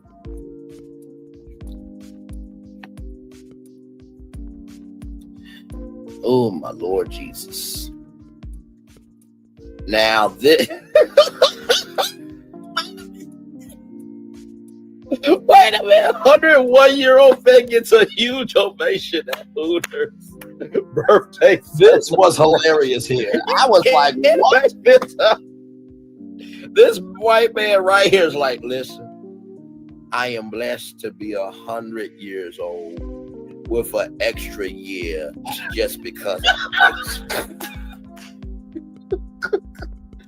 y'all, that was hilarious. Oh my God. I gotta play this. I got to play this. What the?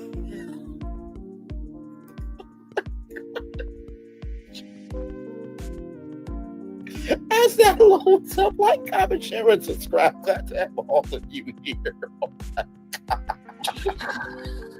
I really did lose it. Okay. I promise. Yeah.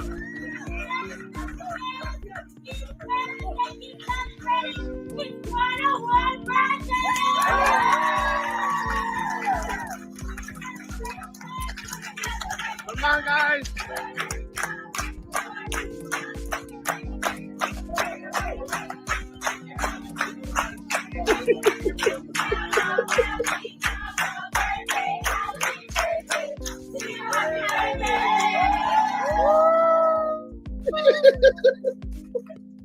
That was very nice, guys. Wasn't that? That was so nice and kind and so gracious. It's the sarcasm for me. Really. That's a $50 bill. Okay, I had to turn my head. Okay. I'm like many restaurants. That's her TikTok, okay? Now listen, I'm not about to be a Martell and go on her Instagram. Or not go on her Instagram, but go on her TikTok. Like, wait a minute. That little bookmark there. I'm not about to do that with y'all. Not about to play the piano with y'all either. Like many restaurants under pressure from current market conditions, Hooters has made the difficult decision to close a select number of underperforming stores. A spokesperson told DailyMail.com, we look forward to continuing to serve our guests at home, on the go, and our restaurants here in the U.S. and around the globe. DailyMail.com has reached out to Hooters again today. Hooters, as well as being known for scantily clad waitresses, this also calls itself the original American wing joint and celebrated its 40th birthday in 2023. The first Hooters opened in Clearwater, Florida in 1983. Only last May it was opening restaurants in Las Vegas. See, that was a complete joke because my phone was on black the whole time. Okay, so no, I did not look her up, and she did not. She's a cute woman, but she didn't have enough for me. In the words of Tony Braxton, she wasn't woman enough for me. No. With also a Las Vegas hotel. It used to be called the Yo Hotel. But now it's the Hooters Hotel. Waitresses can make big bucks. Maya Maria, 23-year-old waitress, shot her $25,000 social media fans with more than the $450 she raked in on one half shift at the chain. I ended up walking out there with $451. Marie said of our TikTok video last year that was viewed 3,800,000 times. So a full shift, it would likely be double that. Across America, restaurants have been increasingly struggling over the past year. Faced with higher costs, they have put up menu prices, but that has led to a fall in customers. Big name chains like Applebee's, TGI Fridays, and Boston Market have all recently shuttered restaurants. BurgerFi is the latest to file for bankruptcy in September, sparks fears of massive closures of its 162 locations. Chains have been hit worse in California, where the minimum wage for fast food restaurants jumped to $20 an hour from April 1st. Early June, Mexican chain Rubio shut 48 locations in the state, and also filed for bankruptcy across America. Mom and pop operations have also been shutting down. For example, Fargo's Pit Barbecue in Texas closed more than after 2 decades of serving brisket, ribs, and other barbecue classics. Woo! So what do I think about this? Well, first of all, I think that maybe there needs to be a brand autopsy. Or you can do the second thing. Change it to a thick chick restaurant. Listen. I think the Pank restaurant, okay, would be amazing. Listen. The women are thick. Yes, the portions are full. And it's always a good time. Listen, stars. You know what? Hang on. Let me get the stars logo up here. Amen. Yes. Stars.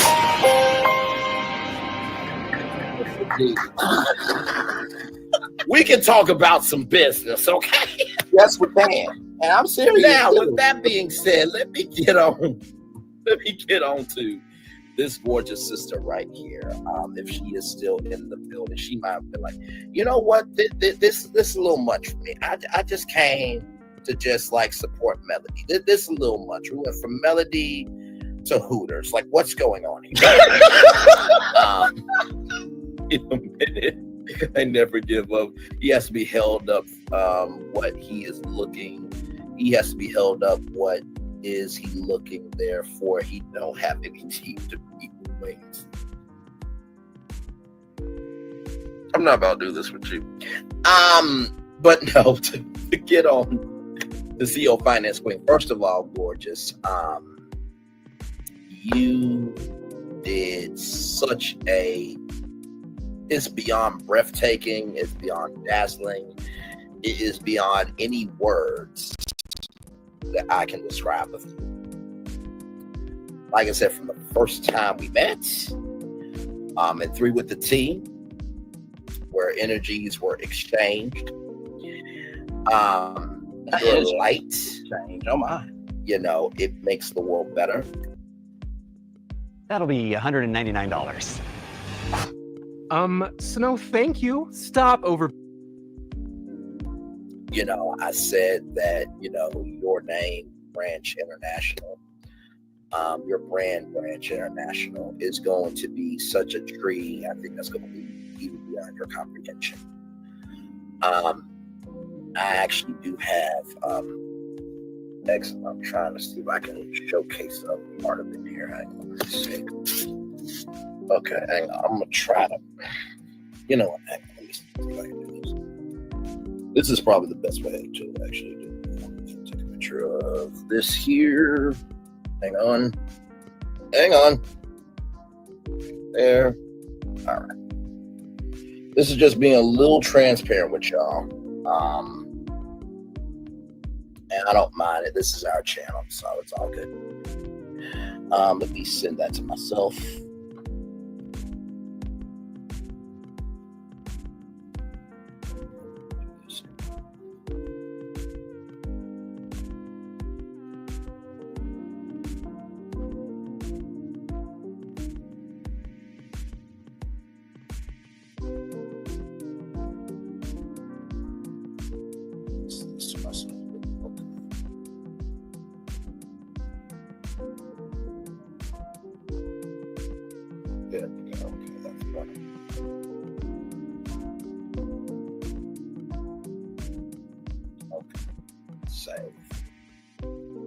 Okay, now let me do this here.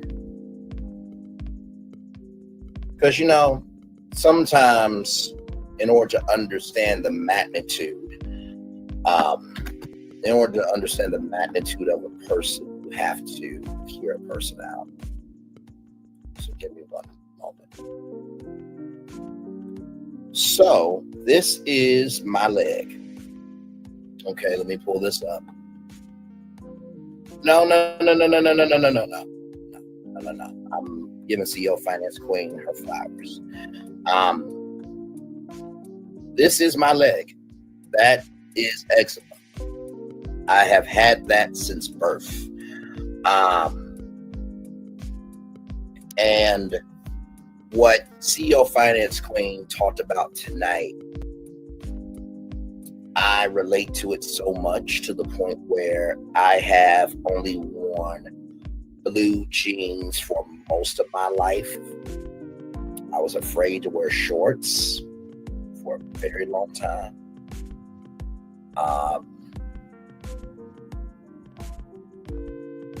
I didn't know where it came from. No, that's very mild. And my Lord, it's not the easiest thing to deal with.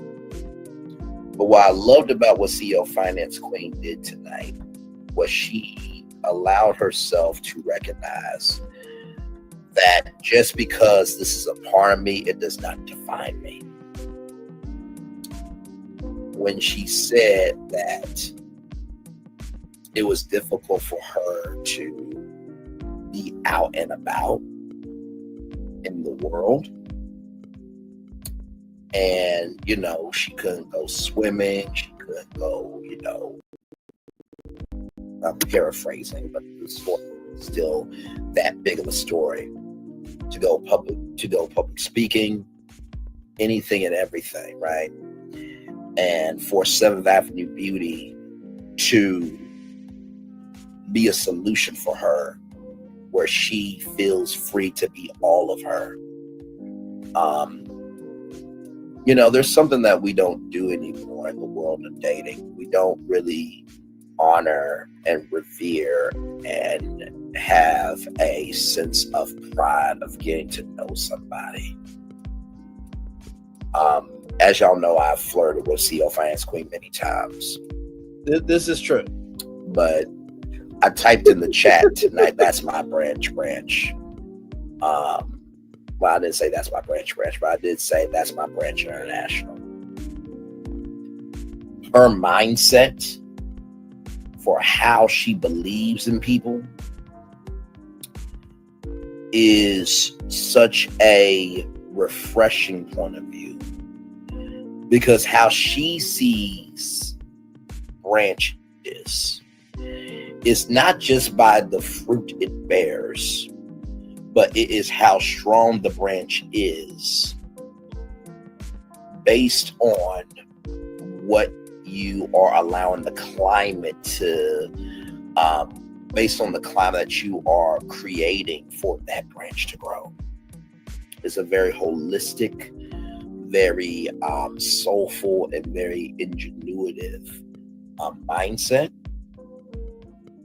The international part of her, to know not just finance, but also know beauty, to also know how to be a mom, to know how to stand up for herself. And I've said this to her before. Your expansion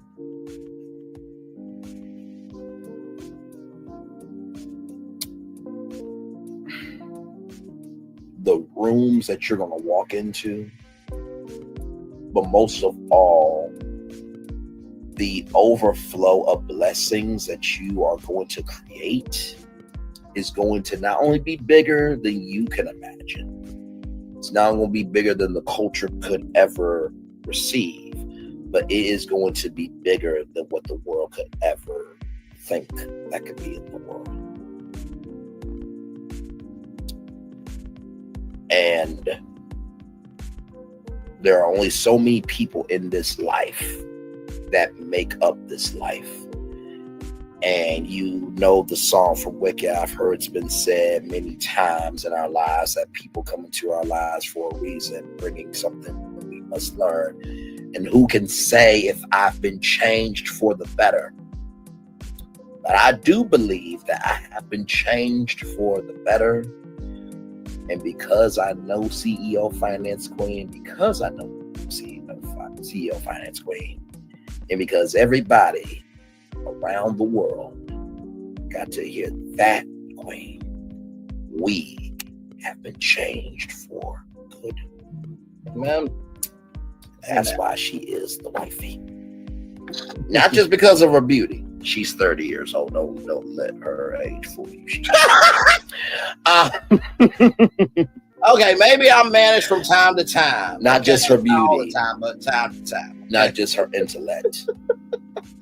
But her movement into recognizing that whether she is ever acknowledged as a queen out loud or whether she moves as a queen in private, her energy is not dictated by what's on her head, but it is what is in her soul.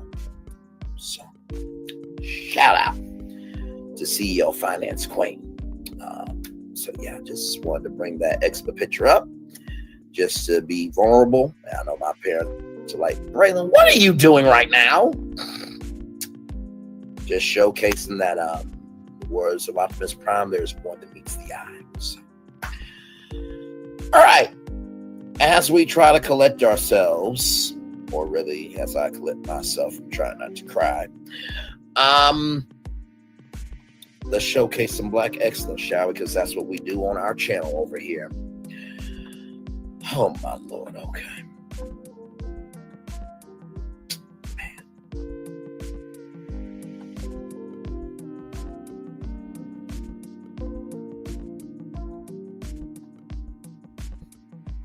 Ooh, okay.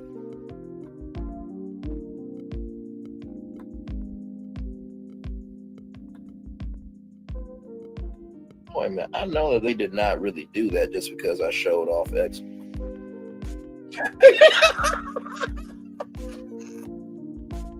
I thought the stream went out because y'all remember the last time unnecessarily it went out for that thing, right? I'm like, that's eczema. That's we're good. Yeah. Okay. That's eczema. Good day. You know what? I'm not about to play the piano with you. I'm not about to. Okay. Oh my Lord Jesus. Lord. It's all good. By the way, I just want to pause and read to y'all what that says right there. It says, and I'll quote, let me zoom in for the people in the back of the class that don't have enough brain cells to form a brain to read. It says, thank you, Braylon. It definitely wasn't easy being vulnerable in front of thousands of people. So that's why feel the way that you feel about me, but you will never be able to beat me at being me. So, I didn't know it's you. I'm just saying. Oh my Lord Jesus. So what? That's like what, $100,000 fine, the prenup now? Is that what you're saying? But no, you know what? I wanted to show that because at this point in my life, like nobody is going to tell me what to do, how to do, or how to move for my existence. When I know that, through and through, I constantly give good energy. I don't just talk about being an entertainment journalist, I be about it. And that we have done more to promote Black culture than most channels in this sector and on YouTube. So, listen, say what you want to. A real queen would say it out loud, wouldn't have to go behind a wall and be messy on a boulevard. That's what stagnant princes and princesses do. Progressive kings and queens are about out in public. So, and like I said, I did that live because you never know what somebody's testimony can do. So it is what it is.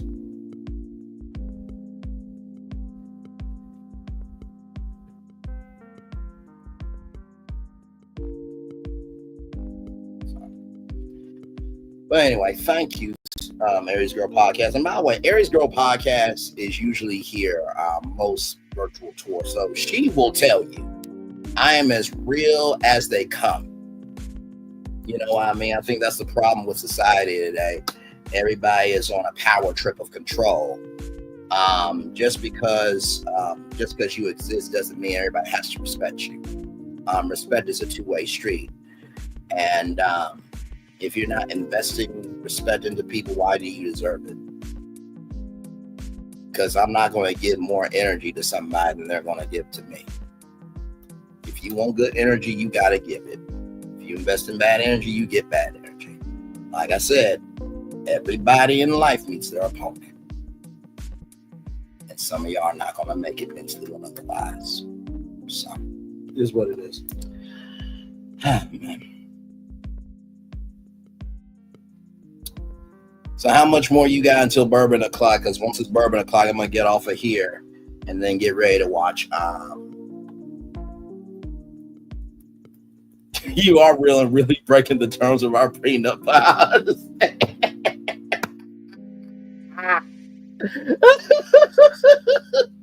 Damn. So I got so that's like $100,000 fine Monopoly money. Damn. Okay. All right. Well, listen. Can my realness make up that fine though?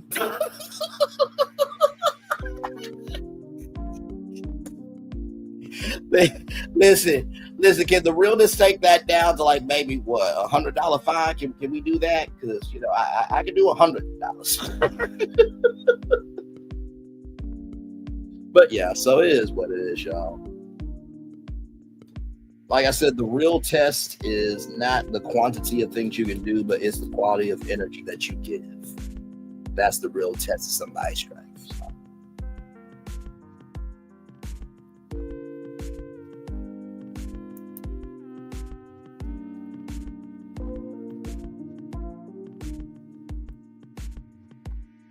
I started drinking a few minutes ago. I'm about to make us dinner. Okay, then we're having seafood with shells with white sauce. Ooh, that sounds good. That sounds real good. Yes, indeed. Yes, indeed. Yes, indeed. Yes, indeed. Yes, indeed. So.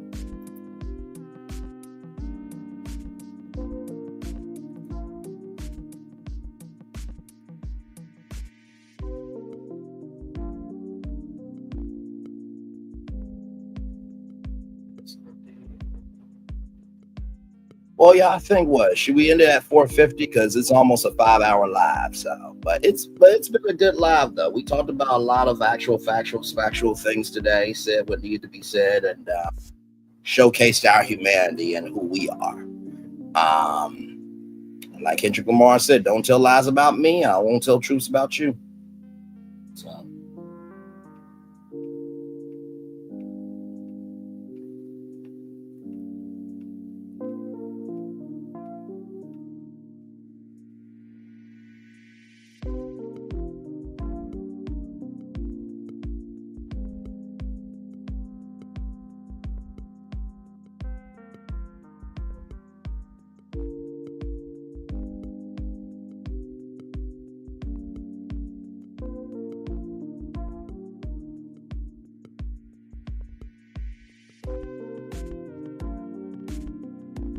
Okay, so 5 more minutes. Okay, just let me know when the 5 minutes is up and then we'll head out then.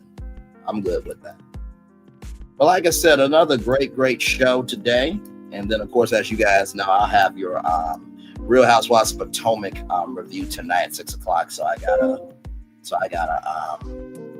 get off of here, rest for a little bit, and then watch the episode. And then I'll be back at 6 o'clock with an all new show of original digital smissional content, because that's what we do over here. But yes, indeed. So.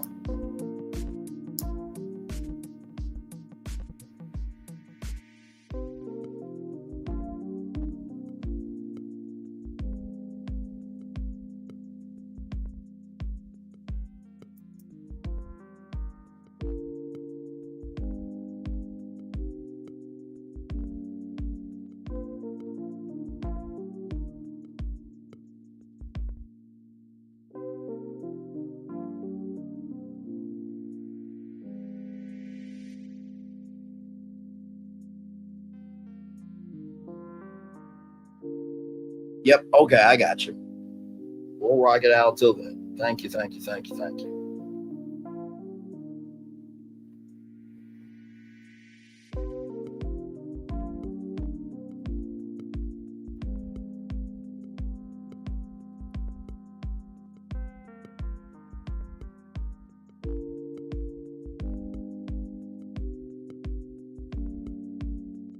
Well, I'll bring this up tomorrow night.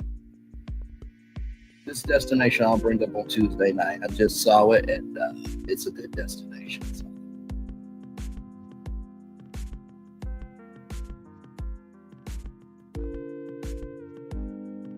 But yes, indeed. I hope you guys enjoyed today's show. It was a really, really good show. And like I said, I wish everybody, I do wish everybody well, because guess what? We are all black and we could not be here today. I just want people to not pretend to be anything when they really nothing. If you're going to be about, but if not, get the fuck out the way for people who want to be something. Well, like I said, you got to have an Instagram. And I'll just make an Instagram and then send it to me. I'll gladly take the virtual plate. Yes, indeed. Yes, indeed. Yes, indeed.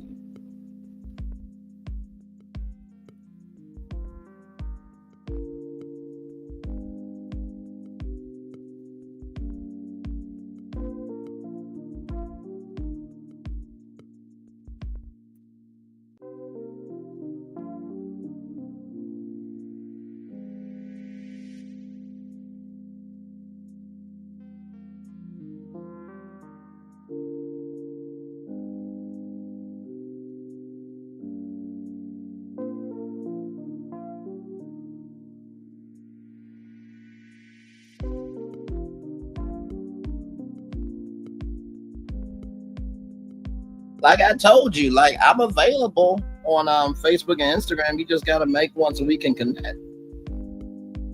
That's all. I'm available to talk. But yes, indeed.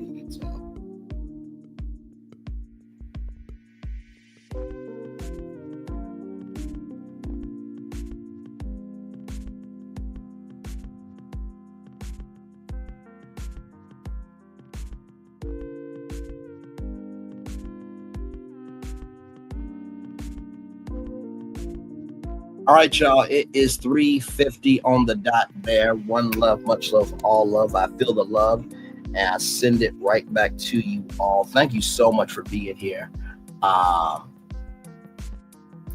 Like I said, have a Facebook or Instagram, and then just it's Braylon Lee on Facebook, and then it's Braylon_Lee25 on Instagram. Okay, you know what?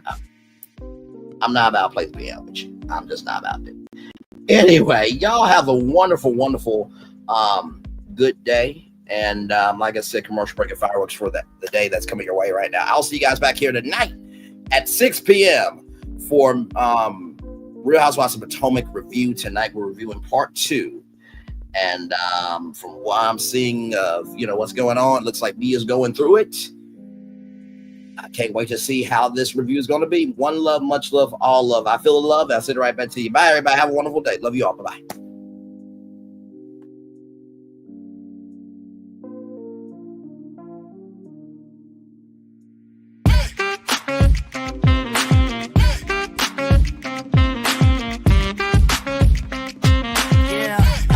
Yeah, we hustle all day. Yeah, we're working, let me play. You know me, work real hard, now we're ready, let's play. Ay, hustle up, yeah. Ready, set, let's go, yeah. Hustle up, yeah. Ready, set, let's go. Turn it up, turn it up, turn it up, turn it up a little louder. Now get low, come on, drop it to the floor, drop it to the floor. Turn it up, turn it up, turn it up, turn it up a little louder. Now get low, come on, drop it to the floor, drop it to the floor. Turn it up, turn it up, turn it up, turn it up a little louder. Now get low, come on, drop it to the floor, drop it to the floor. Turn it up, turn it up, turn it up, turn it up a little louder. Now get low, come on, drop it to the floor, drop it to the floor. Turn it up, turn it up, turn it up, turn it up a little louder. Things have been a little quiet around here. We've missed the fun, we've missed the excitement, we've missed the entertainment, we've missed the nightlife, but most of all, we've missed you. We're getting ready. Caesar's Rewards. We can't wait to welcome you back.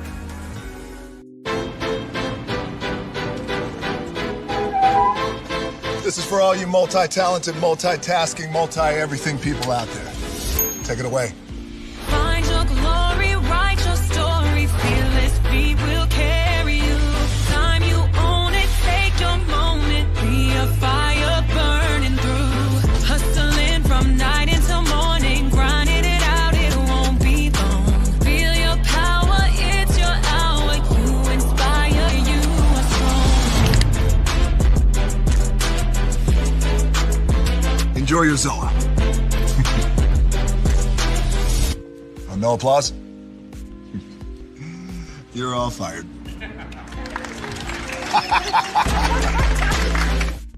Now that you've reached the stage in your life where quality television is important, Nubian TV is a black network that speaks to your lifestyle.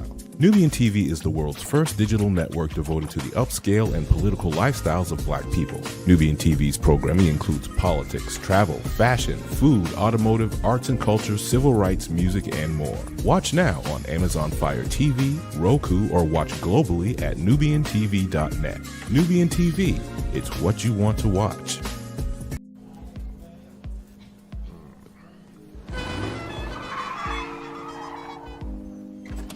Come with me if you want to live a more delicious life. Oh, maybe we should get in the van. In this world, we don't get to control much. The past, male pattern baldness. Leggies. Got one right now.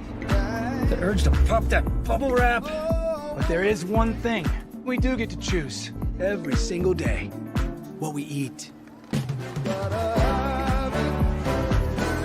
Welcome to the Sonic Department of Research and Deliciousment.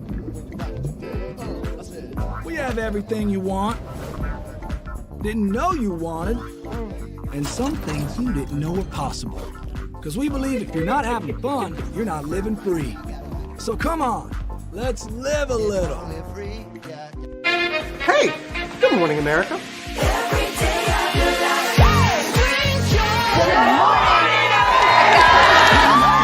Good morning, America. Good morning, America. Good morning, America. Money. Are you ready? They are ready. Covering the biggest events in the country right now. There's a lot going on here. It's always a good time. That's what the show's about. That's good. Really good. Very good. Coming in hot. Jimmy coming in hot. It's far from elementary. Oh, good morning, America. I'm not going to try to strut like Michael or anything. I have known George a long, long time. Have you ever gotten him to dance? Sure. Look at that face. You don't just see it, you feel it. I'm in. I'm in. I'm in too. I'll be here. I am here and so happy. I'm in. I'm in too. I'm in. That tells you something when Snoop Dogg's in. Michael, George, Lara, Ginger. Open your eyes. Think of the one place you've always wanted to see.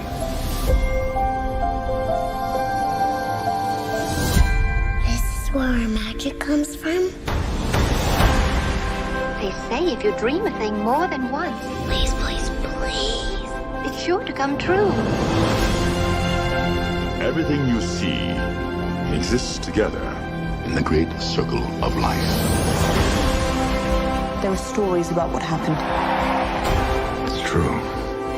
All of it. In every job that must be done, there is an element of fun. I told you she was tricky. Life is full of possibilities. What do you want to be remembered for? The world is in our hands, and we gotta do something with it. I just want to say a word of thanks to all the artists, the workers, and all of you. The young and the young in heart. You help make this dream come true.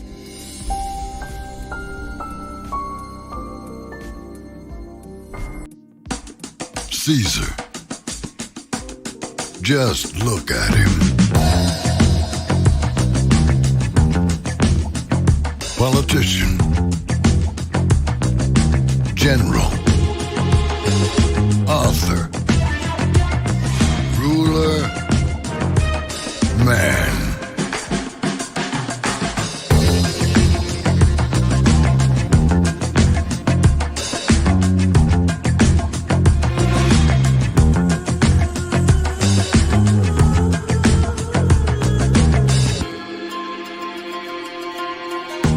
Legend has it, he's not only stared into the belly of the beast, he's had it for dinner.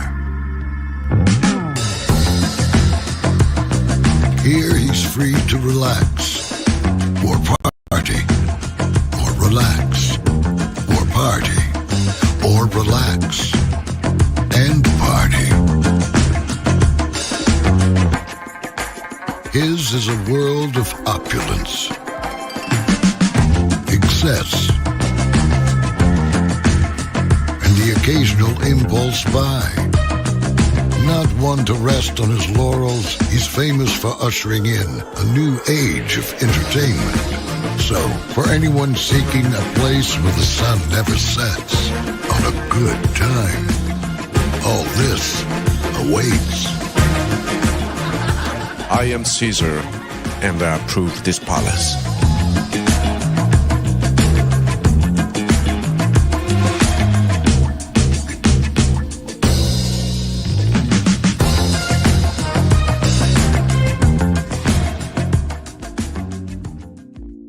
Sorry, folks, there's a breaking development. There's something down on the field. I see that, too. What is that? Looks like a koala or a dog or a... They're all out there right now. They're trying to catch it. They're having a real hard time. They've got trash cans. This guy's got no chance. I think they got it. Nope. Now he's gone and driving a cart. Uh-oh, watch out for the goal. Oh. Oh, that thing is indestructible.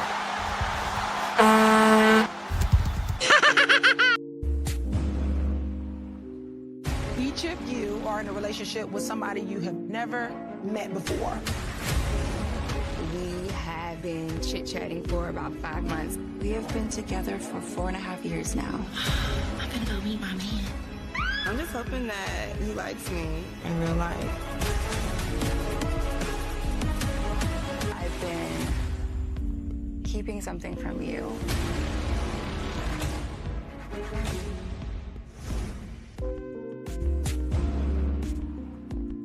Each of you are in a relationship with somebody you have never met before. We have been chit-chatting for about 5 months. We have been together for 4.5 years now. I'm gonna go meet my man. I'm just hoping that he likes me in real life. I've been keeping something from you.